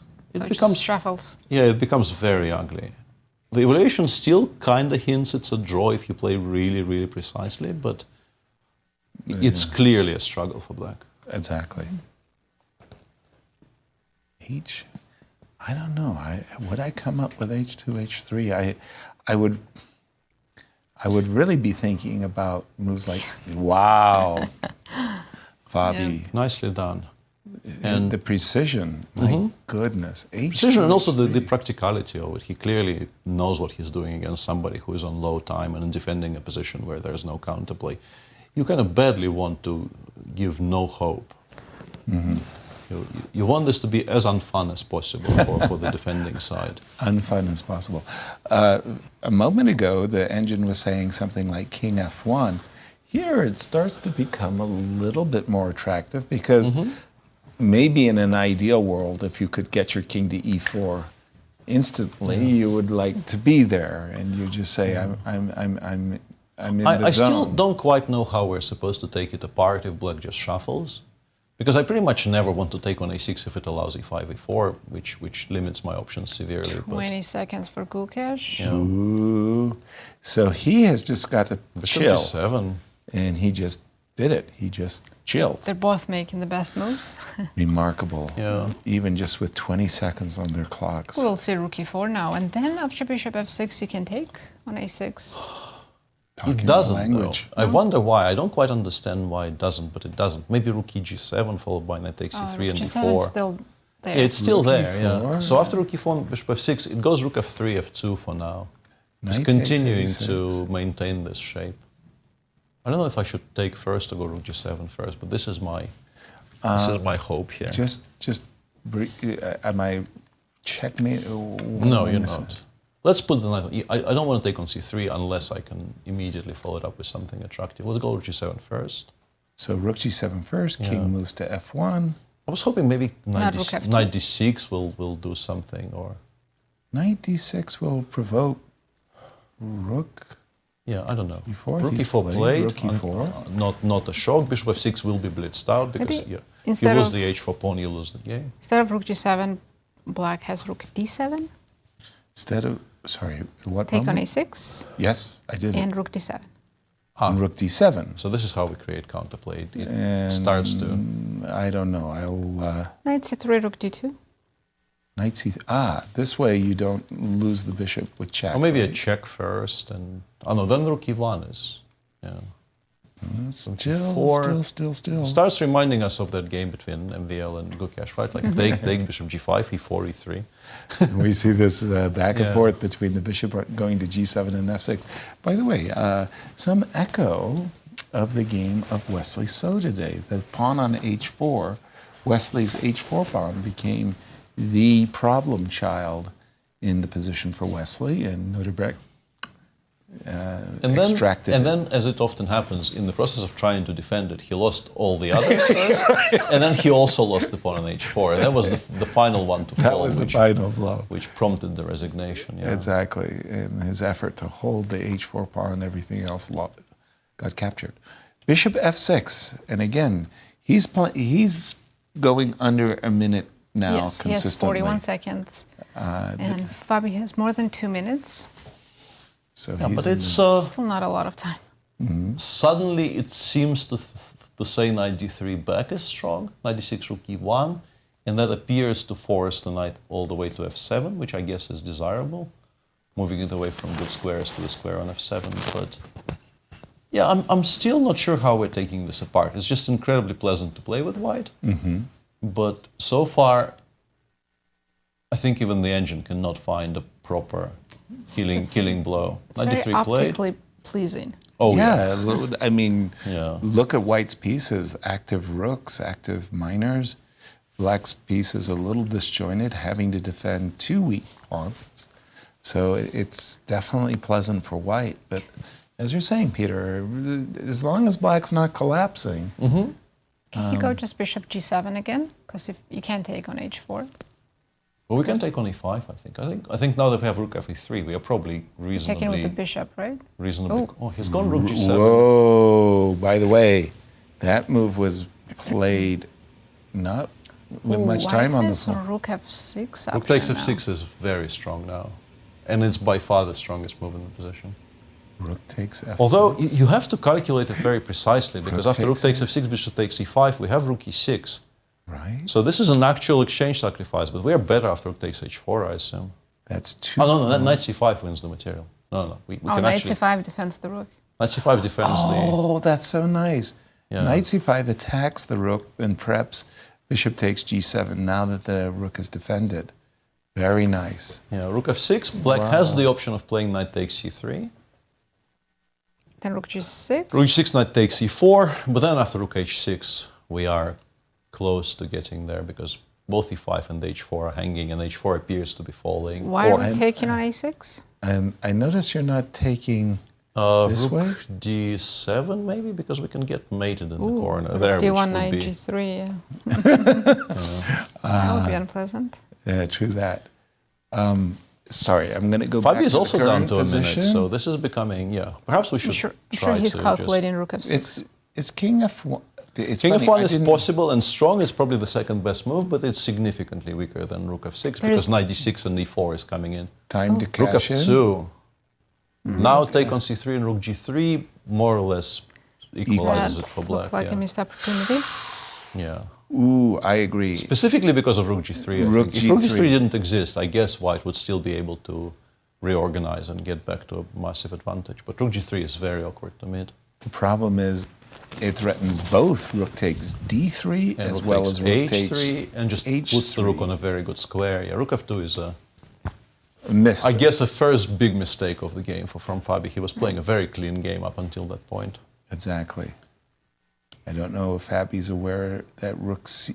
yeah, there There it is. Rook yeah. g3. And also Gukesh is up to a minute. Wow. That may just have saved Absolutely. the game. Can White play knight e1 and just still keep good knight Yeah, versus with bishop good e7.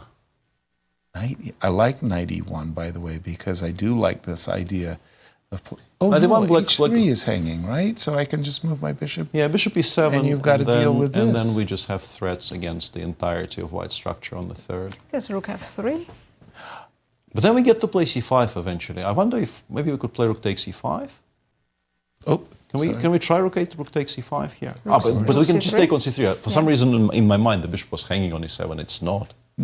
It's not at all. No. Yeah, and if rook f3, I think it's probably connected with the idea of playing c5 more or less immediately. I like that. Yeah, move. black can simplify here. Starting to break apart the structure. And yeah, this starts looking like it should be a draw, right? Agreed. I think Gukesh is feeling more confident now. Wow, because he was on the precipice of defeat there. His moves were not easy. He was way, way behind on the clock. He's actually ahead on the clock now. Fabi is down to 37 seconds and Gukesh is on a minute. Wow. Yeah, he was under pressure for a long time. Yeah. I have to say, one of the things I'm really impressed by the young players in this tournament is they're calm.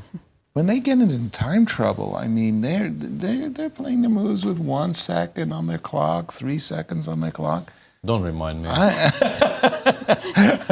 I feel like a nervous wreck. That was not a happy memory. In comparison, knight takes takes e5. e5. Bishop takes e5 is strictly the only move, but you can't really play anything else either. So rook e5, rook takes e3.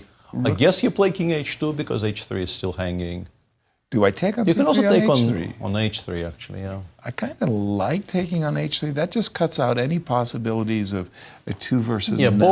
both are very, very equal. And I kind of actually like taking on h3 so that... No 2 versus none. I could fall for that. Yes. You know?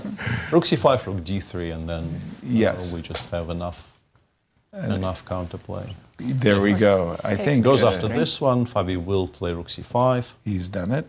I like your rook d3. Kind of menacing is too strong, but prepping more trades. Black's not even down a pawn. No, it's equal material. Yeah. No. It's completely equal. And yeah, the way the computer holds this is extremely concrete, but even if you just stay, let's say rook d3, king h2. Okay. The engine says you can go rook g3. I like it. Yeah, giving up on everything screams. Do not allow rook takes c7, you'll get mated. But the engine does not have compunctions like this. It just says, no, rook takes c3, I'm fine. And why are you trying to, And by the way, I'll make sure that one pair of rooks are going to come off. Yes, with h4, h3 to follow against pretty much anything. And exactly. Then so much material comes off.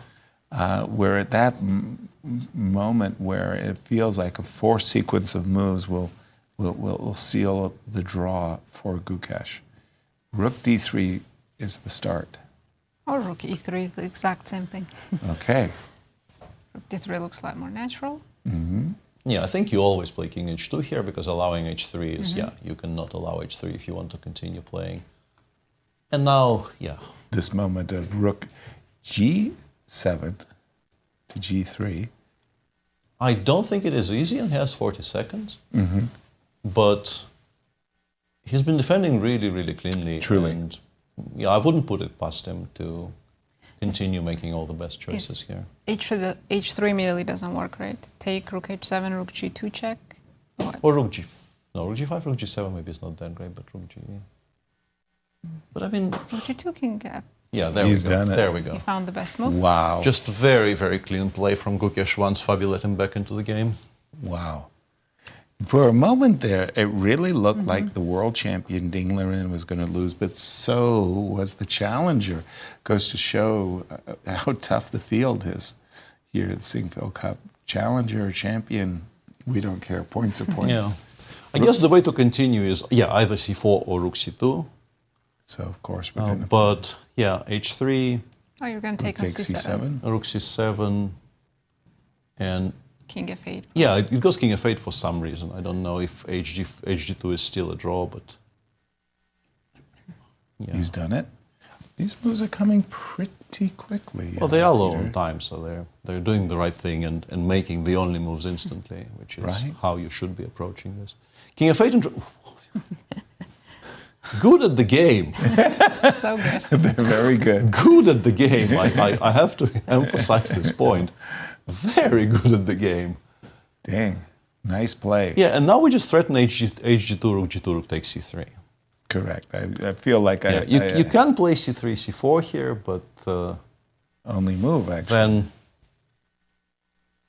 I can take on... Yeah, but then we have a perpetual, right? Then we have a perpetual. Hg, rook h3, rook d1, rook d2, rook d1. That's the perpetual. Yeah. Exactly. So we, Peter and I spotted the same... Well, I didn't. My screen did. Oh, sorry. And that was that in this position, we can immediately check. And rook d2. And you have to go to g1. You can lose with king f1 if you want to, but... Yeah, that's your loss. And then the draw... immediately. So there is now a forced, after c4, pardon me, if Fabi does play the move c4. No, this is... He could play rook... No, never mind. Very, very clean defense by Gukesh. Really there was impressed. one opportunity for Fabi to sacrifice with rook f6, but it was hard to calculate with 2 minutes on the clock. Right. After that, Gukesh made all the best moves. With just playing on the increments. Yeah. It does go to show that I think this idea of classical chess where you need 2 or 3 hours to play all the best moves is way overrated. That these players are playing very, very competent, good games in rapid and one way to describe it, Yeah. I mean, wow. Yeah, don't oversell it, yes. But no, it's competent. It's true. Yeah. King f8, love that move. G8. Okay. I guess rook h3, king g1. Yeah, but now we just give the checks with the non-d3 rook, and wherever white interposes with the other rook, we have rook takes c3. Yes. Hang on, with the king on the f file, that doesn't work because our rook will be pinned. Oh, right. So how do we do this? GH, rook h3, let's say king g2. Rook g3, king f1. Yeah, the engine just says, why not king e8? Yes, I was about to say. Why not continue after improving our position by playing king e8 here? Because what you want to do is make that perpetual where the king goes here, and then just as you described it, you were going to check. Once it reaches d8, that problem with the pin no longer really applies. So king e8 is the cleanest solution. It's not the only solution, but it's the cleanest solution. No, I like that move very much. King e8, followed by king d8 is a very nice tempo. By the way, you want to be over there, over there, where the passers are, where the pawns are. Is he going to play king e8? I think so. I think so. He might give one check. I think so. He's played so precision. Yes, precisely. I'd bet a lot that he will play king e8 here. He certainly knows that after king e8, rook c6, king d7, rook takes a6, rook takes c3. Yeah, that is not easy. the pawn we are worried about. Yeah. That's a trivial draw. So you just want your king over on the queen side. 50 seconds, but still plenty of time, really. In this position, yes. Yeah. The way to lose it, I guess, would be to allow a rook trade when the king is still far away from the a6 pawn. And then you do run into some trouble. And one thing we will say is that, let's say, if you imagine one pair of rooks coming off, the black king getting to b7, but the white king getting to, let's say, b3. People have been known to lose that endgame. For sure. I mean, it's a draw, but it's definitely losable. People have lost it over the years, many a time even, I would say. Right. So you probably don't want to allow that. But yeah, there you go. There you go. King e8. Played with just how perfect much time? play.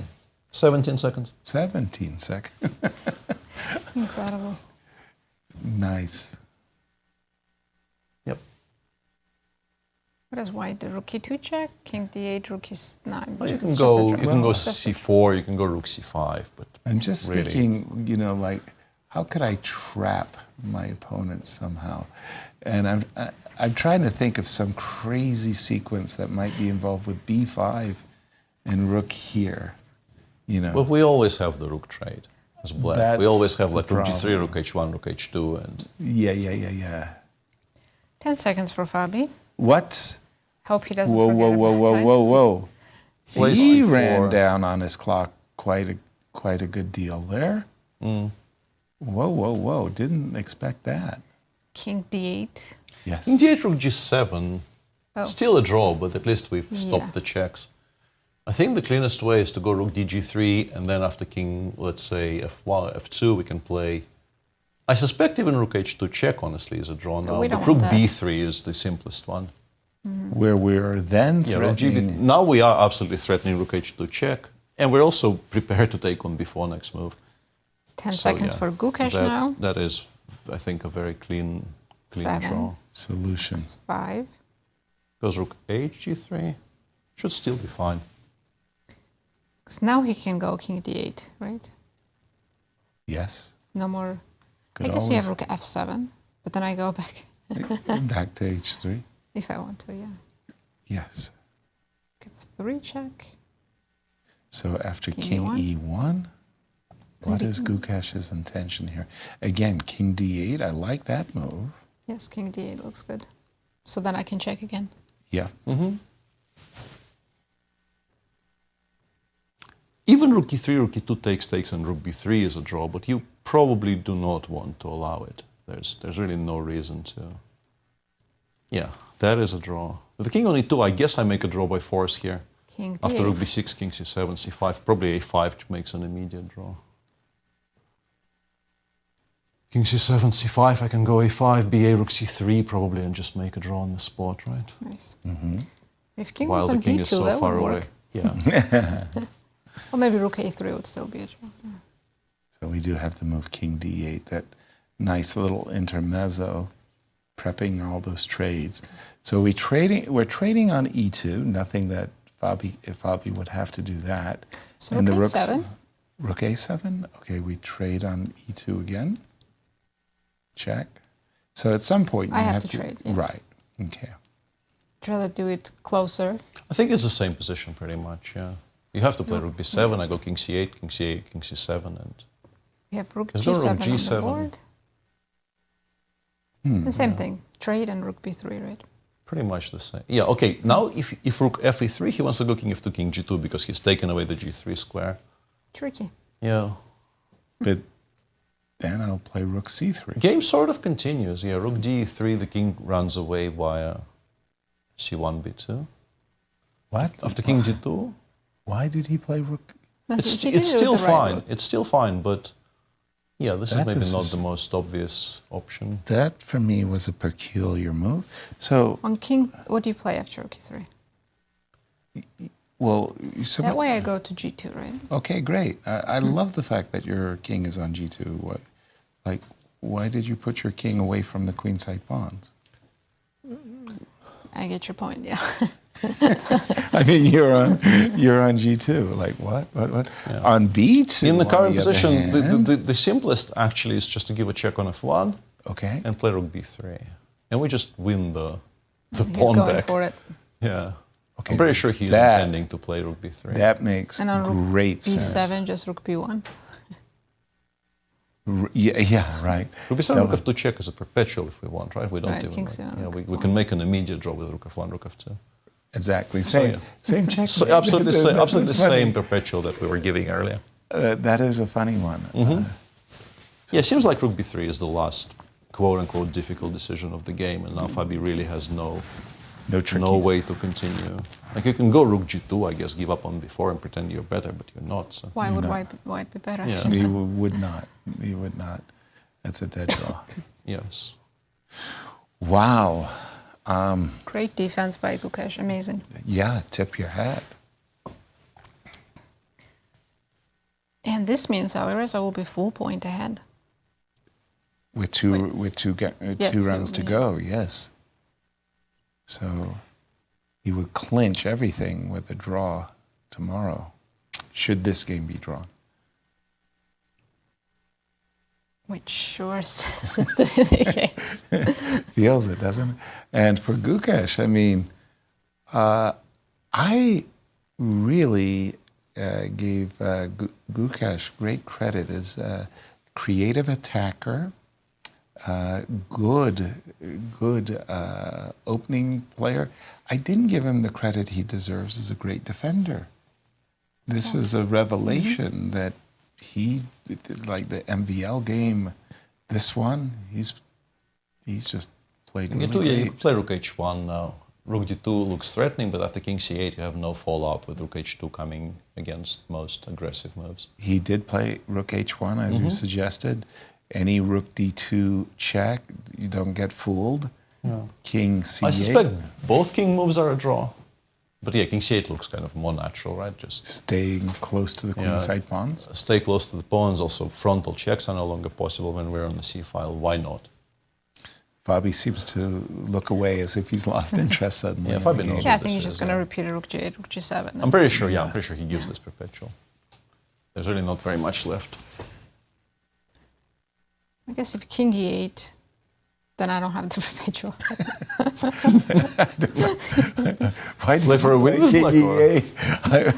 I wanted to give you a perpetual. That's pretty funny. Well, he's thinking, so he's considering king e8.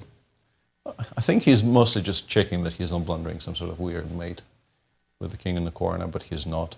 So, no real alarm. And he has time. He accumulated enough time with previous play that he can actually burn some of it to make doubly and triply sure. Yeah, king c8. I think Fabi just goes rook g8, rook g7.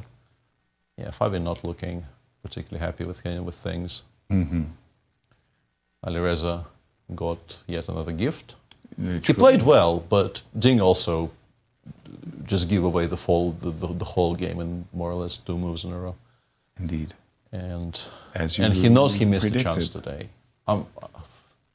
Yeah. He wasn't clearly winning at any point, but he was much, much better. The Fabi. Yeah. Yes. Rook So takes f6. Yeah, it was probably winning, but the variation didn't really bottom out there. Maybe there was some drawing chance. And they're claiming a draw. And they are indeed claiming a draw. Please stop the clock. Tell me, write down your move. players shake hands. I think this wasn't actually a three-fall, but the arbiters kind of understand that this has been a very hard-fought 6-hour game. So Hey, I see three moves on my screen. They did it correctly. yes. Okay. And for Alireza, he couldn't have asked for a dream round quite like this one. He defeats the world champion. Wesley loses. Fabi doesn't win. Fabi doesn't win. Yeah. It's all good. Perfect. Pretty much perfect, yes. Yeah, and wow. I'm a bit shocked that Ding Liren, the world champion, just collapsed. Well, as Alireza said towards the end, it was a difficult position to defend at the board. True. And these are our standings after round 7. Alireza with now 5 points, full point lead. Fabiano, Caruana in clear second with 4. And then we have 5 players sharing 3rd place. But how many of them didn't win a game? 3. I think 3 of them. Yeah. 3. Wow. Okay, and we're going to turn it over to you, Christian. Your thoughts. This time, we had 2 wins. Yes, we did. We did have 2 wins, and we are starting to understand that indeed Gukesh is a very powerful defender. I understood that in Bucharest, Romania, in fact, also in the game against MVL, where MVL just went guns blazing out of the opening. I think at some point he was up 1 full hour on the clock with a very difficult position to defend for Gukesh, and he calmly defended it. Another contrast that we're seeing right now between the world champion, Ding, and the challenger, Gukesh, is Gukesh feels very comfortable playing very long games. It doesn't seem to be the case for Ding. This was one long game where he was under pressure, Ding that is, and unfortunately he faltered.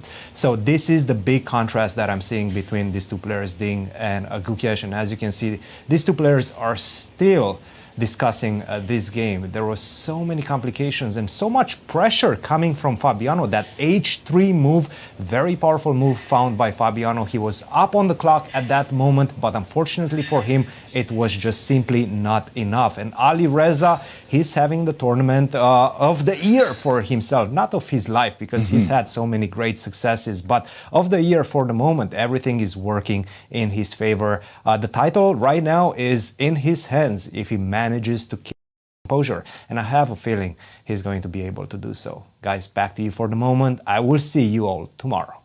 Thank you, Christian. And as we wrap up our broadcast, once again, I want to say what a great pleasure it has been working with you, Peter, with you, Nasi, coming to the studio fun. Yeah, it has been fun and exciting. And thank you Two for more rounds watching. to go. Two more rounds to go. See you tomorrow. See you all tomorrow.